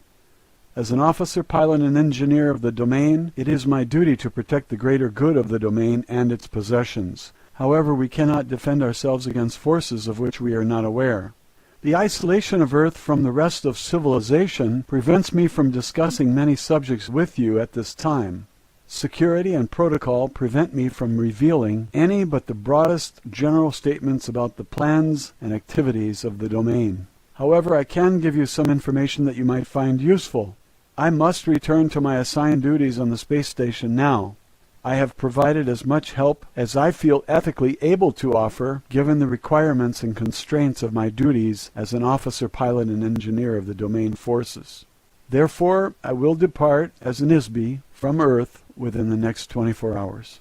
Editor's note: the following several paragraphs appear to be personal comments made by Matilda to the stenographer regarding her interview with Errol. What this means is that Errol will leave her doll with us, as her craft is damaged beyond repair. We can examine, dissect, and study the body at our leisure. She does not have any further use for it, nor does she have any personal feelings or attachments to it, as others are readily available for her to use. Errol does not recommend that there are any technology in the body that Earth scientists will find useful, however. The technology of the body is simple, yet vastly beyond the reckoning of our current ability to analyze or reverse engineer any facet of it. The body is neither biological or mechanical, but a unique fabrication of materials and ancient technologies not found on any Earth-type planet. As Errol mentioned previously, a very rigid and distinctive hierarchy of social, economic, and cultural classes exists throughout the domain, which has remained unvaried and inviolate for many millennia. The body type and function assigned to an ISBE officer vary specifically according to the rank, class, longevity, training level, command level, service record, and meritorious citations earned by each individual ISBE, as with any other military insignia. The body used by Errol is specifically designed for an officer, pilot, and engineer of her rank and class. The bodies of her companions, which were destroyed in the crash, were not the same rank or class, but of a junior rank. Therefore, the appearance, features, composition, and functionality of those bodies were specialized and limited to the requirements of their duties. The junior officers whose bodies were damaged in the crash have left their bodies and returned to their duties in the space station. The damage suffered by their bodies was due primarily to the fact that they were officers of lower rank. They used bodies which were partially biological and therefore far less durable and resilient than hers. Editor's note: at this point the transcript appears to resume with statements made by Errol. Although the domain will not hesitate to destroy any active vestiges of the old Empire operations wherever they are discovered, this is not our primary mission in this galaxy. I'm sure that the old Empire mind control mechanisms can be deactivated and destroyed eventually. However, it is not possible to estimate how long this may take, as we do not understand the extent of this operation at this time. We do know that the old Empire force screen is vast enough to cover this end of the galaxy at least. We also know from experience that each force generator and trapping device is very difficult to detect, locate, and destroy. Also, it is not the current mission of the Domain Expeditionary Force to commit resources to this endeavor. The eventual destruction of these devices may make it possible for your memory to be restored simply by virtue of not having it erased after each lifetime. Fortunately, the memory of an ISBE cannot be permanently erased. There are many other active space civilizations who maintain various nefarious operations in this area, not the least of which is dumping unwanted ISBEs on Earth. None of these craft are hostile or in violent opposition to the domain forces. They know better than to challenge us. For the most part, the domain ignores Earth and its inhabitants, except to ensure that the resources of the planet itself are not permanently spoiled. This sector of the galaxy was annexed by the domain and is the possession of the domain to do with or dispose of it as deems best. The moon of Earth and the asteroid belt have become a permanent base of operations for the domain forces. Needless to say, any attempt by humans or others to interfere in the activities of the domain in this solar system, even if it were possible, which it definitely is not, will be terminated swiftly. This is not a serious concern, as I mentioned earlier, since Homo sapiens cannot operate in open space. Of course, we will continue with the next steps of the domain expansion plan, which has remained on schedule for billions of years. Over the next 5,000 years, there will be increasing traffic and activity of the domain forces as we progress toward the center of this galaxy and beyond to spread our civilization through the universe. If humanity is to survive, it must cooperate to find effective solutions to the difficult conditions of your existence on Earth. Humanity must rise above its human form and discover where they are and that they are ISBEs and who they really are as ISBEs in order to transcend the notion that they are merely biological bodies. Once these realizations have been made, it may be possible to escape your current imprisonment. Otherwise, there will be no future for the ISBEs on Earth. Although there are no active battles or wars being waged between the domain and the old empire, there still exists the covert actions of the old empire taken against Earth through their thought control operation. When one knows that these activities exist, the effects can be observed clearly. The most obvious examples of these actions against the human race can be seen as incidents of sudden, inexplicable behavior. A very recent instance of this occurred in the United States military just before the Japanese attack on Pearl Harbor. Just 3 days before the attack, someone in authority ordered all the ships in Pearl Harbor to go into port and secure for inspection. The ships were ordered to take all the ammunition out of their magazines and store it below. On the afternoon before the attack, all of the admirals and generals were attending parties, even though 2 Japanese aircraft carriers were discovered standing right off Pearl Harbor. The obvious action to take would have been to contact Pearl Harbor by telephone to warn them of the danger of a fight starting and to put the ammunition back and order the ships to get out of port into the open sea. About 6 hours before the Japanese attack began, a U.S. Navy ship sank a small Japanese submarine right outside the harbor. Instead of contacting Pearl Harbor by telephone to report the incident, a warning message was put into top-secret code, which took about 2 hours to encode. Then it took another 2 hours to decode. The word of warning to Pearl Harbor did not arrive until 10 a.m. Pearl Harbor time, Sunday, 2 hours after the Japanese attack destroyed the U.S. fleet. How do things like this happen? If the men who were responsible for these obviously disastrous errors were stood up and asked bluntly to justify their actions and intentions, we would find out that they were quite sincere in their jobs. Ordinarily, they do the very best they can do for people and nations. However, all of a sudden, from some completely unknown and undetectable source, enters these wild, unexplainable situations that just can't exist. The old empire thought control operation is run by a small group of old baboons with very small minds. They are playing insidious games with no purpose and no goal other than to control and destroy ISBEs who could otherwise manage themselves perfectly well if left alone. These types of artificially created incidents are being forced upon the human race by the operations of the mind-control prison system. The prison guards will always promote and support oppressive and totalitarian activities of ISBEs on Earth. Why not keep the inmates fighting between themselves? Why not empower madmen to run the governments of Earth? The men who run the criminal governments of Earth mirror the commands given them by covert thought controllers of the old empire. The human race will continue to shadowbox with this for a long time, as long as it remains the human race. Until then, the ISBEs on Earth will continue to live a series of consecutive lives over and over and over. The same Isby who lived during the rise and fall of civilizations in India, China, Mesopotamia, Greece, and Rome are inhabiting bodies in the present time in America, France, Russia, Africa, and around the world. In between each lifetime, an Isby is sent back again to begin all over, as though the new life was the only life they had ever lived. They begin anew in pain, in misery, and mystery. Some Isbys have been transported to Earth more recently than others. Some Isbys have been on Earth only a few hundred years, so they have no personal experience with the earlier civilizations of Earth. They have no experiences of having lived on Earth, so could not remember a previous existence here, even if their memory was restored. They might, however, remember lives they lived elsewhere, on other planets, and in other times. Others have been here since the first days of Lemuria. In any case, the Isbys of Earth are here forever until they can break the amnesia cycle, conquer the electronic traps set up by their captors, and free themselves. Because the domain has 3,000 of their own Isbys in captivity on Earth also, they have an interest in solving this problem.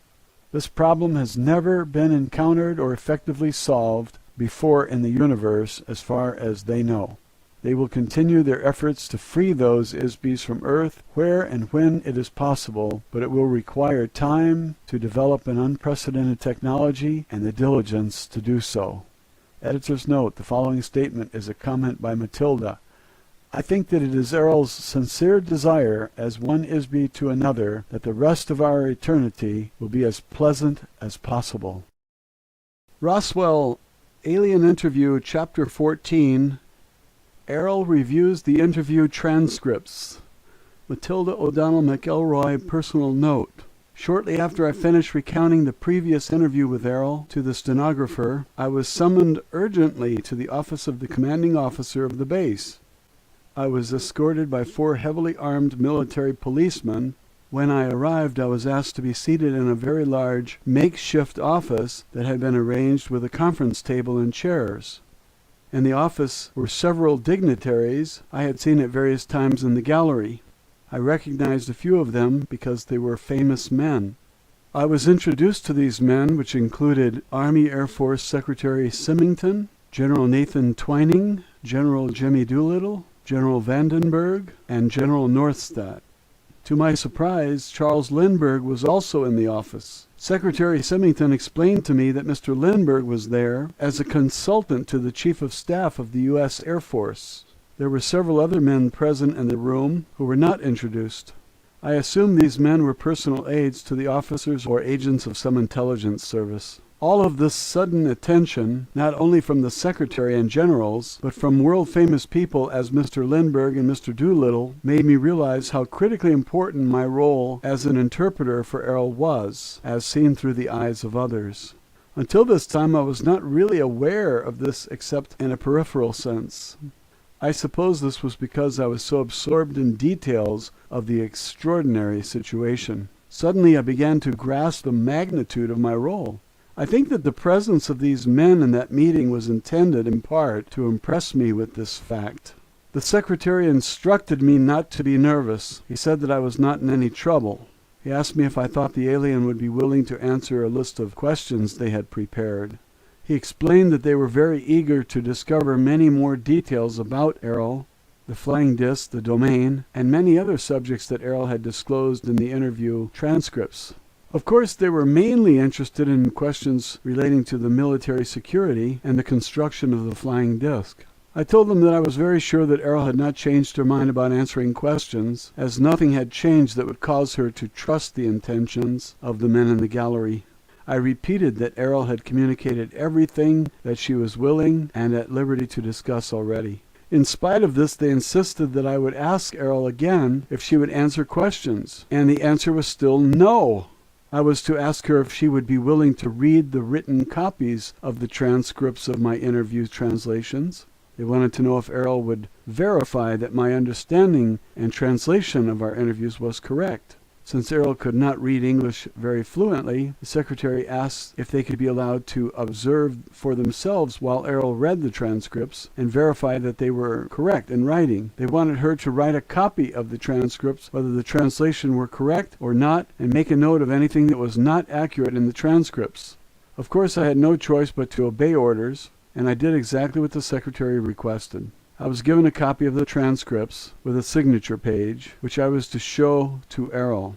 After Errol completed her review, I was also directed to request that Errol sign the cover page, attesting that all the translations in the transcripts were correct as amended by her. About an hour later, I entered the interview room, as instructed, with copies of the transcripts and signature page to deliver to Errol, as the members of the gallery, including the generals, and Mr. Lindbergh also, I presume, and others watched through the glass of the gallery room. I went to my usual seat, sitting 4 or 5 feet across from Errol. I presented the envelope of transcripts to Errol and passed on the instructions I had received from the secretary telepathically. Errol looked at me and looked at the envelope without accepting it.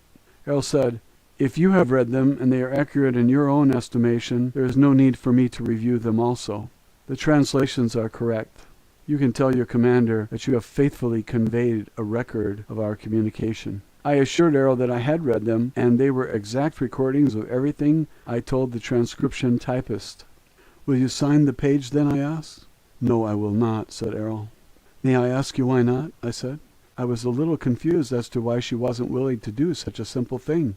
"If your commander does not trust his own staff to make an honest and accurate report to him, what confidence will my signature on the page give him? Why will he trust an ink mark on a page made by an officer of the domain if he does not trust his own loyal staff?" I didn't quite know what to say to that. I couldn't argue with Errol's logic, and I couldn't force her to sign the document either. I sat in my chair for a minute, wondering what to do next. I thanked Errol and told her I needed to go ask my superiors for further instructions. I placed the envelope of the transcripts in the inside breast pocket of my uniform jacket, and I began to rise from my chair. At that moment, the door from the gallery room slammed open. 5 heavily armed military police rushed into the room. A man in a white laboratory coat followed closely behind them. He pushed a small cart that carried a box-shaped machine with a lot of dials on the face of it. Before I could act, 2 of the MPs grabbed Errol and held her firmly down on the oversized chair she had been sitting on since the first day of our interviews together. The other 2 MPs grabbed my shoulders and pushed me back down on my chair and held me there. The other MP stood directly in front of Errol, pointing a rifle directly at her, no more than 6 inches from her head. The man in the lab coat quickly wheeled the cart behind Errol's chair. He deftly placed a circular headband over Errol's head and turned back to the machine on the cart. Suddenly, he shouted the word, "Clear!" The soldiers who were holding Errol released her. At that instant, I saw Errol's body stiffen and shudder. This lasted for about 15 or 20 seconds. The machine operator turned a knob on the machine and Errol's body slumped back into the chair.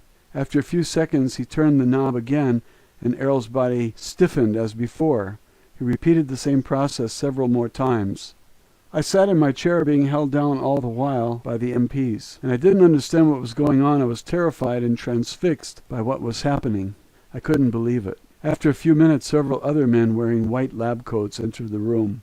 They briefly examined Errol, who was now slumped listlessly in the chair. They mumbled a few words to each other. One of the men waved to the gallery window.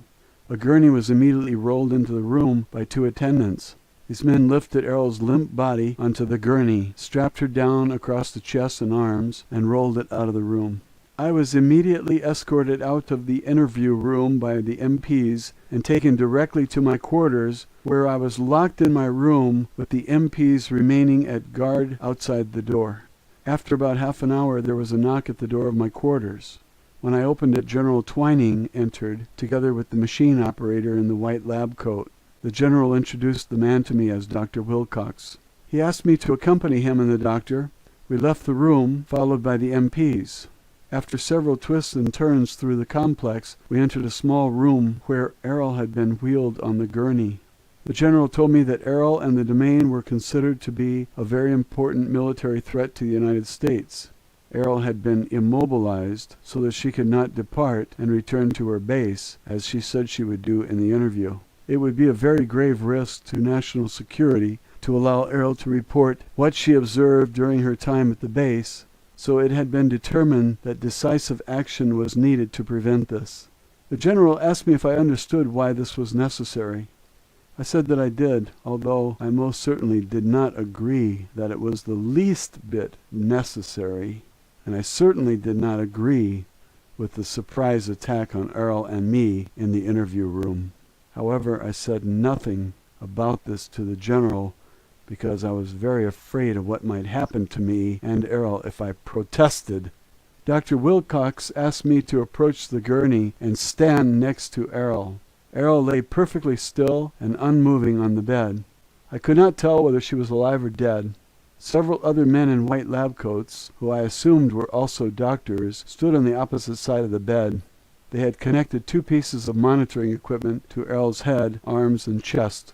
One of these devices I recognized from my training as a surgical nurse as an EEG machine, which is used to detect electrical activity in the brain. The other device was a normal hospital room vital signs monitor, which I knew would be useless since Errol did not have a biological body. Dr. Wilcox explained to me that he had administered a series of mild electroshocks to Errol in an attempt to subdue her long enough to allow military authorities time to evaluate the situation and determine what to do with Errol. He asked me to attempt to communicate with Errol telepathically. I tried for several minutes but couldn't sense any communication from Errol. I couldn't even sense whether Errol was present in the body any longer. "I think you must have killed her," I said to the doctor. Dr. Wilcox told me that they would keep Errol under observation and I would be asked to return later to establish communication with Errol again.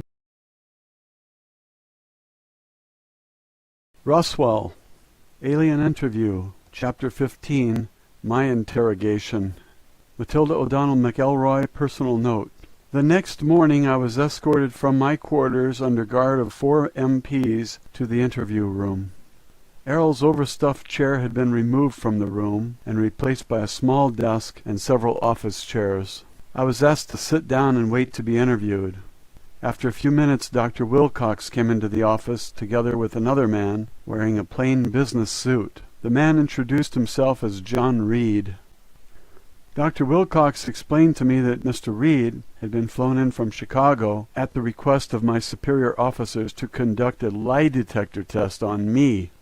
My surprise at this statement was so obvious that Dr. Wilcox noticed that I was obviously taken aback and insulted at the insinuation that I had ever lied about anything. Nonetheless, Mr. Reed began to set up his polygraph device on the desk next to my chair while Dr. Wilcox continued to explain in a calm voice that the test was being administered for my own protection. Since all the interviews with the alien had been conducted telepathically, and that Errol had decided to read and attest that the typed transcripts were accurate, that the truth and accuracy of the statements contained in the transcripts depended entirely upon my personal word alone. There was no other reliable way to test the accuracy of the transcripts without submitting me to a battery of tests and psychological examinations to determine, in the opinion of experts, meaning himself, whether the transcripts should be taken seriously or not. The tone of his voice said very clearly, or dismissed as the delusional ranting of a mere woman. Mr. Reed proceeded to strap a rubber tube around my chest, as well as an ordinary blood pressure cutoff around my upper arm. Then he placed electrodes on the fingers and surfaces of my hands. He explained that he would be very objective during the interview because he had been thoroughly trained in scientific interrogation. This training was supposed to make his interrogation free of human error. Mr. Reed explained to me that in response to the questions he and Dr. Wilcox were going to ask me, that actual physiological changes would be transmitted through a small panel unit. The readings would then be tracked on moving graph paper, which he placed beside the machine on the desk. The parallel graphs on the paper would then be correlated and interpreted by Mr. Reed with the expert assistance of Dr. Wilcox to determine whether or not I was lying. Both Mr. Reed and Dr. Wilcox asked me a series of innocuous questions to begin, which advanced into a more pointed interrogation about my interviews with Errol. Here's what I remember about the questions. "What is your name?" "Matilda O'Donnell," I replied. "What is your date of birth?" "June 12th, 1924, I said. "What is your age?" 23. "Where were you born?" "Los Angeles, California," I said, and so on and so forth. "Are you able to communicate by telepathy?" "No, I have never been able to do this with anyone except Errol," I said. "Were any of the statements you made to the stenographer falsified?" "No," I answered. "Have you intentionally or unintentionally imagined or fabricated any of the communication you claim to have had with the alien?" "No, of course not," I said. "Are you intentionally attempting to deceive anyone?" "No." "Are you attempting to obstruct this test?" "No." "What color are your eyes?" "Blue." "Are you Catholic?" "Yes." "Would you tell the same stories to your parish priest in a Catholic church confessional that you told the stenographer here at the base?" "Yes." "Are you trying to hide anything from us?" "No, nothing." "Do you believe everything the alien communicated to you?" "Yes." "Do you consider yourself to be a gullible person?" "No."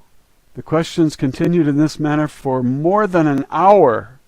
Finally, I was unhooked from the polygraph machine and allowed to return to my quarters, still under guard by the MPs. Later in the afternoon, I returned to the interview room. This time the desk was replaced by a hospital gurney. Dr. Wilcox was accompanied by a staff nurse this time. He asked me to lie down on the gurney. He said that he had been requested to ask me the same series of questions that I answered for the lie detector test. This time, however, I would respond to the questions under the influence of a truth serum known as sodium pentothal. As a trained surgical nurse, I was familiar with this barbiturate drug, as it was sometimes used as an anesthetic. Dr. Wilcox asked me if I had any objection to submitting to such a test. I told him I had nothing to hide. I cannot recall anything about this interview. I assumed that when I finished answering the questions, I was escorted back to my room by the MPs, with their assistance this time, as I was too wobbly and woozy from the drug to navigate by myself. However, I had a very peaceful sleep that night. Apparently neither of these interrogations yielded any suspicious results, as I was not asked any more questions after that. Thankfully, I was left alone during the rest of my time at the base. Roswell, Alien Interview, Chapter 16. Errol departs. Matilda O'Donnell McElroy, personal note. I remained at the base, mostly confined to my quarters, for another 3 weeks after Errol had been incapacitated by Dr. Wilcox. Once a day I was escorted to the room where Errol lay on the bed, under continued surveillance by Dr. Wilcox and others. Each time I went to the room, I was asked to try to communicate with Errol again. Each time there was no response. This saddened me a great deal. As the days continued, I became increasingly more certain and distressed that Errol was dead, if that is the right word for it. Every day I reread the transcripts of my interviews with Errol, searching for a clue that might remind me of something or help me in some way to reestablish communication with Errol. I still had the envelope in my possession with copies of the transcripts that Errol was asked to sign. To this day, I don't understand why no one ever asked me to return them. I suppose they forgot about the copy of the transcripts in all the excitement. I did not offer to return them. I kept them concealed under the mattress of my bed all the time I remained at the base, and have kept them with me ever since then. You will be the first person to see these transcripts. Since Errol's body was not biological, the doctors could not detect whether the body was alive or dead unless it moved. Of course, I knew that if Errol was not consciously animating the body as an ISB, the body would not move. I explained this to Dr. Wilcox. I explained this to him several times. Each time he just gave me a patronizing sort of smile, patted my arm, and thanked me for trying again. At the end of the 3rd week, I was told by Dr. Wilcox that my services would no longer be needed because it had been decided by the military to move Errol to a larger, more secure military medical facility that was better equipped to deal with the situation. He didn't say anything about where the facility was located. That was the last time I saw Errol's doll body. The following day I received written orders signed by General Twining. The orders said that I had completed my service to the U.S. military and was officially discharged from further duty, and that I would receive an honorable discharge and a generous military pension. I would be also relocated by the military and given a new identity with the appropriate documents.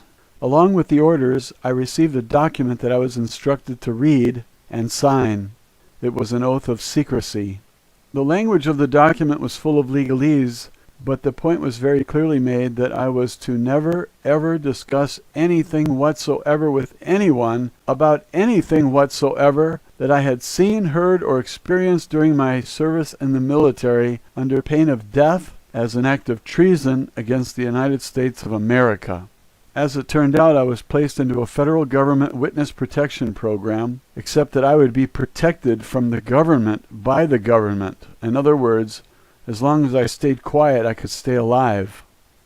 The following morning, I was placed aboard a small military transport plane and flown to a relocation destination.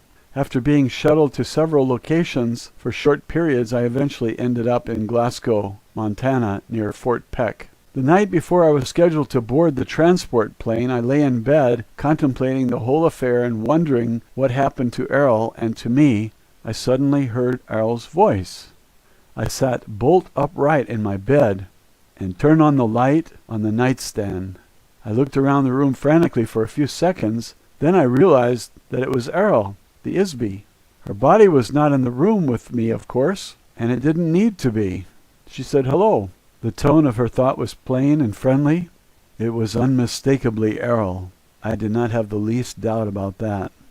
I thought, Errol, are you still here? She answered that she was here, but not in a body on Earth. She had returned to her post at the domain base when the doctor and the MPs attacked us in the interview room. She was pleased to perceive that I was well and that I was going to be released unharmed. I wondered how she escaped from them. I was worried that they might have injured Errol by the shock machine. Errol said that she was able to leave the body before the shock was administered and avoid the electric current running through the body. She wanted to let me know that she was safe and not to worry about her. I was very relieved, to say the least. I asked Errol if I would ever see her again. Errol reassured me that we are both Isbys. We are not physical bodies. Now that she had located me in space and time, we would always stay in communication. Errol wished me well, and my communication with her ended for the moment.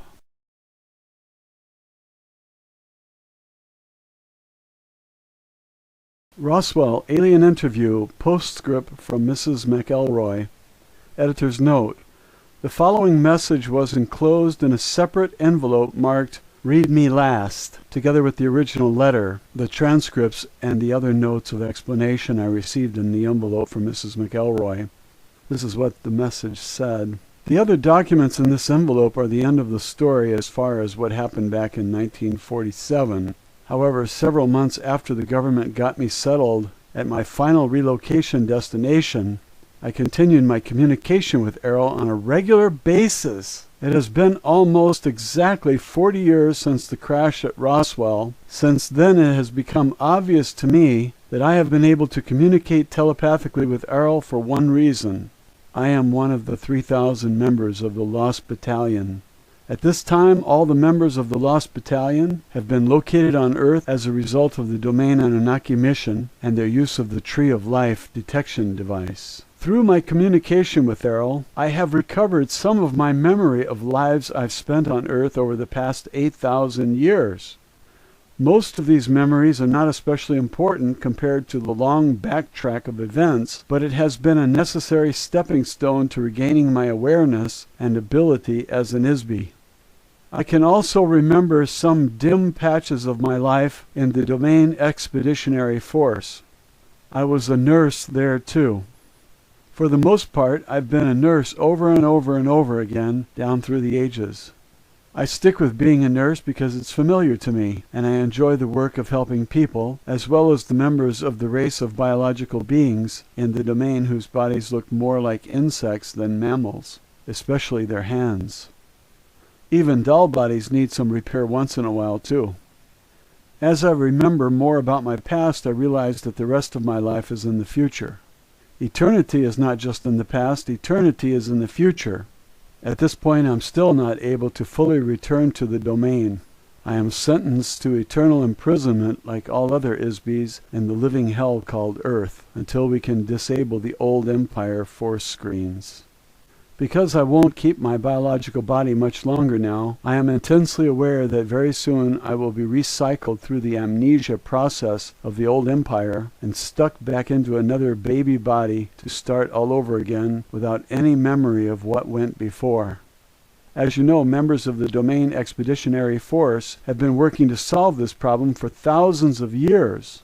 Errol said that even though the Domain has located all of the lost battalion officers and crew, the success of freeing them depends on the ISBEs who are already on Earth. The Domain Central Command cannot authorize any personnel or resources at this time to conduct a rescue mission, as this is not the primary mission of the Domain Expeditionary Force in this galaxy. So if ISBEs on Earth are going to escape from this prison, it will have to be an inside job, so to speak. The inmates will have to figure out how to get themselves out. Various methods of recovering the memory and ability of the ISBEs have been developed over the past 10,000 years on Earth, but none have proven to be consistently effective so far. Errol mentioned that the most significant breakthrough was made by Gautama Siddhartha about 2,500 years ago. However, the original teachings and techniques taught by the Buddha have been altered or lost over the millennia since then. The practical techniques of this philosophy were perverted into robotic religious rituals by priests as a self-serving instrument of control or slavery. However, another major advance occurred recently. An acquaintance of the commanding officer of the Domain Expeditionary Force space station is an ISBE who had once been an important engineer and officer in the old Empire space fleet. He became an untouchable himself about 10,000 years ago and was sentenced to Earth for leading a mutiny against the oppressive regime of the old empire. The engineer was trained in advanced scientific improvisation theory thousands of years ago. This man has applied his expertise to helping the Domain solve the apparently unsolvable problem of rescuing the members of the Lost Battalion as well as the ISBEs on Earth. Careful observation and experimental analysis of the mechanics of memory in ISBEs by he and his wife, who assisted him, led to the realization that ISBEs can recover from amnesia and also regain lost abilities.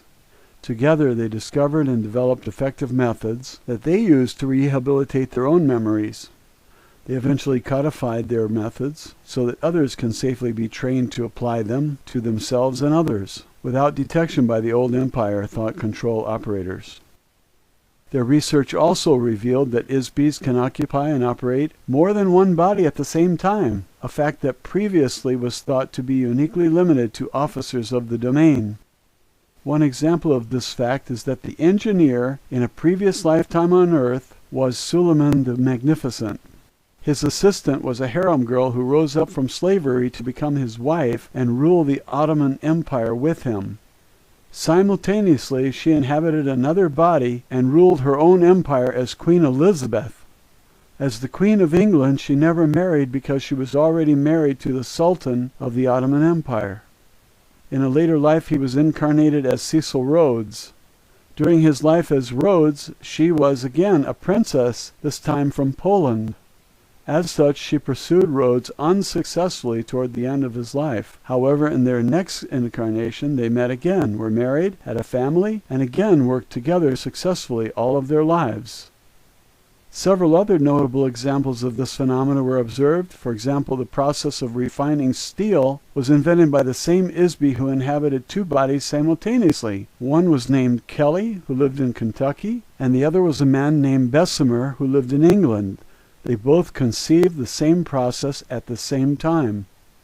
Another example is Alexander Graham Bell, the inventor of the telephone, which was invented by several others at the same time, including Elijah Gray.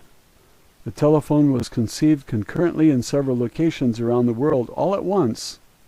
This was a single ISBE of such tremendous energy and ability that he was able to operate several bodies in several different locations while conducting complex research work.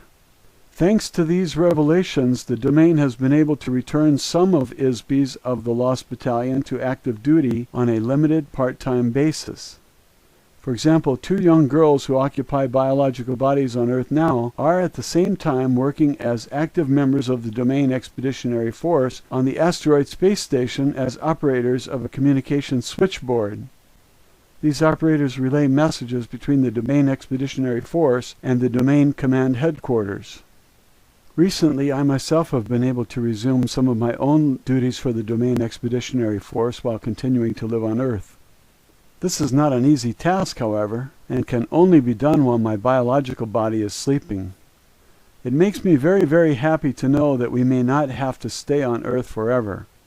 There is hope of escape not just for the Lost Battalion, but for many other ISBEs on Earth. However, all ISBEs could be helped to become more aware of the actual situation on Earth through the information in this envelope.